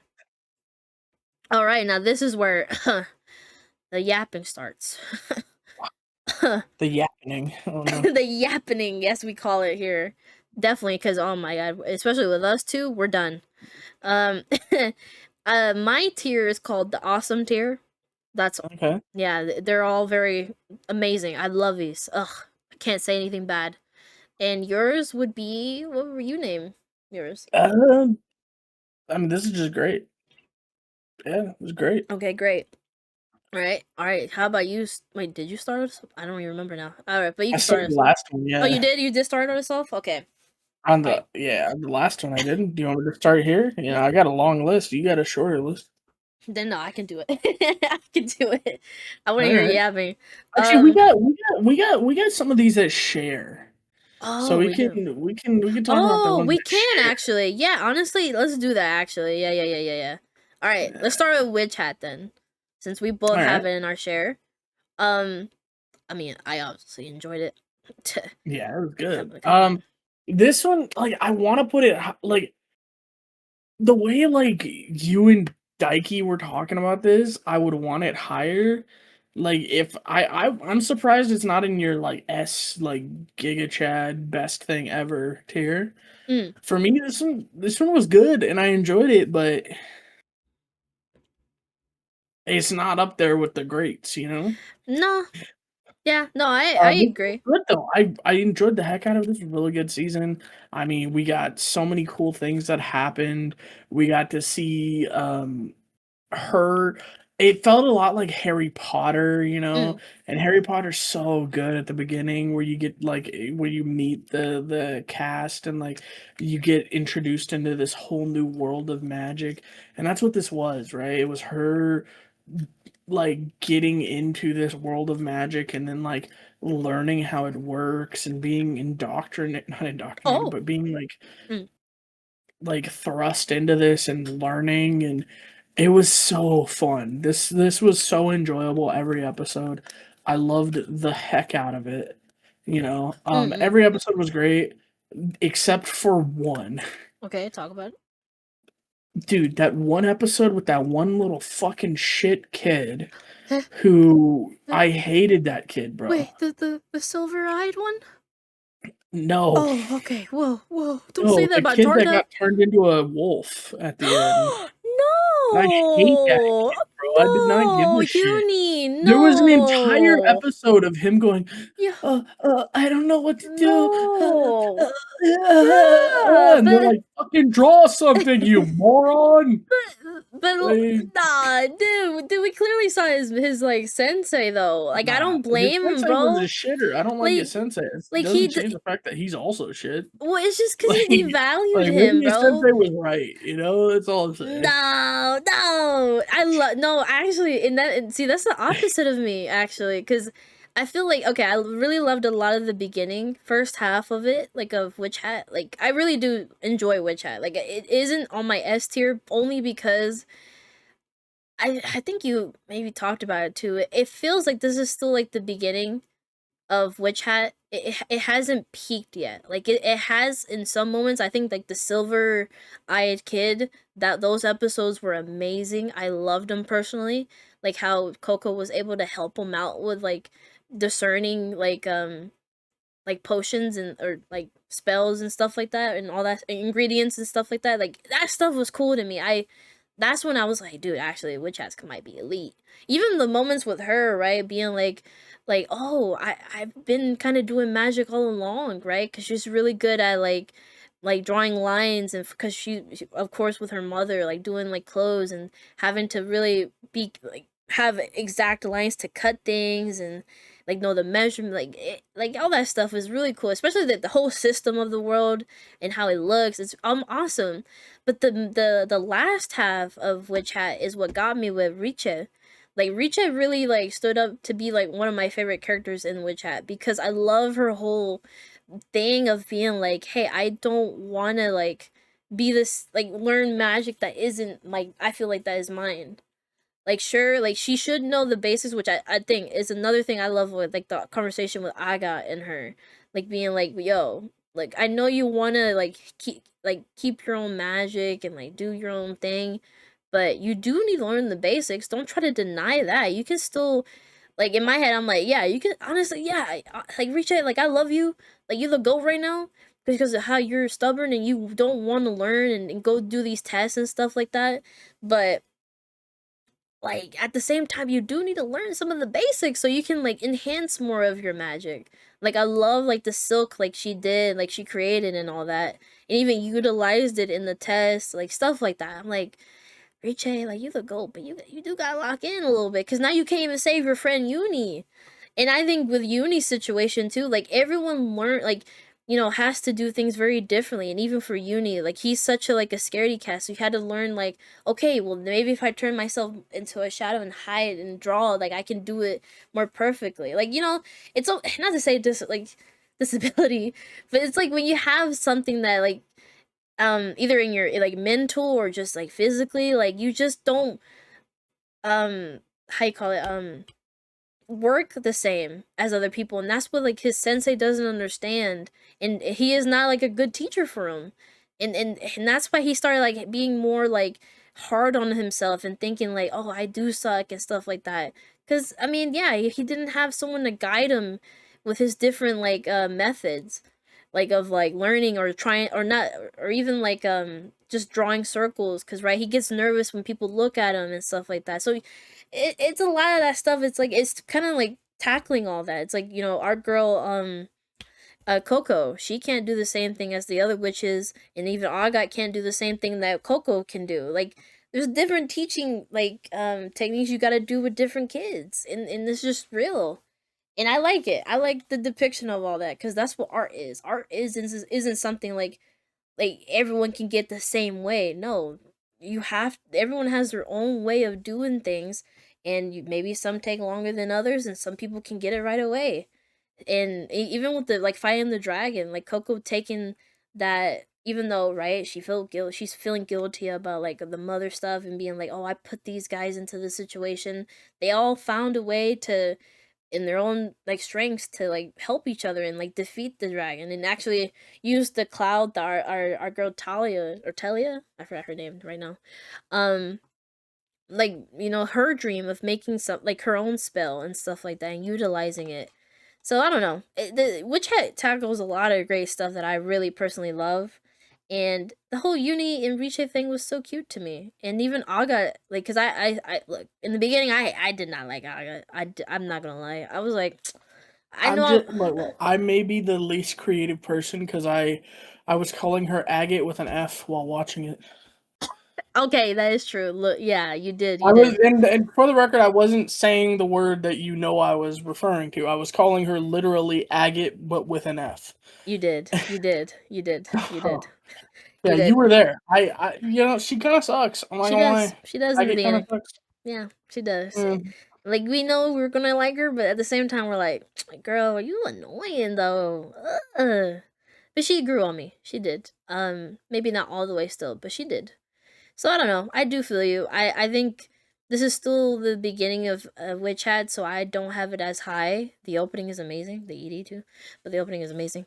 Um, but yeah, there's a lot of things to love about it, and even with Keyfree, like there's a lot of mystery with Keyfree too. He scares me. I'm worried. I know he maybe has some trauma with these like brim caps, which even they're very cool, even though they're very scary too. Using blood to put in the ink to enhance, and it's a lot of like interesting plot points which I has. So I'm excited for season Keyfree is 2. just straight up dangerous. Like, let's be real. Keyfree is He is. dangerous. He is. He is. It's not okay. He's very dangerous. He is. But I'm just curious, like what is with this intensity? Like I don't he doesn't harm people. He just erases their memories. Like that was crazy, that episode. Like I don't know. Like what is he trying to like I don't know what happened to him. Like golly. And I don't know. I like it. Especially with like them delaying Witch Hat for the better quality, which I think was very good that they did, cuz this was like supposed to come out last year. So, I like it. I like Witch Hat a lot. I really do. So, there's a lot of good points that you're saying. Like I get you, but we will have to see a season 2 cuz yeah, I mean, I have like the first volume, so I'm going to collect the volumes. I got like they had like a how you call it, a collaboration with Copic, which is like a lot of coloring markers they did, and it was cute. So I haven't used the coloring markers yet, but it's pretty cool. So I got a free manga volume with it. So yeah, I clearly love Witch Hat. I have even other merch that I bought, so I'm excited for more Witch Hat. So yeah, that's why it's still on really awesome, because it is. It's just not S tier for me personally. So yeah, you may go on with your um bookworm. This is part 3 of Bookworm. Talk about it. I love Bookworm, man. You love your gremlins, your knowledgeable gremlins. Ugh. I love this show. I love everything about this. Rosemine, because yeah, her name is Rosemine now, because she died. Um, she's such a good character. I love like strong female characters, especially in isekai, because we don't get that, right? We Mm, really don't, unfortunately. mm-hmm. Because a lot of the times isekai protagonists are dudes with like a whole bunch of a harem around him of uh, copy paste tropes Mm. around them. And rather than that, this time we got a competent female lead character being isekai'd. And I love that, part one, she figures out what's going on and kind of like makes a deal by the end of part 1 to become a priest. In part 2, she makes a deal to become a royal, and now she is a royal. Hmm. And now she has to navigate that life. She has to learn her new attendants, her new knights, her new people, and she has a safety blanket with her, but like she can't be herself anymore, so she's kind of got to change who she is while also learning all the ins and out and learning what toes she can and can't step in, learning how to navigate everything, learning all about everything, and she makes mistakes. Like she made a mistake when she asked her new adopted father, like, I really want to make a church there, and that backfires horribly. She has to now figure out a way how to kill people because she has done this thing, and they have gravely like sinned because they didn't understand how bad it is to touch these buildings. Hmm. Now she has to navigate, and she has to make a situation where hopefully she doesn't have to kill a couple thousand people because of a dumb mistake she made, because she thought it would be easier to just make another church. Guess what? It comes with a lot of problems, you know? Fair. And she has to navigate the fact that she is higher ranked than everybody. There is nobody here that can outrank her except for her new adoptive parents. Like, everybody else is beneath her. And she can say something as like a suggestion, and that can be taken as an order, or she can ask people for things, and it ends up being, well, you're kind of strong arming that person. She's like, I had no intention of doing that. It's like, yeah, you didn't, but that's how this works now. Yeah, Like, she that kind of stuff is has to cool. like navigate so much things. Right now, she's being kind of protected. She is. She's still being protected. The biggest thing, and I'm gonna harp on this because I've harped on it every single time, Mm. is at the beginning of this part, we're supposed to learn what's wrong with mine. We're Yeah. supposed to get it. We're supposed to be like, oh my god, wait, that's what's wrong with her. Because mine's really small. She's 9 years old now. She should be taller, Mm. you know? And she's not. And it's like, why isn't she growing? Um, it turns out dying and almost dying consistently since you were 5 years old has has messed with your body a lot. Damn. And so she's making a potion right now, which it wasn't really explained in the anime why she's making this potion, why she's gathering these ingredients. It's so that she can heal herself because there's a lot of internal damage in her body right now. Um, she the way the way this happened is when her consciousness woke up, when Urano came into that body, mine died and her body died, and Urano took over essentially and held everything together. That's actually not what happened at all, and if you're going to correct me in the comment section, I'm trying to keep it spoiler free. I Oh, okay. understand that that's not what actually happened, Okay, okay. That's what, okay. but that's what we're like given to believe. She was dying. The inside of her body was turning into a phase stone. So all of her mana circuits are like, a lot of them are full of stones. Literally. Like, they're solidifying. So it's hard for her to use mana. Believe it or not. It's hard for her to use mana. And that's actually a problem later in the series, by the way. Spoiler alert. Oh. When she does get this fixed, she ends up becoming very, very, very strong, and it's kind of a problem because she can't control it. Damn. Well, um, but like she's very sick. Like, her body is not okay, and so they're trying to fix her now.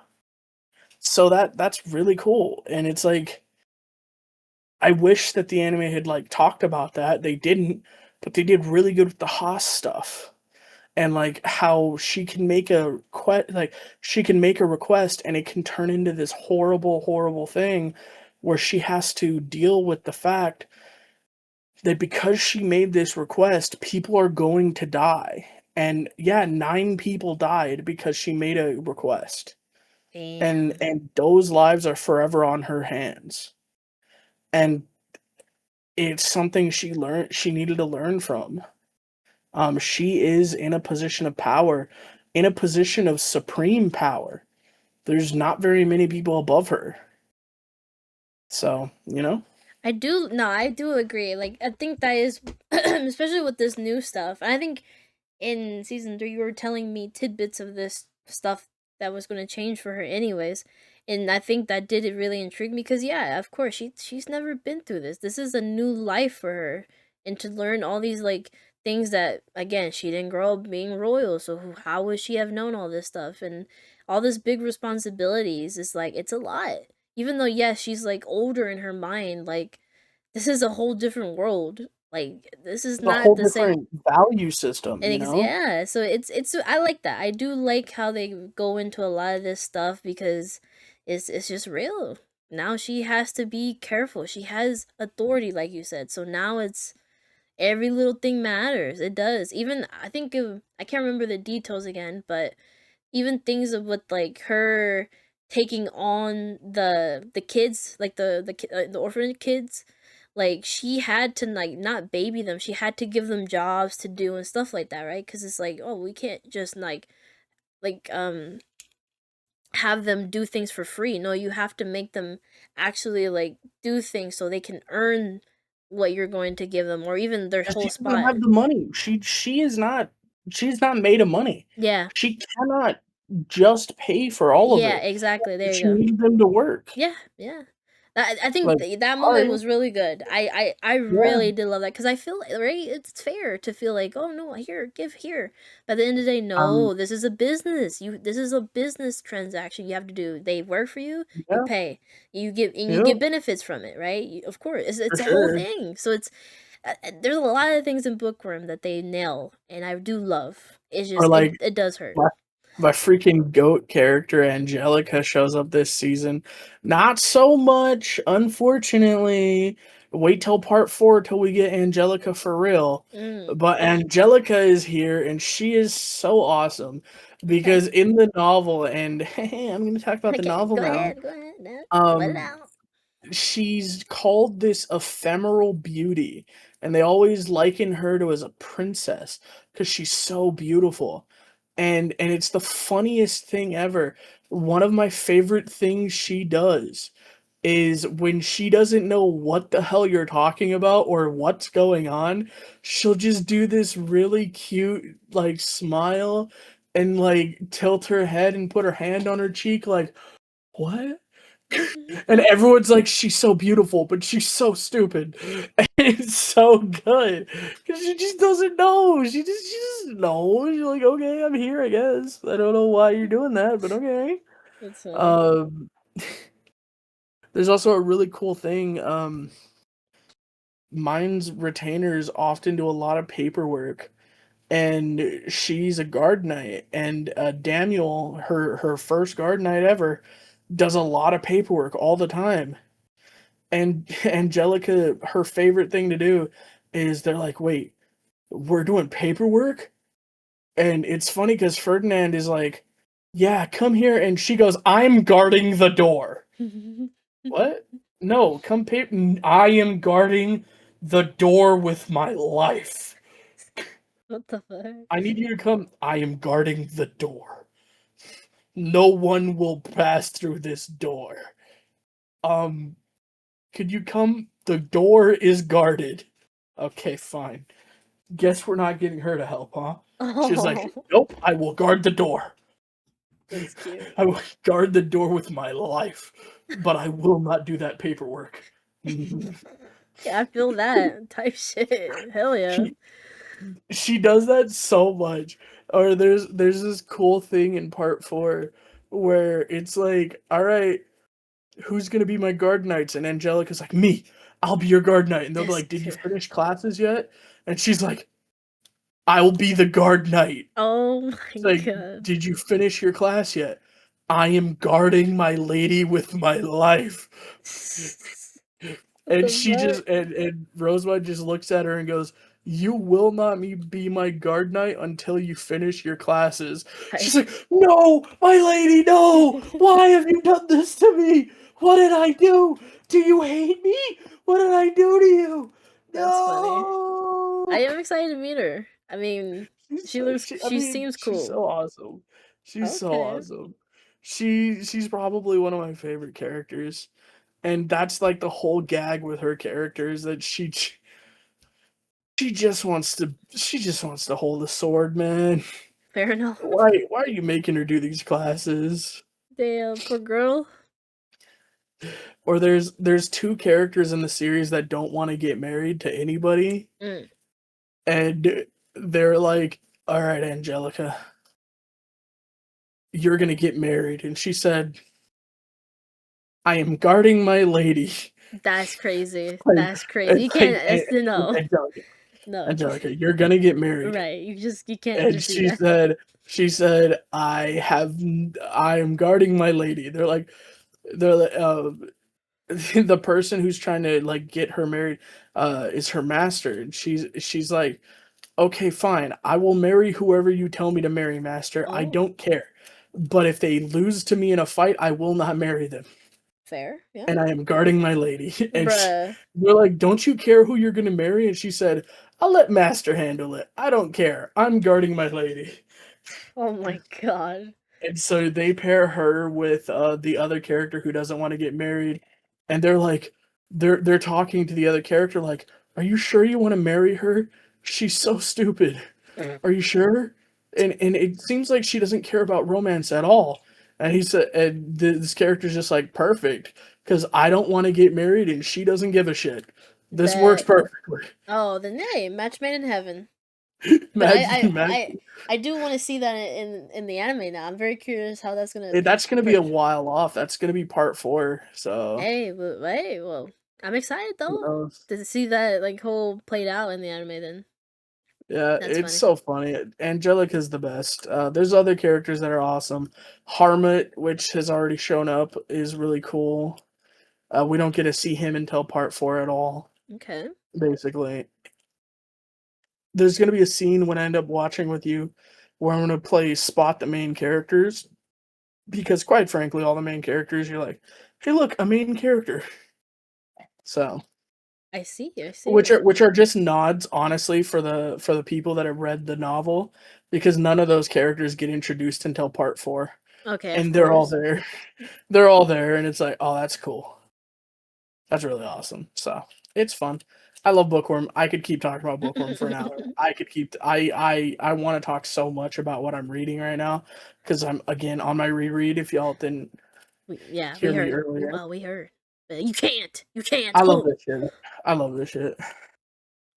Oh, so you love it as much as you do Class of the Elite? I did Classroom of the Elite. I like Classroom of the Elite a lot. This season of Classroom of the Elite, um, it was fun because now there's people that I feel that can actually like threaten Ayana Koji a little bit. Mm. And we also get to see what's his name? Kenji something, the super arrogant dude in his class Mm. sits there and goes, I'll score first place, and if I score first place, y'all can't fuck with me anymore. Sound good?" They're like, "There's no way you can do that." And anyway, spoiler alert, he scores first place Oh. in a massive. It's a school competition with everybody in every grade, and Oh, he I do straight up remember seeing won that by clip. himself. Yeah, I do remember seeing that. He Yeah, just he yeah. just won by himself. He said, "I don't care." He's just like, "Okay, I won. That means you're done messing with me, right?" It's like, damn. Okay, I don't know what to say about that. Like, shit. Okay. Um, I mean, I don't have much to say about this one. Fair It's enough. fun. I had fun with it. Like, I dropped it it after was it season was one. fun. But you what? Yeah, it just I don't know, dude. It didn't grab me no more after season 1. It was cool. Yeah, I think I think I will say I think the anime wasn't done very well in general, Mm-mm. but, like, We've I had enjoy this it. talk. Like, I know that there's flaws, you know? Yeah, fair enough. It's a good I also like I mhm. also know that the author suffers a bit from Oh. trying to make everything too complicated, Oh, I see. Okay. and it does feel a little bit edgy at times. So I feel it if you Hmm. didn't enjoy it, but I like it, it's fun. It Yeah. like you said, though, it's I get dropping it. Like season 1 was cool, man. It's just I started season 2 and I just did not care. I You just just didn't didn't. give a shit, I which is didn't. fair, you know? Yeah. But hey, I like seeing the clips though. So Oh, it's Koenji, there you go. there you go. Yeah, there you go, I figured it out. Yeah. Uh, After that one, what's next? Yeah, it would Oh, be yeah, Agents of the season, 4 seasons. Agents of the Four Seasons. Which This is is rare. one I was struggling with all season just Talk to get about. Nate to watch No, because I loved literally. this one. This one was Oh so man, good. dude, dude, and I kind of did you dirty too because I wasn't caught up fully for a week or 2 weeks. But Longer than dude, that, bro. you're right. No, you're right. You're right. Ugh. But yeah, I would say, dude, this one, like you mentioned, like you said, it was really good. I think I get the like depression, like it was just sad galore. But honestly, I love how it like again, right? If it was all like a like a full circle basically, right? Everyone was so young, they couldn't do anything, but now that they're like older, they could fight back against this bitch. This fucking bitch that is a sick bitch. I don't care about what happened to her like whole childhood. She is disgusting. Even the like her guard, whoever he was, like it was disgusting. But I do love the premise of the show though, like the whole 4 seasons thing. It's like The one thing about this show, talk man, about it. Talk about it. I hate that the organizations don't protect them better, and Yeah, I don't it's bad. understand why people want them dead so much. It's so stupid. Like, what It, the fuck? it's always like a power thing, right? It It's always is. It's dumb. It's dumb. It's stupid. dumb. It's dumb. But again, it's just to use them as weapons, right? And that's the whole thing. Is like, oh, if we have the control of this other of this like this organizations, then we can ask them or something, right? It's always like a political like power thing, and it sucks because these are young lives being messed up just for their own like greed. That's all it is. It sucks. It's like, bro, they don't get to have a life because of that. And this whole every organization that every um of these like kids are, they don't care. They just don't. And even with the autumn one especially, that was very depressing to see like I mean, of course, it was more depressing with the spring, right? Because she got done dirty, where they literally said, "Hey, she could die for all we care. A new one was gonna come back, so she can die." It's just I don't know. It tackles again a thing like almost like a fruits basket thing, right? Like them, like humans having like in a sense god powers or like at least being like gifted something that they really don't want because they don't get to live a life after that. And it sucks. They have to live with this responsibility or this like cursed thing, I don't know, and man. I it would rather be sucks. able to turn into a cat than I mean, fucking would you though? Right? I mean, I guess in a way, I'd because then rather you turn into can't. a rat than this shit, dude. I mean, but then you can't hug a girl. You can't hug and give love, and bro. At least you can hug as as an agent. You know, I and mean, you have. can hug, it's just very awkward after you hug. I guess, yeah, yeah. But no, this was good. I think something the Violet Evergarden author really does well is like the emotional side of characters. I like it. I liked it a lot. It's strange that I liked this one and I fucking hate Violet Evergarden. I think because what from what I heard, I didn't even know this until just recently, is that the Kyoani likes to change like the plot of source materials a little bit So like it didn't even Can I follow can I a be honest with you? talk about it. She looks like Saber, therefore she's not worth caring about. Oh, so it's not even a plot thing with you. I forgot that was your whole I didn't thing. watch it. I just Dude, hate she Saber. doesn't look like Saber. It's only the hair that you're Exactly. doing that with. Shut the fuck up. Because No, it's she this looks exactly like Saber, bro. The no. outfit, everything. She's a Saber fucking clone, bro. This She's a guy. fucking Saber clone, bro, and I hate Saber. You I hate hate Saber Saber? so much. I watched the first like 10 minutes of Violet Evergarden, and I fucking turned it off and never turned it back on. I will not give That's Violet it. Evergarden a chance because she looks like fucking Saber, and I don't give a shit. Yo, Fuck Violet Evergarden. Fuck Violet, dude, looking like Saber. All right. that is such an interesting Fuck take. Saber. With Saber especially interesting. I hate that How dude. are you I a hate. Fate fan? How are you? I'm okay. You want to know? You want to Talk know who about it. my I hate? I hate Saber because I watched the Dean anime back in the day. Saber's such a fucking boring character. Damn. Saber's actually dog shit. Well, And then you go, okay, well, but you like Fate. I like Fate because I like Archer Emiya. Which and guess who my least favorite character is? It's Shiro Emiya. Wait, what? oh wow. Like the I like the anime where Archer tries to kill Shiro all the time. Yeah, That's the all. Like unlimited players. that one Yeah, right there. Kill that one, dude. that's Fuck that guy. crazy. That guy sucks. Damn. All right. Golly. Rin's cool. Hell, the worm slut is pretty cool. But Oh, you know who's not? Fucking her name, by the way, on Mude is Worm Slut. It's great. oh, Um, yeah. I hate Shiro, bro. I love interesting. Archer, but I hate Shiro. And Okay. I hate Saber. Boy, this is why you like Face Strange Fake. Because Saber's not in it. Deadass. Yeah, Deadass. Literally, yeah. Like, no Saber. I love it. that is crazy. Richard is cool though. Can't lie. He was cool. Um, Richard has my Richard. no, 100%. I'm so down bad. But nah, I think Agents of the Four Seasons. I'm excited for the summer arc. Apparently, people gas that up. If we get a second season, that whole thing too. Oh yeah, With the Summer's twins alive was cool. again. Yeah, that. Now both the twins got powers. Yeah. W. Well, yeah. They. I mean, they switched basically. I would think No, roles, they or didn't switch. They both have powers now.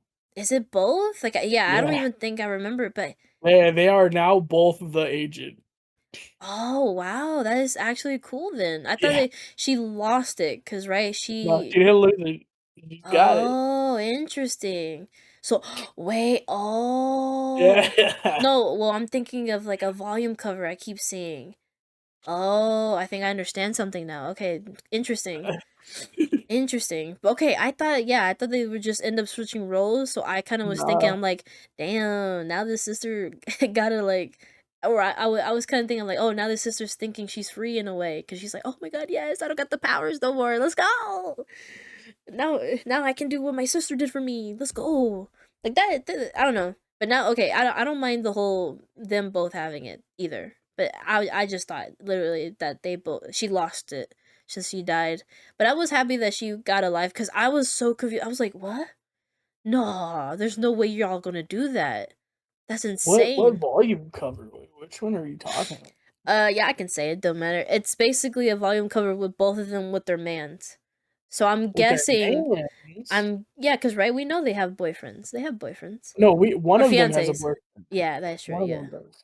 yeah. So I'm guessing maybe they become their agents, or not, like their guards, not their agents. My bad. Their guard. Well, like I'm looking at one, the Dance of Summer, right? I do see one with a boyfriend. I don't see the other one. Yeah, the other one's like a brown haired guy, or like blonde. Yeah, from what I remember, I think they even showed him in the anime. Like they, like a flash, like something. They showed something of both of them. But that's what, and I don't know. I don't know if that's true, but it could be like their mans become their guard, and actually that would be kind of cool. Hold up, hold up, if that's true. But nah, for I don't know. I love the reunion between spring and then winter. Really cute, really awesome, and even Sakura and our boy Oh Etacho. wait, okay. So Agents of the Four Okay, Seasons, talk about it. Dance of Summer, and then part it's volume 3 and volume 4. Yeah. Volume 3 has one of the agents with her mans, and then volume 4 is the other one with their mans. So I would guess they become their guard. I'm guessing. I don't know. I If mean, yo, that's W. that would be Fuck, W, right? that But would be W, bro. interesting. That's kinda good. That Hold means up. that will be next season, It won't is next it? season. Yeah, it Oh, is. Yeah, that's what people keep hyping. Like our readers are like, "Yo, the summer arc is peak." yo. So So wait, this is the spring arc then? yeah, basically, yeah, Or yeah. or summer? No, it would be this one because Oh, it right, should we be spring. basically focus on Hinagaku, right? So this would be Yeah, spring, right? And then the next one is summer, which it is still gonna have the other girls, but it's just of course. it's gonna same that the same format, which I didn't know. I was like, oh shit, okay. But yeah, the spring arc was good. It was just really depressing, but I'm guessing summer's more maybe About upbeat. trying to find a mans to inseminate me I for guess. them? Yeah, You dog. know. Oh, Hold up we now. might like that shit. Agents of the Four Seasons, the Dance of Summer. It's gonna be Hina Giku trying to get the winter dude to No, fuck. literally. It's gonna be both the summer agents trying to get some dick. Try- So I everyone's just mean, trying to get some dick. Well, everyone's except trying to get Autumn the dick, though. man. I think Now maybe. Autumn's trying to get some dick too. Whoa, you It's gotta just that wait. her guard ain't gonna touch her. It's like, dude, you're Yeah, 5, and she's like, yeah, but like, give me the dick, and he's like, that's no, I'm good. crazy. He's like, I'll wait until you're older, girl.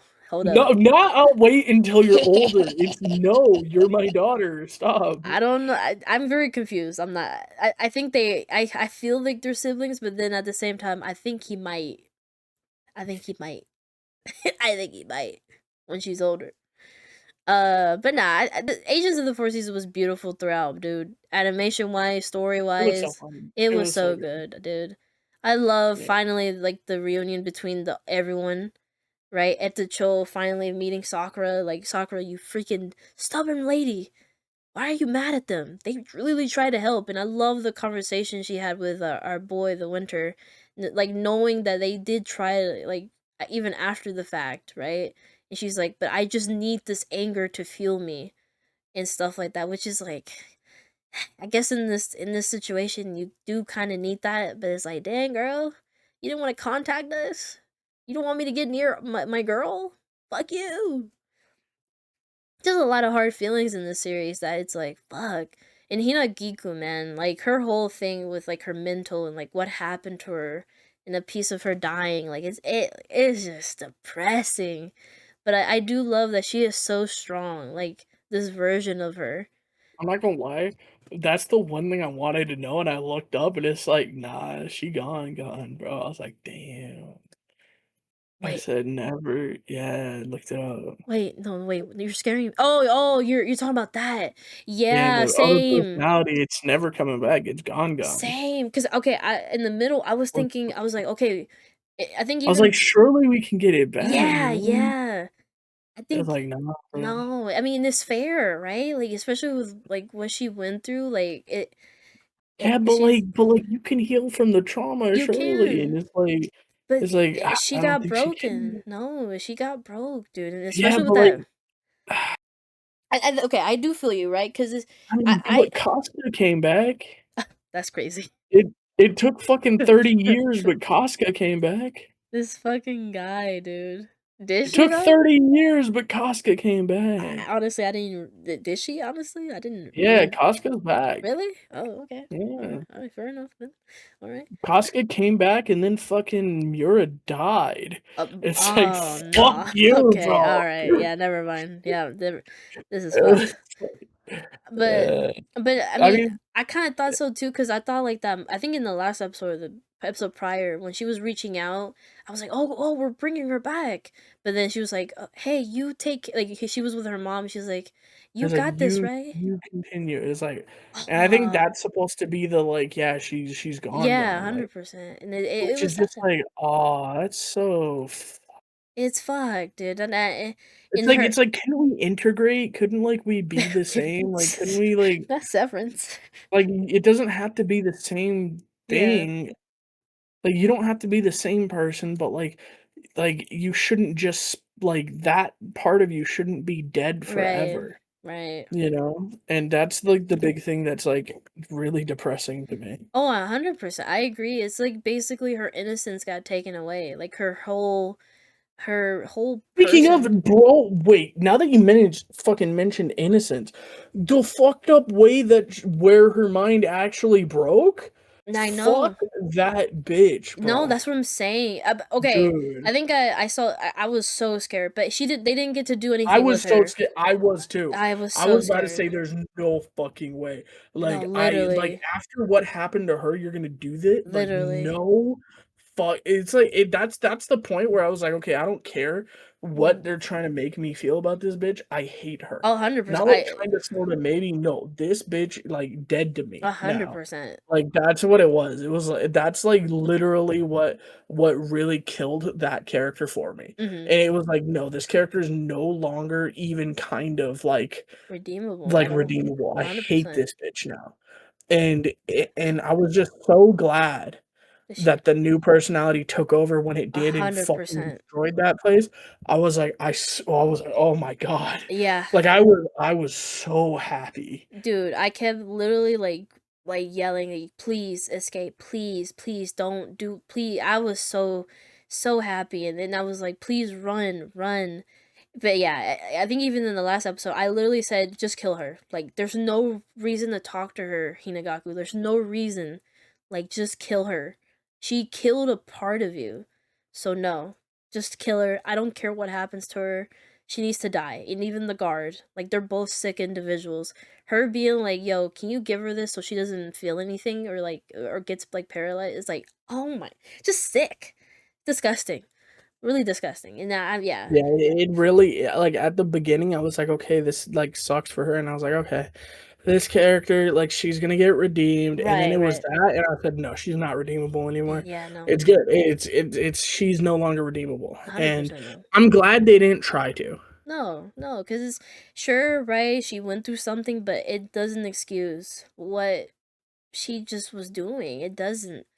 And I'm really happy that Hinagaku escaped, and she's still, that's what I'm saying. I even with this new Hinagaku, which I still think is her, but not fully, right? Because it's not. It's really not. It is a definitely new persona, and she is still so brave, and I love, like, I think the way she worded it is that the reason I'm here is because she wanted to live, right? But she just couldn't be herself no more. So I'm that version of her that wanted to live. And I loved it. I was like, damn, that, I mean, that's fair. That's fair. She lost herself, but at the same time she has this new version of her that is still her, but the one that actually was able to live and like to go forward, because the other one just couldn't. She broke. She really did, and it sucks. And I don't know. I really love it, and I love how that she's really accepting of like the world around her. She doesn't blame no one else, like especially like the group, right? She's like, hey, don't be mad at them or don't blame yourself for what happened. At least we're all here. Like the new Hinagaku is really strong, and even to still want to reconnect with people and like help other people in hard time. It's just so sweet. Like she is so like strong, and even with like helping like the autumn guard, like talking to him like, hey, what she needs right now is for you to keep fighting. Don't like like because right, he's depressed, right? He's depressed that he didn't wasn't there for her. He's scared like, oh, what is she experiencing right now? And Hinagiko being the one to like encourage him and make him lock in was so sweet. I was like, yo, Hinagaku, you can go for real. I love her, and I love that she's trying to connect with the winter, and right, her saying like, hey, I'm sorry that I couldn't bring her to you, but I want you to know that she loved you. And I was like, fuck, damn, that is crazy. Just a lot of great emotions in the show, and him being like, oh, thank you for telling me that, but I want to get to know you, and like them having nicknames for each other now and like trying to get closer. It's just sweet. And even Etacho and Sakura, like bro, it's such a happy ending after so much depression and so much like anguish. And hopefully I need season 2. That's all I know. So give it to me. But yeah, you continue, buddy. Yeah, that was our share of 4 seasons. Agents of the Four Seasons. Your Sakura family. I love this shit, dude. I don't care. Talk I about it. read this. This is one of those ones where I read. I was sending you screenshots Oh the yes, whole time I was reading this. yes. Um, when season one came out, I remember sending you the screenshot of them on the date. I remember sending you the screenshot of glow up main character. You know, Mm-mm. I love this. Getting relatively close to the time skip. That is true. I mean, Yes. the whole thing with their dad and their great grandmother, Mm-mm. uh, all the other heads and like everything that has to do with um the hearts and all of that. This is just a lot of fun. I just have fun with this, and it's like it's a feel good shonen that eventually is gonna have them, like, the 2 mains have a kid, and the story's gonna keep going from there. And that's, like but, like Naruto gets with Hinata at the very end, Mm. you know?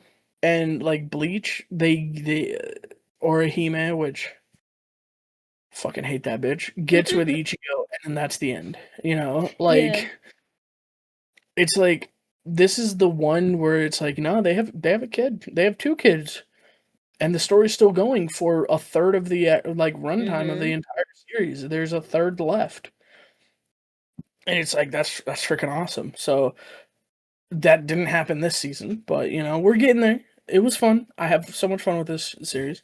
Yeah, I'm so excited for it to tackle to that because I love the kids, dude. They're so cute and so The awesome. kids are fucking idiots. They're so great, though. I love them. Botan Kamina Hmm. fully blossoms when drunk. Talk about it. I know you were geeked about this the whole season. You were like, that's like It was you and Nate's fun. top. It was fun, but, like, this feels like you have to be this one felt a lot like Grand Blue, but, like, it was, like, actually talking about different types of alcohol and shit, Oh. and underneath it, it was like a fun actual, like, romance happening, and, I think it was cute, and it was very enjoyable, and I just had a lot of fun with it. Um, it got a little bit melodramatic at the end, which is the only reason it's not an S tier. Ah, But I had fun with this. It was fun. That's all I can say. Like, watch it if you want to. It was a good Yuri. There you go. I heard. Marriage toxin. We talked about this earlier. Yeah. I love this. How'd you feel I about had a lot of Hamster fun Girl? with it. Hamster Girl's best girl. Right? Right, dude? I love her. Dude, her confession at the end was so cute, dude. I love her. I love I'm her gonna to be death. honest.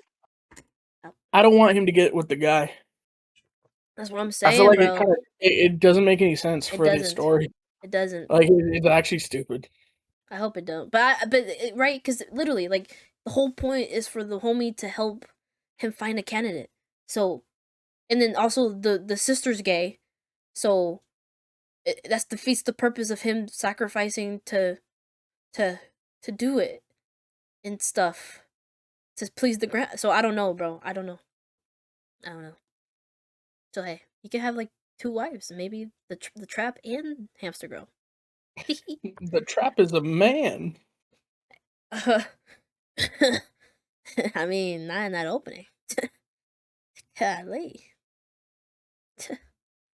But hamster girl's the greatest. I love her confession, like being like, Yeah, want to she was be, awesome. I want to be an equal to you. I still have things to I want to do, and then I'll confess to you again.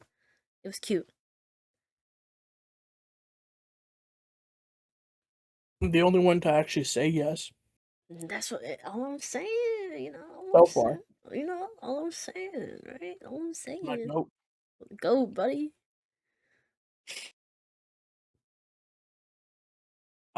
Second Prettiest Girl, and Gals Can't Be Kind to an Otaku. Those go together for me. Okay. They were the best romance that were there this season. Fair, fair. And, well, they were the best romance this season except for, the other one that's coupled with them, but these were just 2 fun Oh, romances. Like, really good.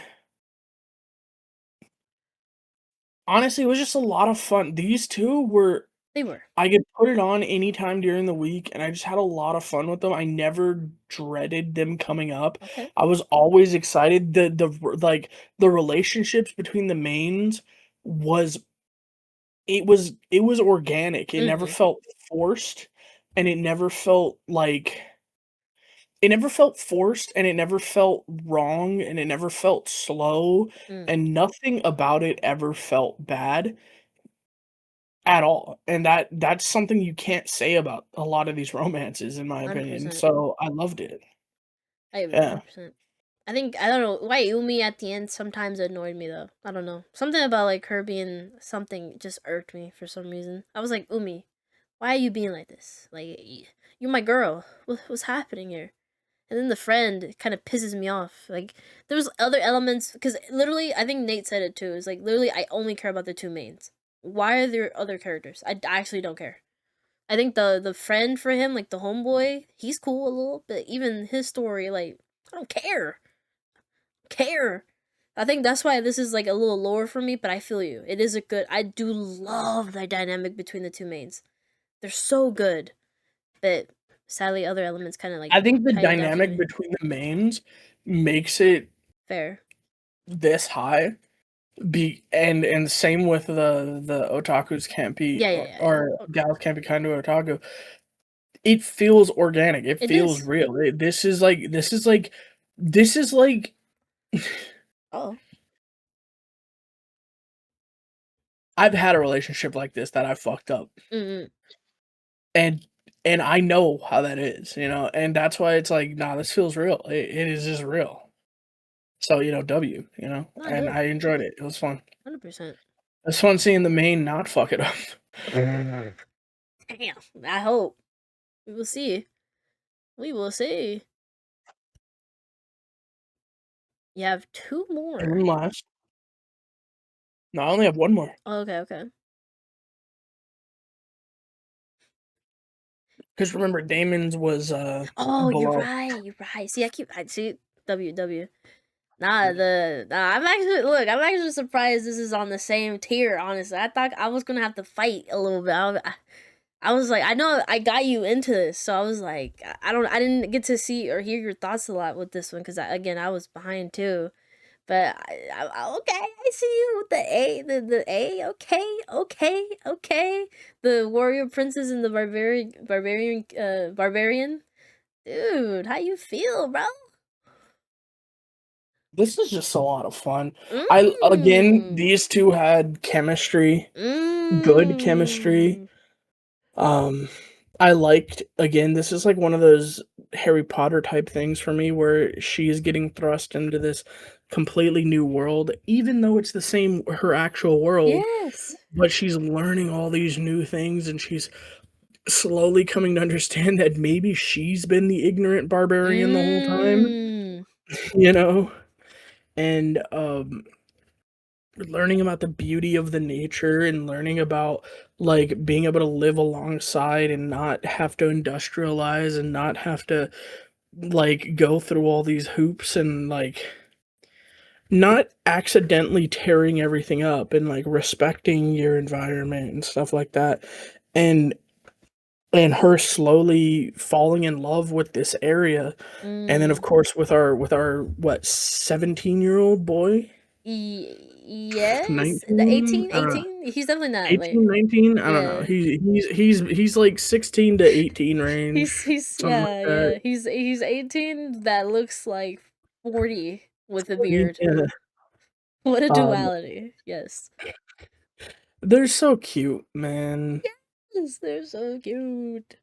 So funny. She's like And 25 and he's like he's 26. 20. There you go, 26. So Yeah. he's like the older one, but the more purest one, to be honest. because of Yeah. her environment, right?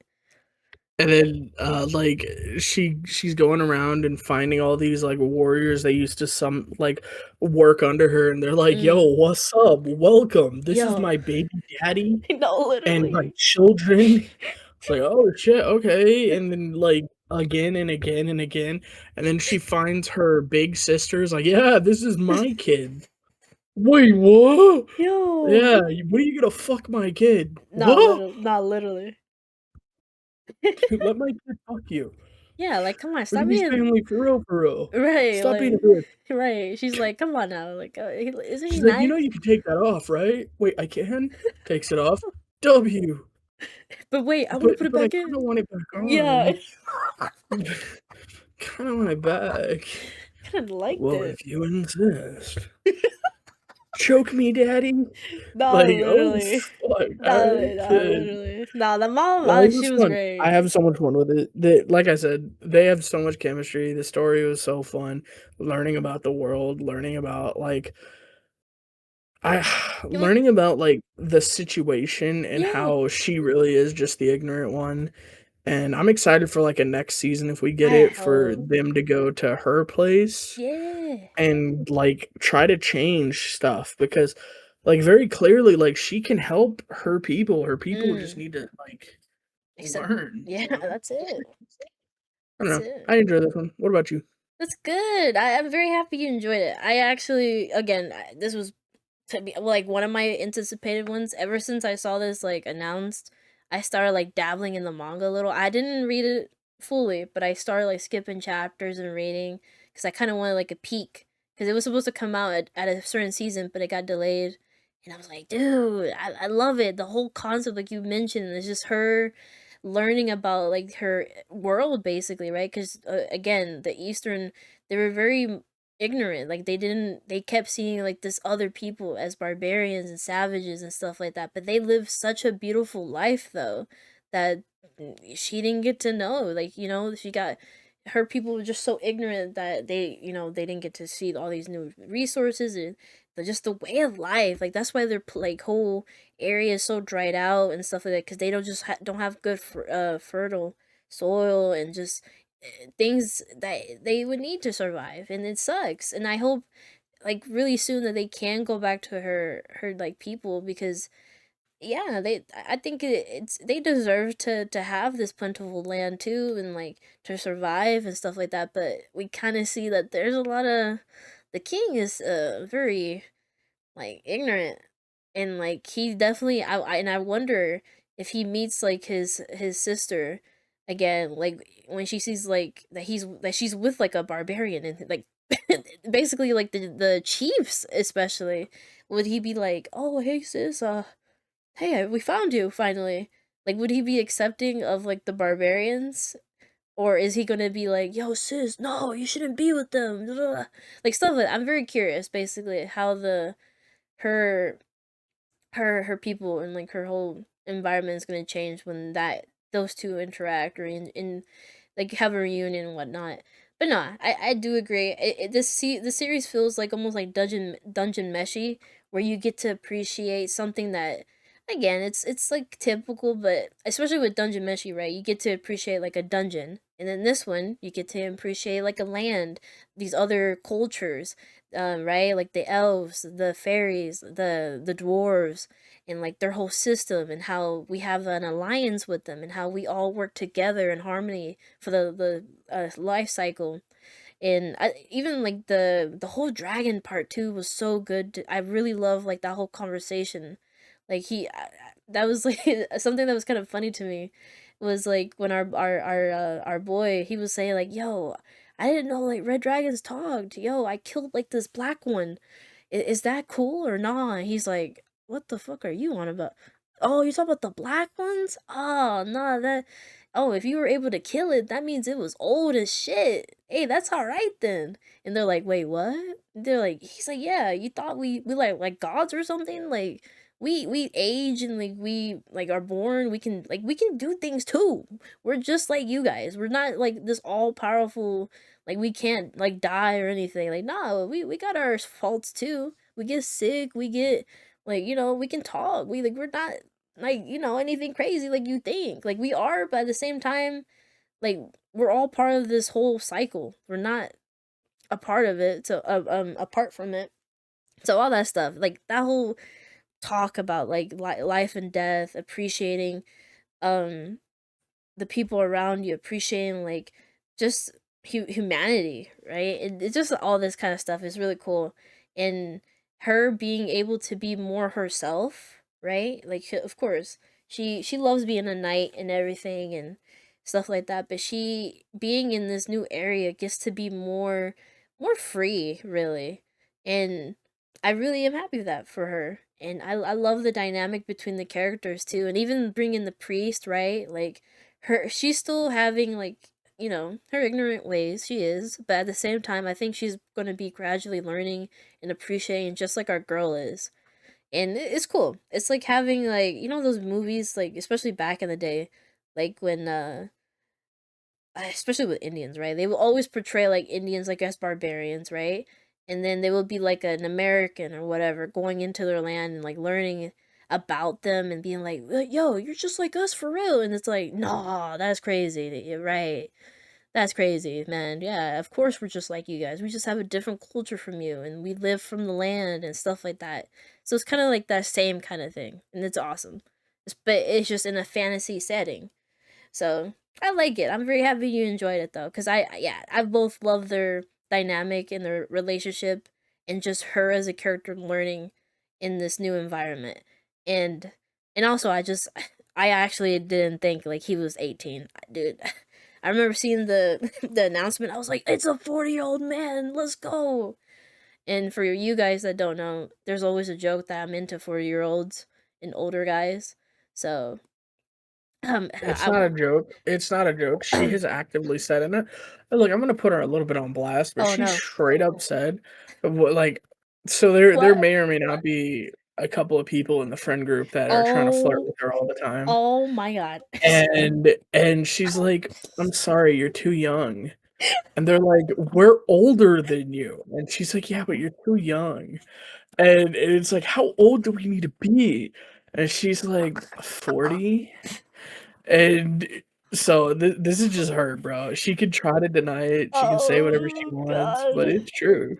Oh, I mean, Uh, look. Am I wrong? Like, look, even in just this. like she likes Legoshi's big hands, she likes big I mean, hands. look, yo, can I lie? Like, Legoshi kind of cool. Anyways, just like this guy, he's cool. Like, he's so sweet. He's like a man. He's awesome, and also he can be like manly He's with not his gonna beard, pay. and then be very cute with his like unshaven face, like or like shaven face.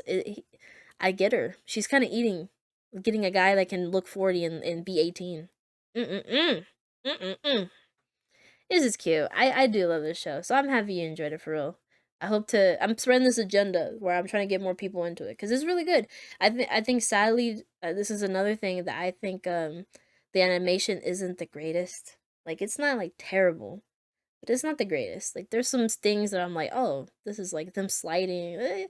It's not great, but it's cool. It doesn't need to be anything crazy, but I hope next season it can get a little more polished because yeah. And I think and another thing too, I really like that the brother of our girl, like he definitely, I think, I don't know, I got the impression that he does care about his sister. I think before I thought like, oh, he doesn't care about his sister. He's just trying to like control her. But no, he does care about her cuz he's like, oh man, like this king just does not give a fuck. Like he just wants to put anyone out there to find his sister, and he even got my sister wrapped up in this. And this is like I guess why he told her like, you don't need to be a knight, like stuff like that. But she was so gun ho about being a knight that he was like, fuck it, you go be a knight, I guess. So I don't know. I'm excited to see them reunite too. Because he might be able to get turned to the our side, basically. And I don't know, really cool stuff, especially with the culture about these people, especially the dwarves. Dude, the Gundam thing was crazy, actually. That was another thing. That was crazy. Like all the advanced technology the dwarves found, and they were like yo, this is why we don't give a fuck about y'all humans. Like legit, like we're over here getting very entertained by this tech, and we were trying to figure out. So this is why you shouldn't worry about us trying to like use our tech to hurt you. But that's unless you come at us though. Then you can be scared. But usually we're fine. We don't really go after you guys. So yeah, Yeah, the doors. Yeah. they were cool. They were cool. Yeah. Yeah. All right. But Well, let's. that's mine.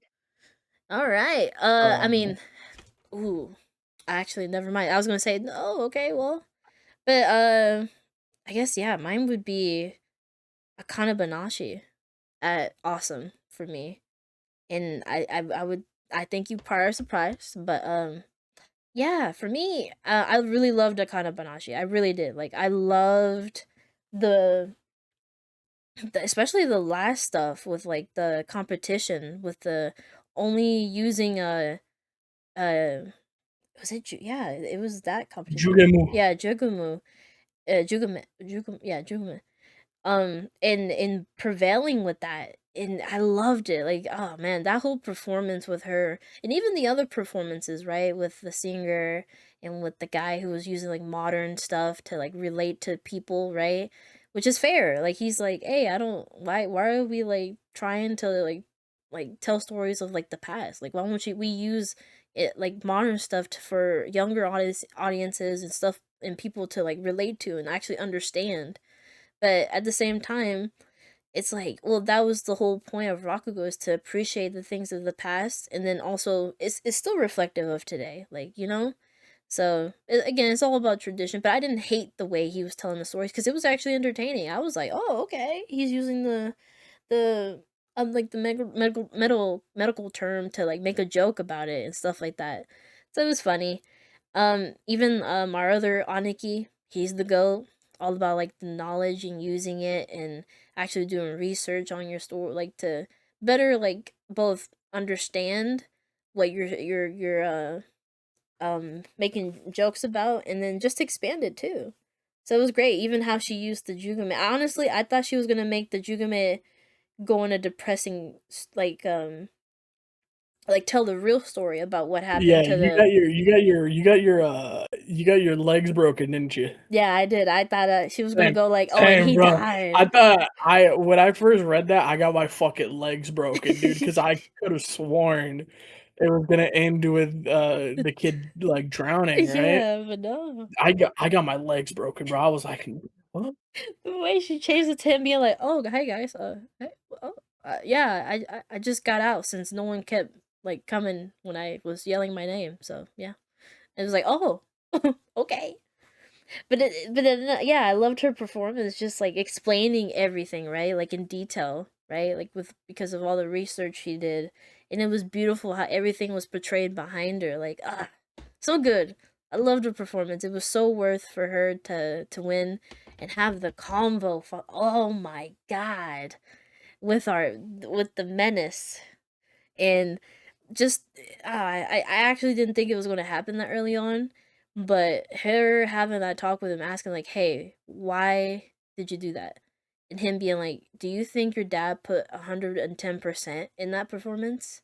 And she was like, "Yeah," but then it was like, "Ooh, I mean, hold up now, because he didn't really believe in his craft in a way, right? Like he put a little of himself, but it's just at the end of the day, that's not going to give you success if you don't put 110.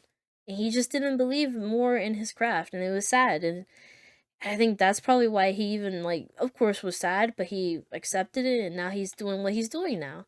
But at the same time, I like that she still has that resolve of like, well, I'm going to still show you that my dad's way and even my master's way is good.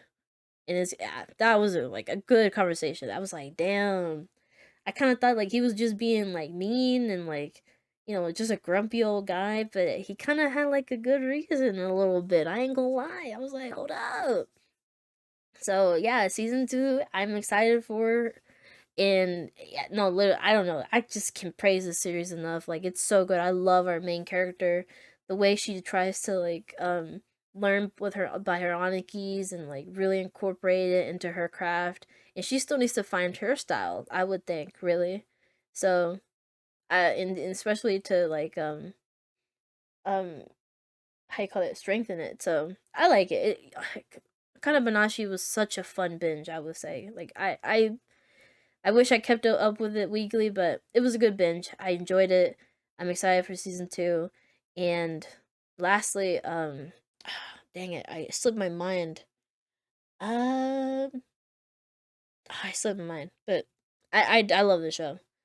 I'm so excited for more cuz man. Oh, this is what I was going to say. Cuz again, I keep relating to this. I mean, and it basically is like stand-up comedy, and I love stand-up comedy. And I think I went to a stand-up comedy in the beginning when I was watching this, and there was something about an episode that really resonated with me, like about the crowd. I can't remember right now, but I remember when I was like watching the comedian that I went to watch with some friends, and it was something that he mentioned himself, that that I don't know. I was watching an episode and I was like, dude, that's literally like how the comic was like, kind of like talking about something, and I don't know. It made me appreciate like the series even more because it's like it's just real. Something I can't remember right now, sadly, but it was real, and I liked how this story, like Akane Banashi, handles all that kind of stuff. Like everyone's different, they can utilize it, and sometimes again you have to do many things to like really get a crowd to really like resonate with you, and it's really good. I love Akane Banashi. Um, do you? Well, I mean, no, because it's not. I mean, do you want to chat about Akane? I know you read it. Or unless you want I'll to I'll, wait. I'll go off. I'm letting you go, No, and you I'll go go ahead. off. Yeah, Okay, okay. I'm done. Yeah, yeah, Kind of go ahead. Banashi for me is on the top tier of mine. Fair, It fair. is on my S. My this is what I look forward to every week over Yeah, everything else. fair. Um, Akane Banashi. This is like a sports anime, but it has nothing to do with sports, and I 100%. love sports anime. I love Akane, her entire personality. Rather than be like kicked to the ground and be like depressed and upset, she is resolved to become the best fucking Rakugo she can Mm, be. And she's awesome and she keeps striving for it and she's such a fucking badass. Um she goes to this last tournament, like you mentioned, with her hands tied behind her back mm, and forced with basically with a gag in her mouth, yeah. and she overpowers everybody. Like nobody has a fucking chance against her. The one of my favorite lines of this entire like season of anime, and it's one of the hardest hitting lines in the entire manga is when he sits there, when he looks at her and says, "You don't fucking belong here." Yeah, that was. And she sits there and goes, "I know." She said, Mm, and he says, "As long as you understand." yeah, yeah. And And fire. and one of her rivals, Yeah, like one of her yeah, rivals was like, "What is yeah. it?" Like people were like, "What does that mean?" And then one of her rivals was like, You "Fuck." understand? Like he was so mad and they're like, "Why are you mad? You got second place." He's like, "You don't understand. He gave everyone this criticism and this and he gave everyone advice.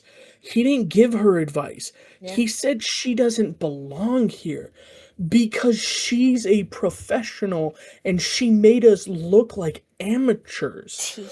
He basically said that we don't deserve to be in the same fucking conversation as her.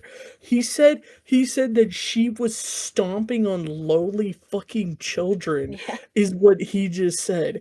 He said that her being here is like an MMA fighter beating the shit out of a 2-year-old. No. Like that's what he said. Like you expect me who's older than her and like and just doing this and trying to be the best I can possibly be at it would be okay with being told that that bitch is a Oh. MMA fighter beating the shit out of me and I'm 5 years old? No, I'm not going to be okay with that. That shit pissed me off. And it's like exactly. Like she spanked your ass. It wasn't even Mm-mm-mm. close. And something that is like a funny little gag is so far in the manga she has faced those two 3 times and she has never faced them without a handicap. Oh, that's And the cool. first time they see her without a handicap, Oh, they're they're like, like, "Fuck." "We really never ever had a chance against her, did we?" That's good, that's good. That's good, that's good. That's Because funny. because like she loses to the three to them once. Mm. She takes second place in one of the tournaments. And Okay. it's like, yeah, but she has her hands tied behind her back. What do you want from her? And they Damn. finally see her perform for the first time without any form of holding her back whatsoever, and they're like, "Wow, we really are babies in the ring with her. It really was never fair." And it's like, "Yeah, yeah, what do you want?" Damn. Nah. Ah, damn. No, It's that's she's awesome so though. badass. It's so you're gonna I'm when excited. more of this comes out, dude, I want you to read it because this shit is so good. I'm And tempted. nobody is reading it except for me that is caught up because Daiki's like 50 chapters behind Yeah. and Nate's like 120 chapters behind. Yeah. And I'm like, I want to talk about it so much because, dude, you know that one dude where she walks in and like that one dude who's like they're calling him like the rising star in Rakugo right now. Oh, And him. he, Yes, yes, yeah, yes, yeah. yes. She just fucking beat him. She Okay. just sat his ass down. It was so cool because the dude's like, if I'm being honest, if we're talking about who had the better performance, he's like, they were both extremely good. And Damn. emotionally, I was driven by this one. Of course. However, if we're talking about pure performance, pure Rakugo, not bringing anything into it except for the art, Damn. Akane fucking slaughtered him. Damn. And it was That's like, tough. That's tough. That's tough. and Akane's like, It's tough. I won. I Damn. said I was gonna beat him, and I beat him. And I was like, yes. That's awesome. Nah, it's hard because I Dude, really I want to want you to stay catch anime up so only, bad, bro. bro. I want you to catch up to Akane The Banashi. anime's too good. I Dude, can't I'm lie. gonna be honest with you. The anime adds so much. That's what I'm It's like a new saying. experience. It's like a new Okay, experience. well, fair, fair, fair. Okay, I see your So argument. Okay. read the manga and Interesting, interesting. I like how you're pulling me. I'll see after the second part comes out in fall. ah, come Yeah, on, not too please. anytime soon, buddy. Sorry. Nah, but I mean, this is why my reasoning that it's an awesome because I think like I really enjoyed it. It was like literally my favorite thing to watch every week, but it's just I think it was really a good experience though. So I'm tempted to have it at S. Like really, realistically, and I think I might now that I'm actually thinking about it. Hold up, but like I think what was holding me back is like I think just thinking about future iconic moments, literally. But I did enjoy this though a lot. You know what? I might actually put this in it, like an S actually. But I think I don't know. I don't know. It's definitely an A or an S for me. I'll put an S to be honest. I'll put it there. I'll put it there. I ain't gonna lie. All right. Oh god, my phone. But my next one is Daemons. For me, the first half of Daemons was interesting. I liked it every week. Of course, right now is the stuff like especially the stuff right now is going crazy. I mean, of course, let's talk about it. That TV scene, me and Grandma already talked about it off air, but that TV scene was dirty. Hey, author, I don't know Guess why what? you did that. That was the current I know. part, so you get to That's what talk about it. That's all I, I'm saying. I mean, That's why I'm gonna be honest. That's why it's in the C. That's why it's not up there. oh, Because that's fair. otherwise it would be up there. That's fair. Because that That's shit was fair. so good, That was really good. dude. Just to Everything have going on right now is so good. I know, I know. I haven't caught up to the recent episode, but yes, I know. Again, I still will have it this at A because I think the first half for me was good. I loved every week, even though you can say yes, it was slow in the beginning. I think it built up to it because at the end of the day, like seeing his moments where he was like, fighting with the long legs, especially like that was crazy. Like I loved him using left and right really just he is I love Yuzu so much. And I think you have talked about it with Nate and the other guys that Yuzu is such a good MC. And then Asa's really interesting too. I really love her. Of course, the dynamics of like how she loves her brother and stuff like that, but also the mystery. Like, I did like I really did enjoy the first half. Of course, the second half is going much harder. That could be like the S, but the first half was really good for me. Again, it could be the bias of like loving Full Metal Alchemist and having, you know, maybe glazing the author, but honestly, it's just good though.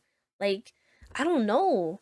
I really love because I remember reading the first few two chapters like years ago, and I loved the twist and I loved everything about it. Even in the anime, they did so good.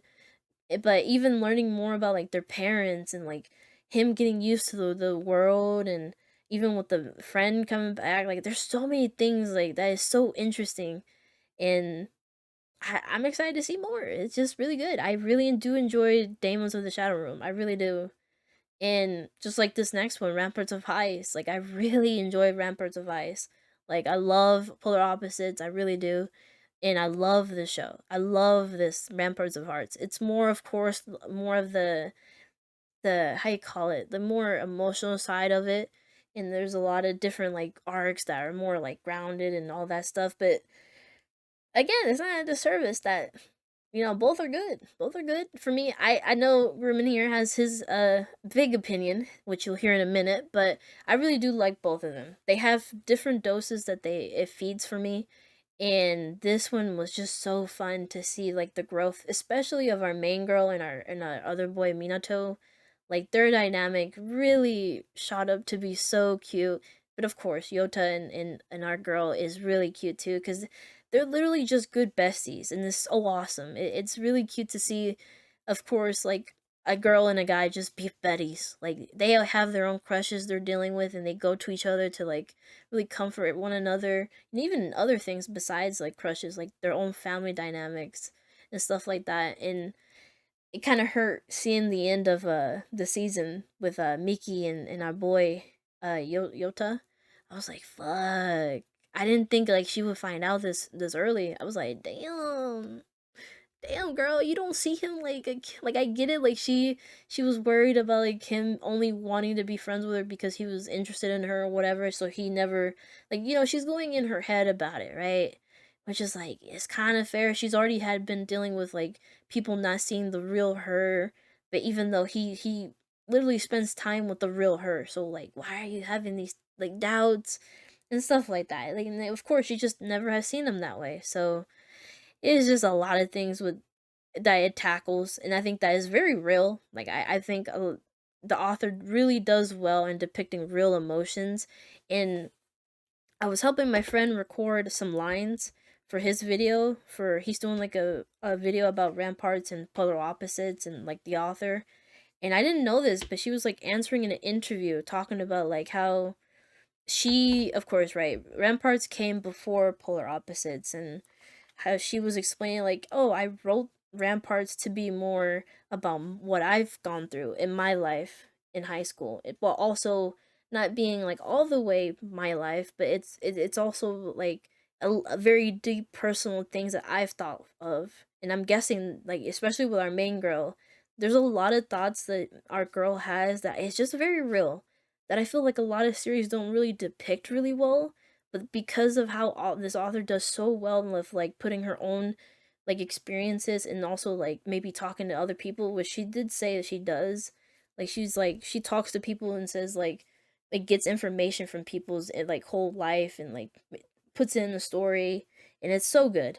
And that's why with polar opposites she made it more of a different story, where it does tackle the same stuff like ramparts does, but she tries to make it more poppier and more friend like more like more poppy, because she wanted more adult readers to not feel like not enjoy it basically. Because again, I feel like I don't know, I guess a lot of like adult readers, they don't want the sappy stuff, they just want more of the poppy stuff. So she kind of was like telling her editor like, hey, every time it gets too sappy, tell me so I can make it more happier.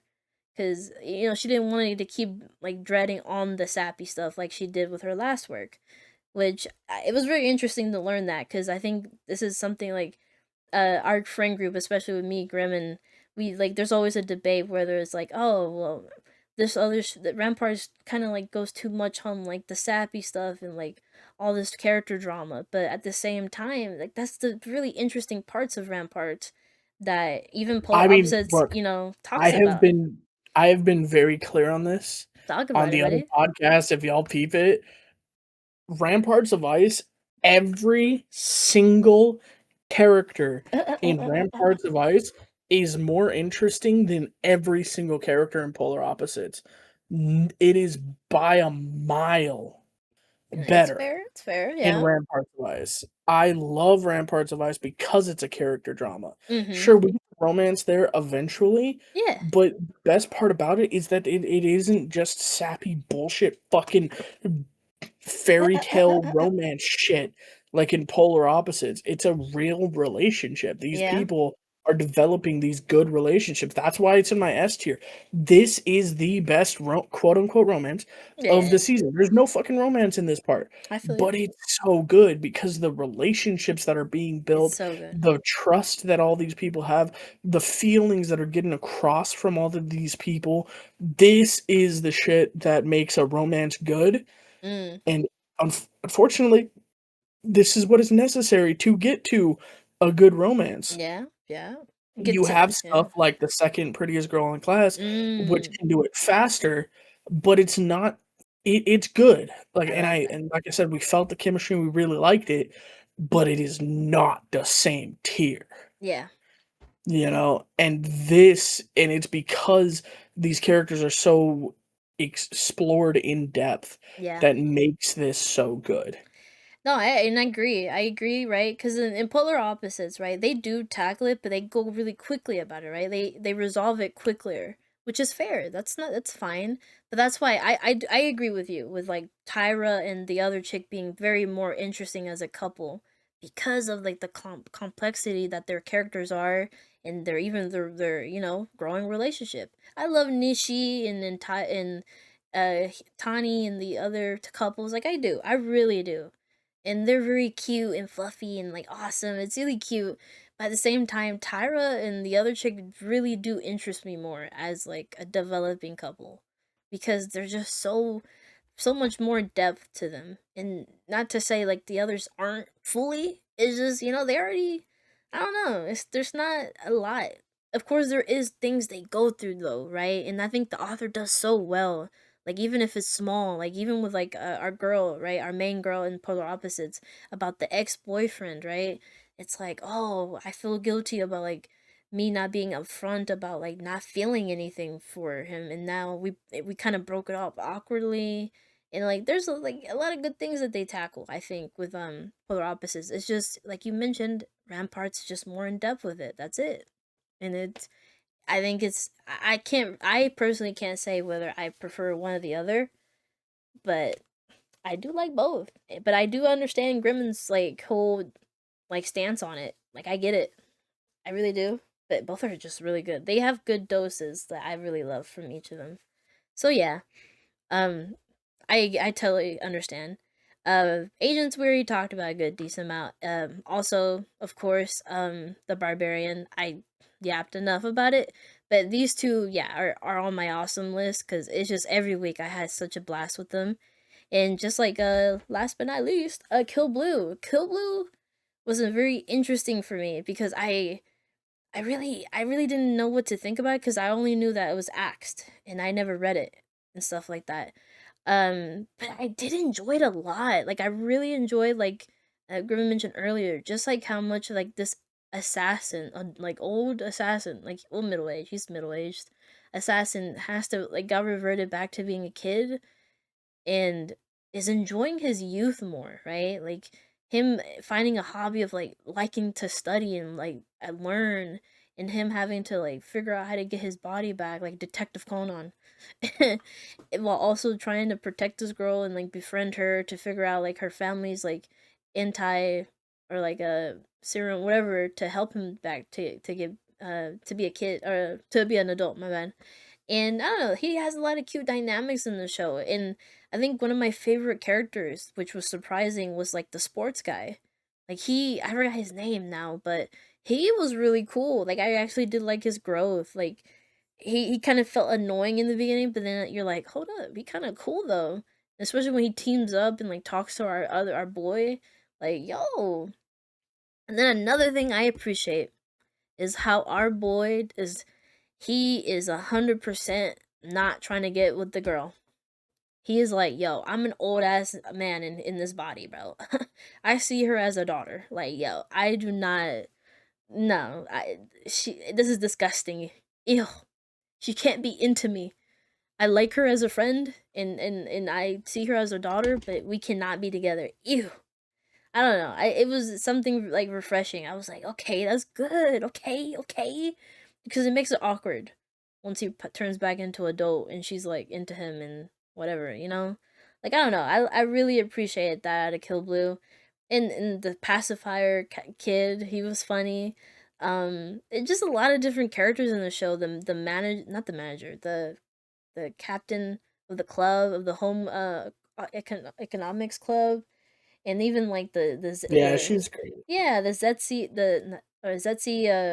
friend he has in the bar, like that episode, even with like the other classmate in the home rec home economics club, like dude, it was just so many episodes when I was binging it that was so fun, and like actually surprised me on how entertaining. I love these characters. Like I had such a blast with this show, and of course the opening, fire, god damn, it was too fire. But no, Kill Blue is really good. I think I would definitely recommend to people. It was just a blast, and this is why I have it so high up, because I'm excited for season 2. I actually need more. I'm very surprised. I mean, I can imagine probably though that the next arc or whatever it gets repetitive a little bit, but I kind of enjoy it though. Like it doesn't. I don't know. The author's making it entertaining where it doesn't feel like it's dragged or stuff like that. Like sure we have to meet like every. I forgot the people, the names they have, but the 15 star or star kids, whatever, like they're gonna come by and try to get like the girl we're trying to protect, the hand in marriage and all of that. So it's like it has its tropes, but at the same time there's a lot of refreshing aspects of it, so it's cool. That's why it's on my awesome tier. But all right, damn, you have a lot in your S tier, brother. Golly. That's my goated tier, bro. So Go ahead, man. so like I mentioned way earlier in my fucking Mm-mm. dropped tier, Mm. there were 2 series that I was planning on catching up for this season Type shit. or for last season. Um, and they were Aruma-kun because Vash wouldn't shut the fuck up about it, Mm-mm-mm-mm. and and Dorohedoro. And I dropped the fuck out of Dorohedoro, right? We saw. But you know what I didn't drop? You know what I enjoyed so freaking much? Mm. I You were there. I was. I threw on Welcome to Demon School Iruma-kun in dub in my server. There was like 12 people watching with me. It was so much fun watching that series from the start to finish. I love it so much. I it is so good, and this season was so good. Well, it still is so good because it's still going, baby. Mhm. Um, it is so much fun, man. And the performances that we got, the dance, Mm. it was just this was just I caught up to this. Catching up to this made me realize I didn't care about Dorohedoro. Fair. I Like mean, like, it's it fun. really was such a Yeah. contrast because I was like, "I wanna catch up to Dorohedoro." I do, Mm. right? This is fun.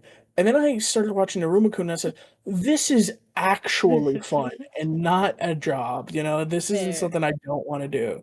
And so I'm really enjoying that. Ooh. Um, even if you can't see me right Oh my now. god. Yeah. You know, I thought I'd give you a little nudge there. Yeah, I saw. Screen capture is so fun, by the Oh, way, guys. So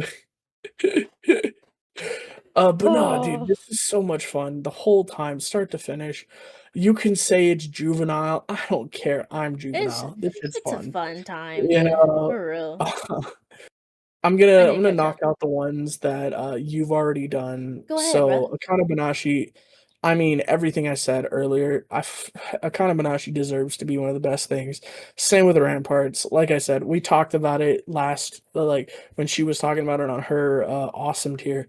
This is just exceptional. This is the best thing that happened that season. I never once was like, oh, I gotta watch it. No, these were the ones that the second they came out, I watched them, Oh, and 100%. Yeah. that stands true for all of these. Minato was Ace of the fun. Diamond, oh bro, Ace of the Diamond. Okay, okay, wait. I actually have a question for Ace. Okay, So y'all were scaring me in the beginning about it like was scary. chapters. It was scary at So the what beginning. happened? What happened, bro? Like, let me know, bro. Let me know. Ace. So the beginning of this Cause season, if, this again, is S. This is crazy. if you guys watched Mm the pod that Neko used to be on with mm us, you know that me and Nate were so afraid of this. mm Like every week, every new episode, we were so terrified because it was like, what are they gonna do? Like, there's no freaking way they're gonna do everything, right? There's no way, right? And as we kept watching, we just got more and more scared and more and more scared. And then out of nowhere, they hit the brakes and they said, okay, this is the match we're doing. So they skipped over like 4 matches they did really, really fast, Oh. which in retrospect, they're not really important matches, but it kind of sucked that we didn't get to see Yakushi get their fucking asses kicked in a little bit like longer. It kind of sucked that we didn't get to see some of these sweeps happen, right? Mm. But what we did get is a long drawn out battle with Ichidai Oh. and us Sato. And it was a lot of fun to Ooh. watch that match. And the finale, of course, if you know, you know. Um, the winner comes out on top, of course. And now we're prepared for next season, which is what me and Nate were afraid of. We were afraid that they were going to try to do this match and the next match. Ah, I see. But no, it seems like next season is going to be wholly dedicated the same way season 3 of Haikyuu was one match. I Mm. think next season is going to be one match. Okay. So Okay. we're okay with that. Okay then. Uh, Okay. So it hit all the points it needed to hit. We got new smooth animation that Mm. got repeated 5 or 6 times. Okay, you're But what are you counting. gonna do? I What are you see. gonna do? Classic Um, Ace. We love that. a classic it is. And then of course Akai Banashi. Like I am so excited for this. I want more. I want more manga. I am literally the Sunday because we record the other podcast on Sunday. Mm. If you guys don't know, Mm.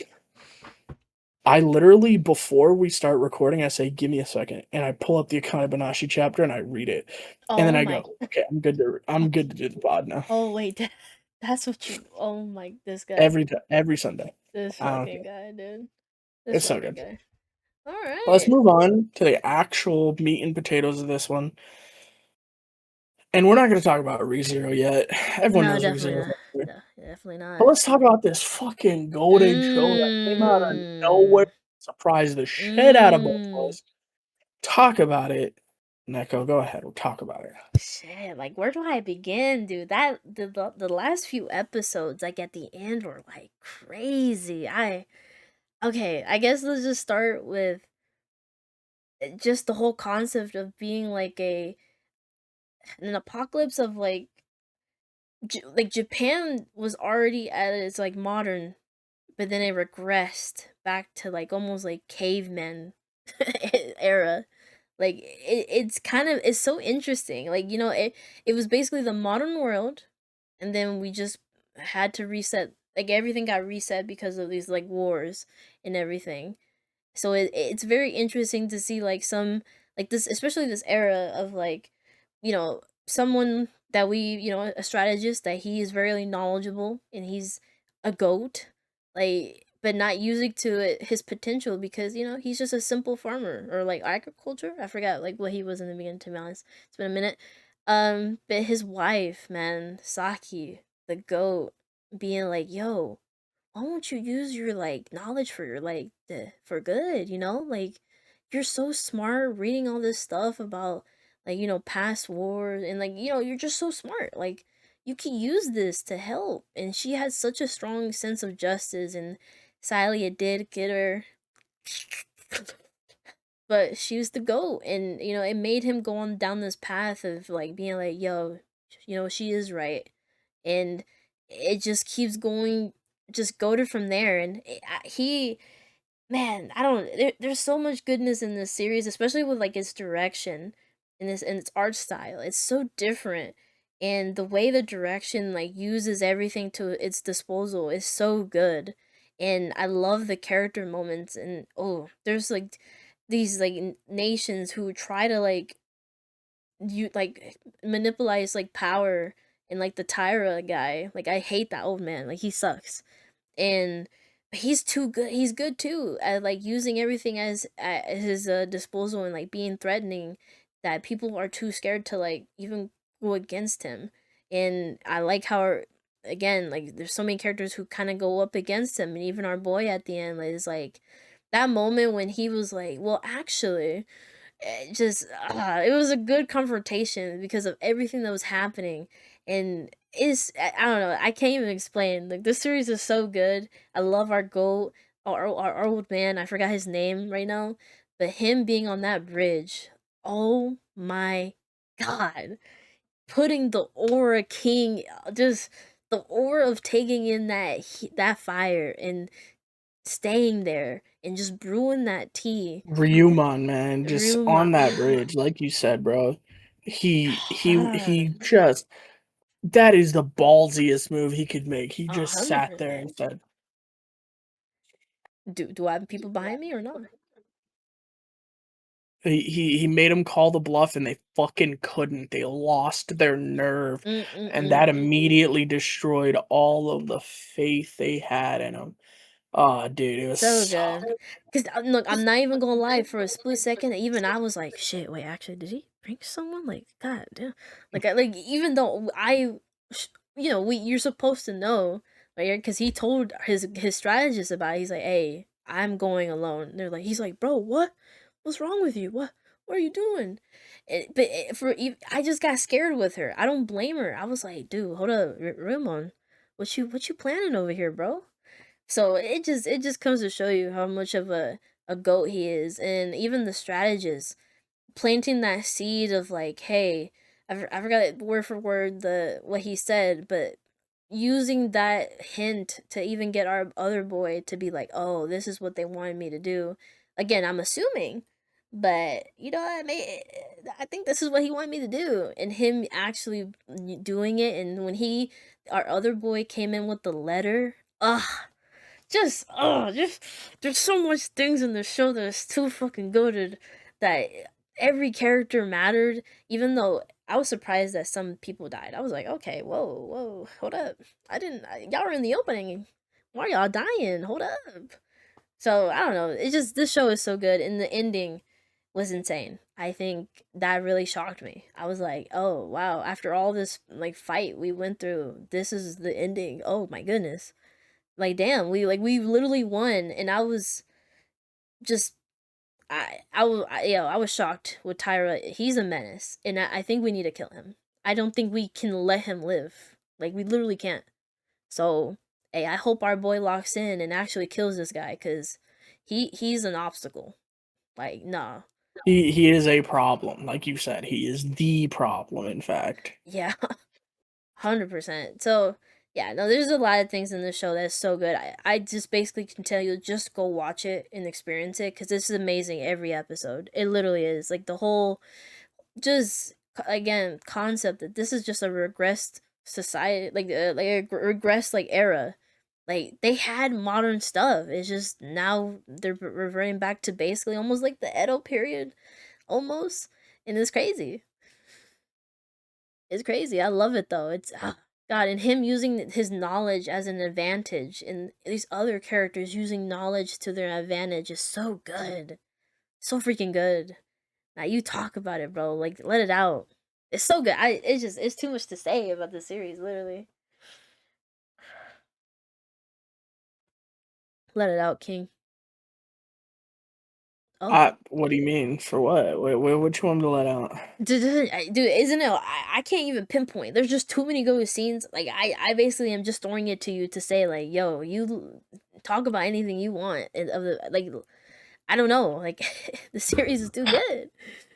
It just deserves to be S. It's so different. It deserves, yes. Like, That's I'm gonna be all. honest, guys. Just watch it. Like, there's nothing we can say that'll get you to watch this if you're not already gonna watch it. But Yeah, watch it. yeah. This was the best. It was genuinely. It's one of those things that me, Neko, and our friend Nate, we were like, this could be fun. And I think Mm-hmm. by like episode 2, we were like, Yeah. this is the best thing airing this season, Uh, except for ReZero. 100%. Yeah. And Yeah. 100%. Yeah. Yeah. Yeah. except for ReZero. Yeah. Yeah. Yeah. And Yeah. it held true.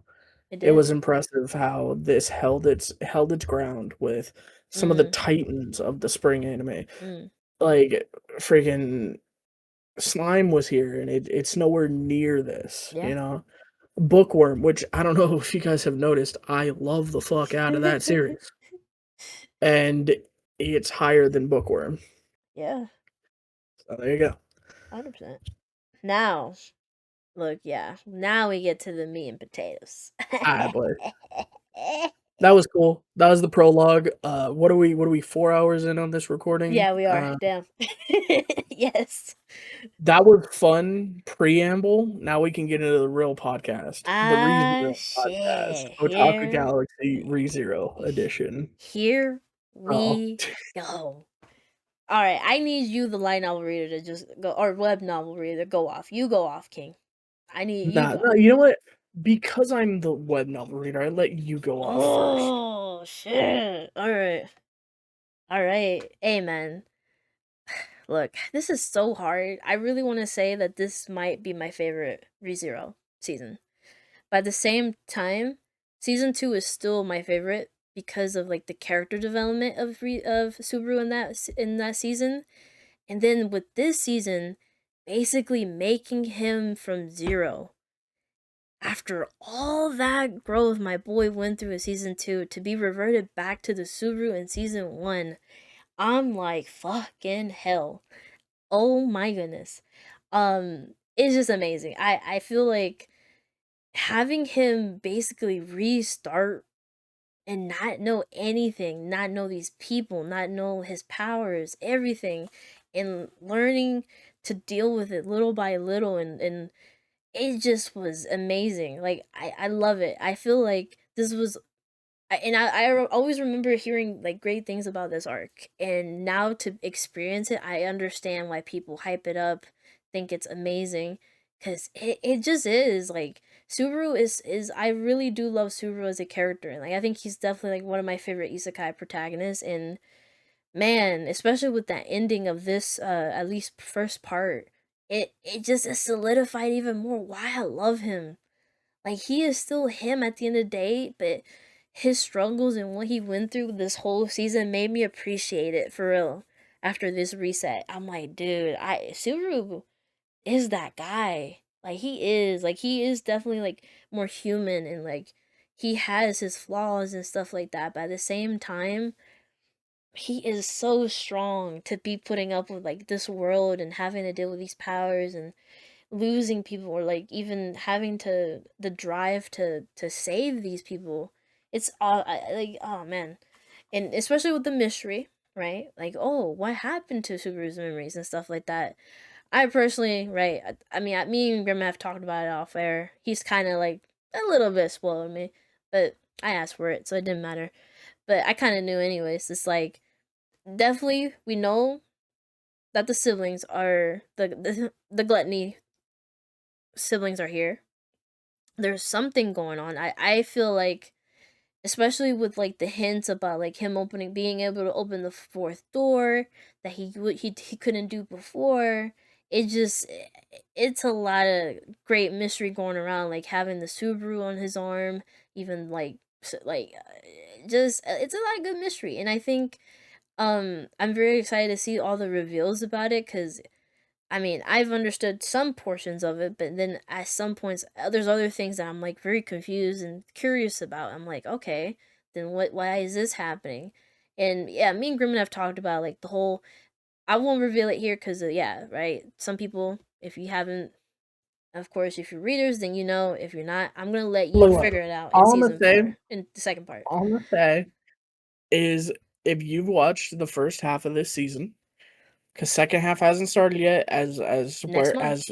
as Yeah. I think, right? Yeah, it Not is yet. next month. Yeah, no, not yet, not yet. I don't know when you're gonna put this out. You know, it might be 4 months from now. Oh my god. Um, Oh my god, damn. as of time of recording, you This have a guy. couple of weeks.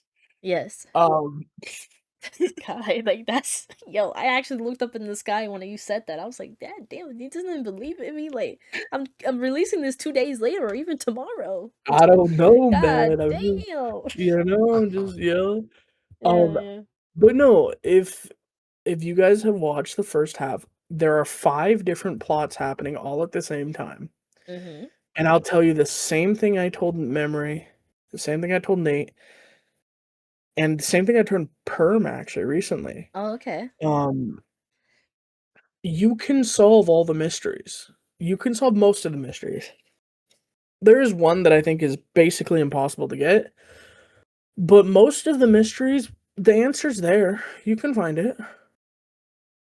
I'm not gonna blame you if you don't find it. I think you have to take a lot of leaps in logic to get there, but you can get there for most of these mysteries, and I think that's great. That's something amazing. For example, how did Subaru lose his memory? I mean, we should kind of know, Yeah, At least we have a thought, Who's been killing Subaru? yeah. Again, we kind of know. What's going on with like I mean, what's Uh. going on with other stuff, We kinda know, Oh. because there's another plot, which a lot of people don't even think about, that if they thought about it, was like, "Wait a second, why did that happen? Wait, now that you're bringing that up, wait, why did that happen?"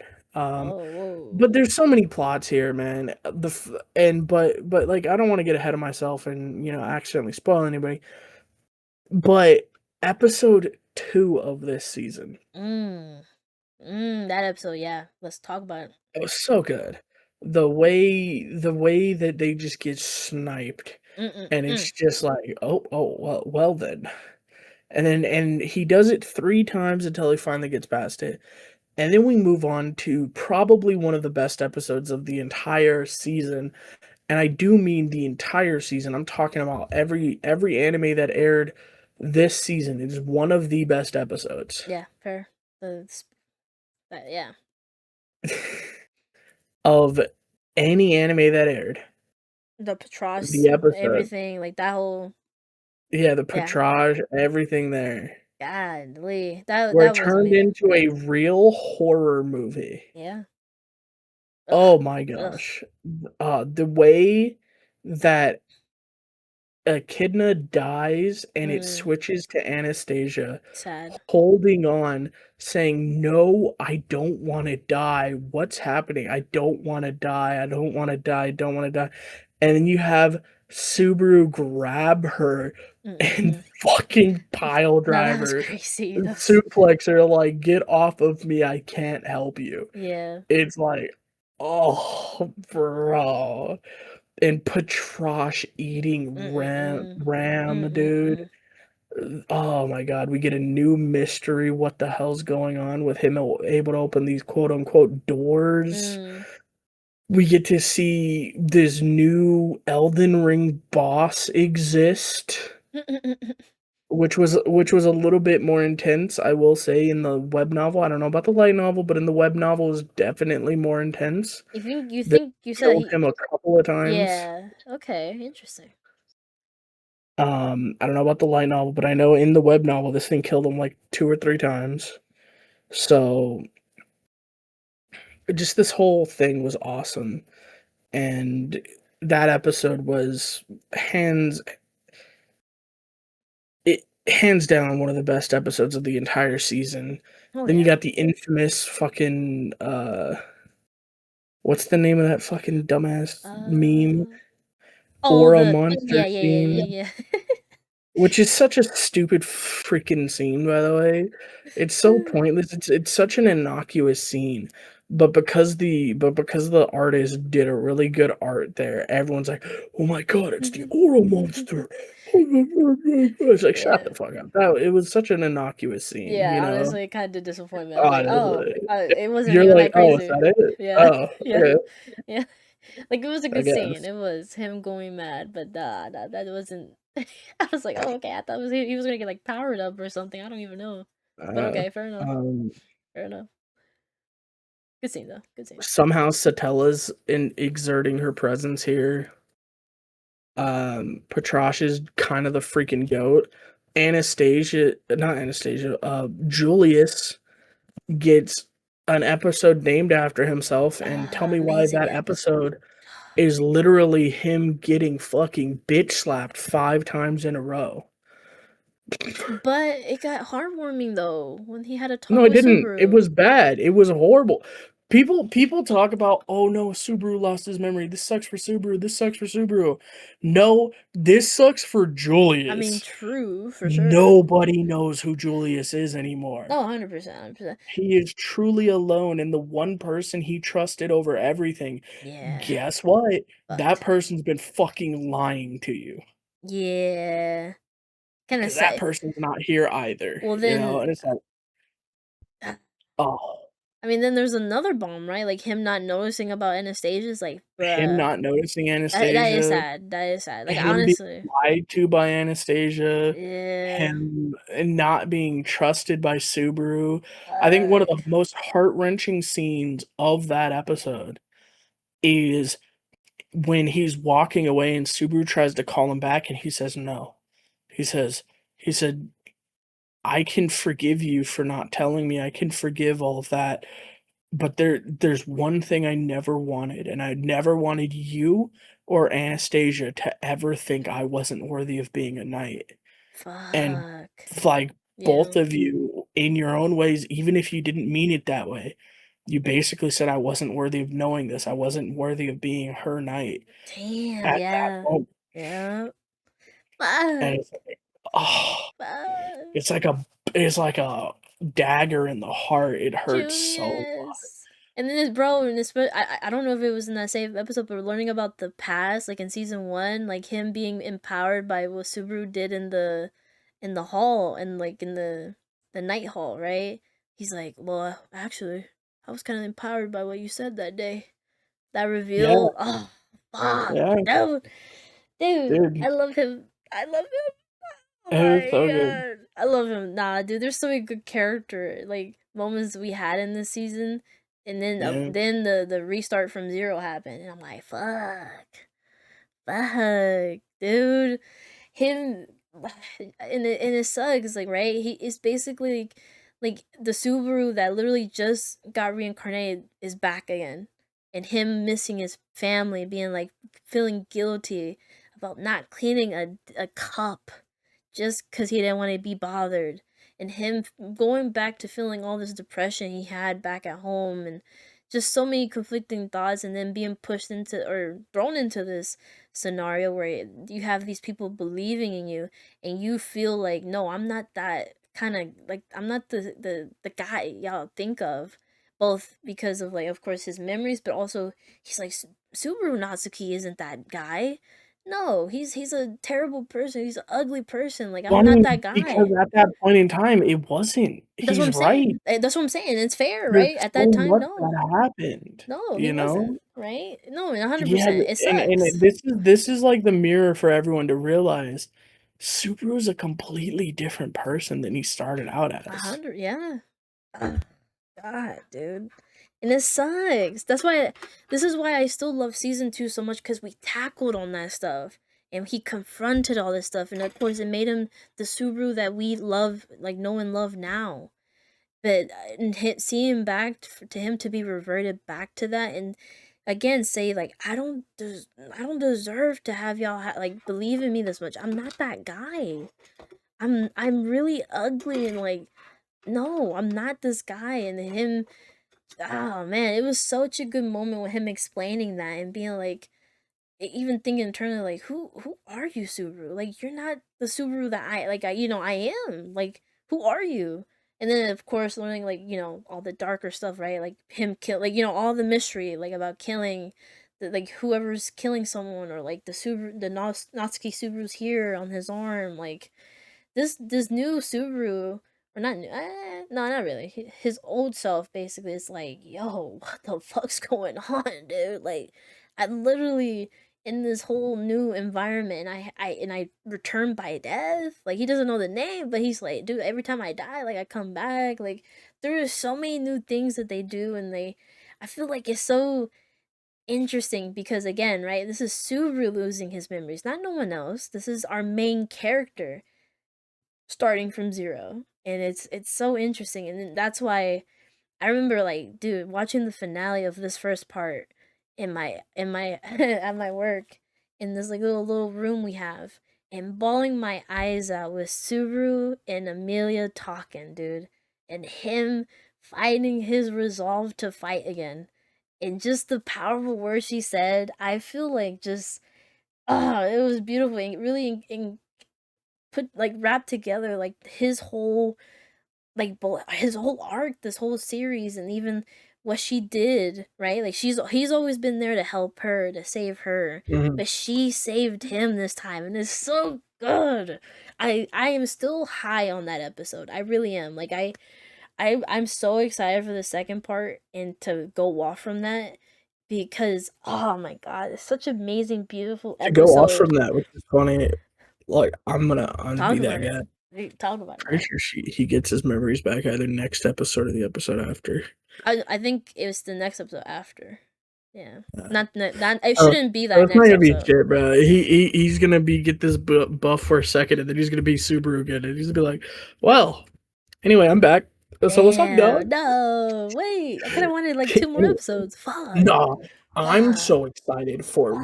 Fuck. Look, spoiler alert, guys. If you don't want to hear me talk about Oh this, my god. turn off the thing. But You better dude, not go crazy. Ram, Oh, Ram, the Ram. season Yeah, I don't know anything about Ram. this. Okay, okay. I don't know anything. Okay. I'm excited then. Ram is a goat, and you're about to see why. Ram and Julius get fucking screen Mm. time this part, Mm. dude. Okay. Ram and Julius are the goats, Okay. and then I'm gonna hit you with that again. Mm. Maybe Ram's sister wakes up. Oh yeah, I mean, vegetable Maybe time after 10 years. Fucking hell. after fucking 30 years, Costco's gonna wake up. That's crazy. I mean, I'm intrigued by it. I'm intrigued to see, like, I mean, I know the spoiler of something later, not even in this arc, but um I don't know. I'm very curious to see, Yeah, like, the I told you reactions. about Yeah, yeah. that scene, that stuff. So I don't know. I'm very curious to see the Yeah, reactions I of can't wait everyone. till that happens. So people, it's gonna be the funniest thing because people are gonna either be so mad or so happy, and Yes. there's no in between, right? Oh, That I'm being said, curious. speaking of Subaru, Oh, talk why about it. didn't we get cross-dressing Subaru in season 3? Wait. No, wait. Did we not? Is that We a didn't. thing? We should. Yeah. Like, I thought that was later. Not is I that mean, it is later, but we're supposed to get it at the same point he met the dancing girl, which he Oh, well, or yeah. yeah. He met her as Before, yeah. being cross-dressed in a side story Yeah. before she showed up in the real story, and then she showed up in the real story, Yeah. They cut and that they together. already knew each other, which is like they didn't really put that into the anime that they already knew each other, but they already knew each other, guys, in season 3. Him and the minstrel, the songstress, they knew each other, which is why their first interaction, if you watched it anime only, it made no freaking sense because it felt like he knew the words of the song. It's because he did, because he wrote it with her, so he knows her personality, and he was able to do the haha funny, I'm gonna finish your song for you, and she's like, yo, W, and they like fucking do Oh. a secret handshake shit, Oh. and that's why Beatrice is like, wait, you know this person? It's like, yeah. I do know this person, and Beatrice is like, oh, I see. Like that's like part of the whole like thing of being a little girl user, she's one of the little girls. God, anyway. Oh, I mean, yeah, I remember that convo we had. So that, I mean, again, you know, like I love ReZero anime, I really do. But there is so much shit they cut. Ain't gonna lie, and they put in the mini episodes or nothing at all. I'm like, okay, Or like Al, bro, yeah, the owl thing is crazy to not Al put thing in is the crazy. It's like yo g- brother. Come on, that was. guys. By the way, we should have known that in season two, but or season one, Yeah, that's crazy. episode like 14 or 15. That's He should have hit him with crazy. the, yo, what's up, bro? He's like, why do you keep calling me bro? He's like, Yeah, you seriously can't not have realized, right? yeah, that's crazy. He's like, let's just say the red string of fate has woven us together. And he goes, you're from Japan. He goes, you got it Nah, right. nah, crazy, bro, crazy, bro.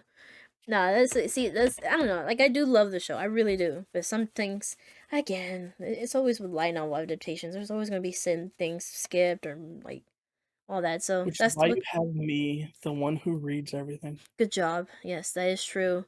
But nah, I mean, dude, I can gush about just Subaru as a character, his arc this You season should. is just so good, and I bawled my eyes out. With Stay Alive coming up, I was like, fucking hell, dude, that Stay Alive! Just stay, Stay yay, yay, alive! oh, stay alive. It's such a beautiful episode. Look, bro, look, I'm not gonna lie, that No, didn't. no, you know what? Oh, That bye. will never top the episode What's up? of Felix, kill me.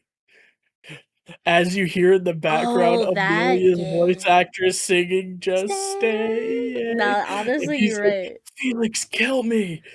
It's like, okay, I She's guess. like, "How long?" And then he looks at Julius, and Julius says, "But you're my friend." It's like, "Kill me!" He kills him, he stabs him, and you just hear the Yeah. "Just stay." It's like, Stop. "No!" Shut up, shut up. And then Amelia comes in as the chorus is hitting, and she's like, "No!" So good. That's ReZero for you. It's always Season 1, pain. bro. Season 1, dude. It's always They hit best. they do, they do. I mean, look. Yeah, I mean, Um, what's up? this part 5, uh, or part 6, Yeah, six, rather. six. Arc Yes. 6. This is my favorite arc Fair, to bro. date. Fair. I mean, it's Granted, almost there. I haven't finished arc 7 because it's so fucking long and I don't care about fight scenes, Oh, and I'm in an extended fight scene, so damn. Well, then you're it's cooked. like it's like fucking 20 chapters of fighting, and I can't be fucking bothered. You gotta read, bro. You gotta I don't read. wanna You read got the it. fight, I don't care. Can we just say we won the fight and I move on? I mean, you Fuck. could skim through it, I guess. You could. It's so long, skimming through it would take a while. Oh no. What the fuck? So long. That's crazy. These chapters are super long, I don't think you understand. Oh. Like, the web novel chapters are so long. I mean, I could imagine, yeah. That's fair. I mean, that's why they can like get more information in the web novels. That's fair. Yeah, Fair enough. it's just, ugh. Damn. Ugh. But hey man, all I know is that I need this next season. I know we're getting it soon in a few weeks. And God man, I love Subaru so much and I love this arc. This arc is so good, man. I really thought I mean I wasn't gonna say like I really thought people were like, you know, going overhyping it, but nah, like hold up, bro. Like, dude, you telling me we have to go through our character again, starting from zero and like learning to like his drive again? Like, come on, bro. And also, dude, I love Amelia, bro. Can I just say I love Amelia, bro? Amelia is so good, dude. I love her character. I love all these other characters, man, and their moments. And I love what's her name? Oh fuck, I forgot her name. Uh, not Satella. Our Scorpio girl, Scorpion. Uh, why am I blanking on her name? But I love her too. She's a cute character. A little cute little scorpion. I love her. Um, Spoilers, we haven't seen her the scorpion yet, god. well, actually, we have actually. If you guys didn't see the eyes, that's a typical thing for scorpions. So yeah, she's a scorpion mobby. Yeah. Yeah, I mean, we did see her because we hurt her hand. I think they Yeah, but we didn't see her. oh like turned back. No, Like, we never saw her turn into a full scorpion, like, we didn't fair enough, actually. fair enough. All right, well, oh my god, So, spoiler it or could something. be considered a Oh spoiler. my god, whatever. But nah, amazing season of ReZero for real. Like, yeah, I feel like it's getting up there to be my favorite like arc. I'm not gonna lie. After season 2 is amazing for me. But yeah, I mean, unless we got nothing else to talk about with ReZero, I mean, you'll probably hear Grimmin back when we bring when part 2 comes out. I'll bring him on and we can gush about it more. But for now, just know that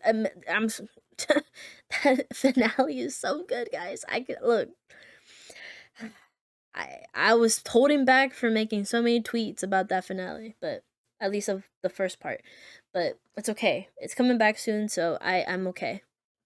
Just know I have Stay Alive in my ears right now. But but no, I mean, if we got nothing else to say, I appreciate you, Grim, for being here. That is the end of our tier list for the spring season, and also our final thoughts. Which yeah, crazy. The yappening did happen, and look, it 5 no, it's not 5 hours yet. It's 4 hours and 25 minutes. 29 minutes. Almost 30. Oh my god, look at us.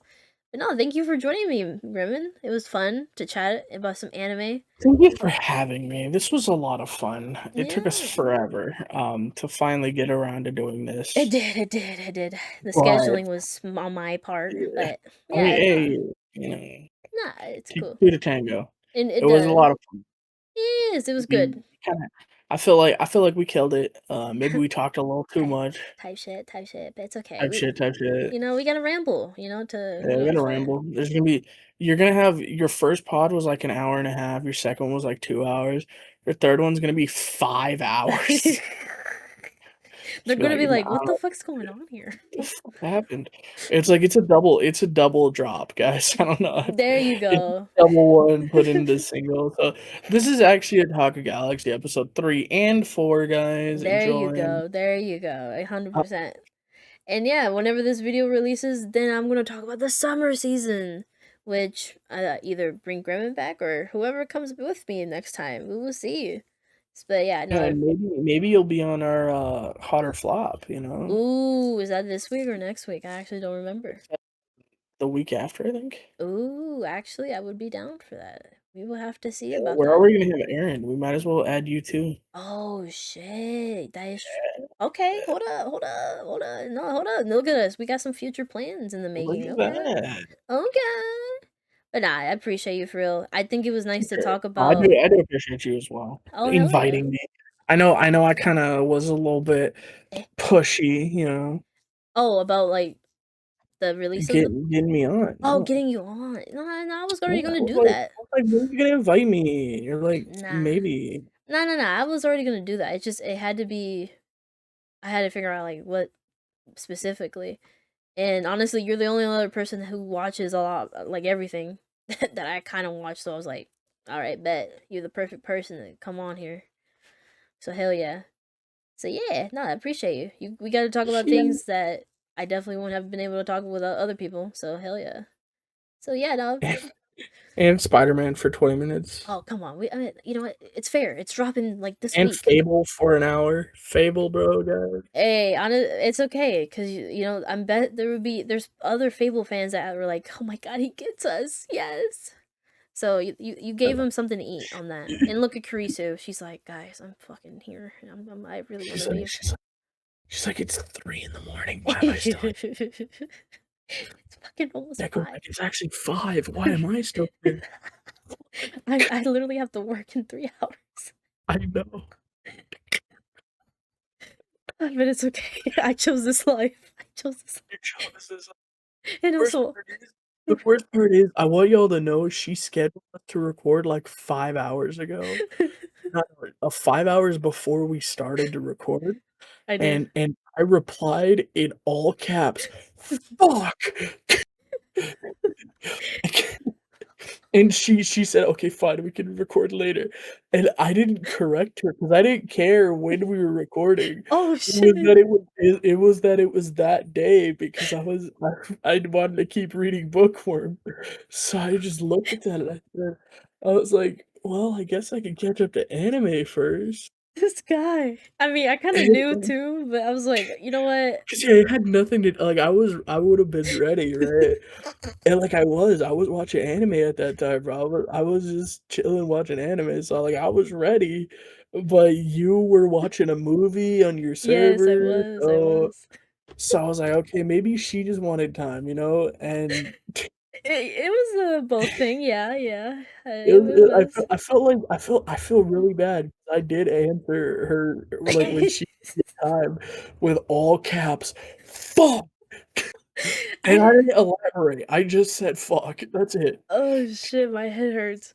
I mean, Like, like, I didn't say yes or no, I just said, "Fuck." I did take that as a, "Oh, he wants to read more, so I got you, bro. I feel you." So it's okay, cause honestly, even after we end this right now, I'm going to read Shadow House still, so I'm not even gonna W. sleep. So it don't even matter, bro. No, Uh, actually, no, it was 6 hours ago, it was oh 6 hours shit. before.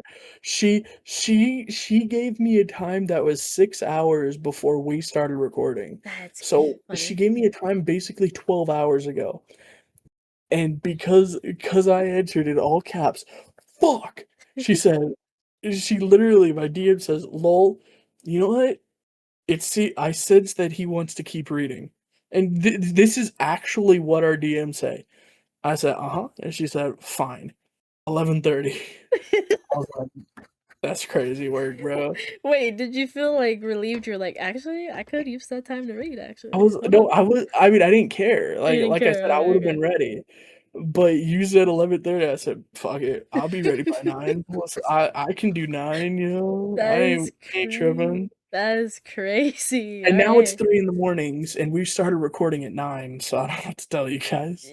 Oh my god, that's actually It's crazy. wait, it's actually closer to 6 hours, fuck. Oh my god, yeah, we're done. We gotta end, we gotta we gotta end. Anyway, guys, thank you God. for watching this podcast. Check out Neko's stream. She's been streaming One Piece there a lot. Oh, I think she's still on the one arc, and she hasn't actually been watching shit I'm on because Drum she's been Island, guys. canceling a lot recently.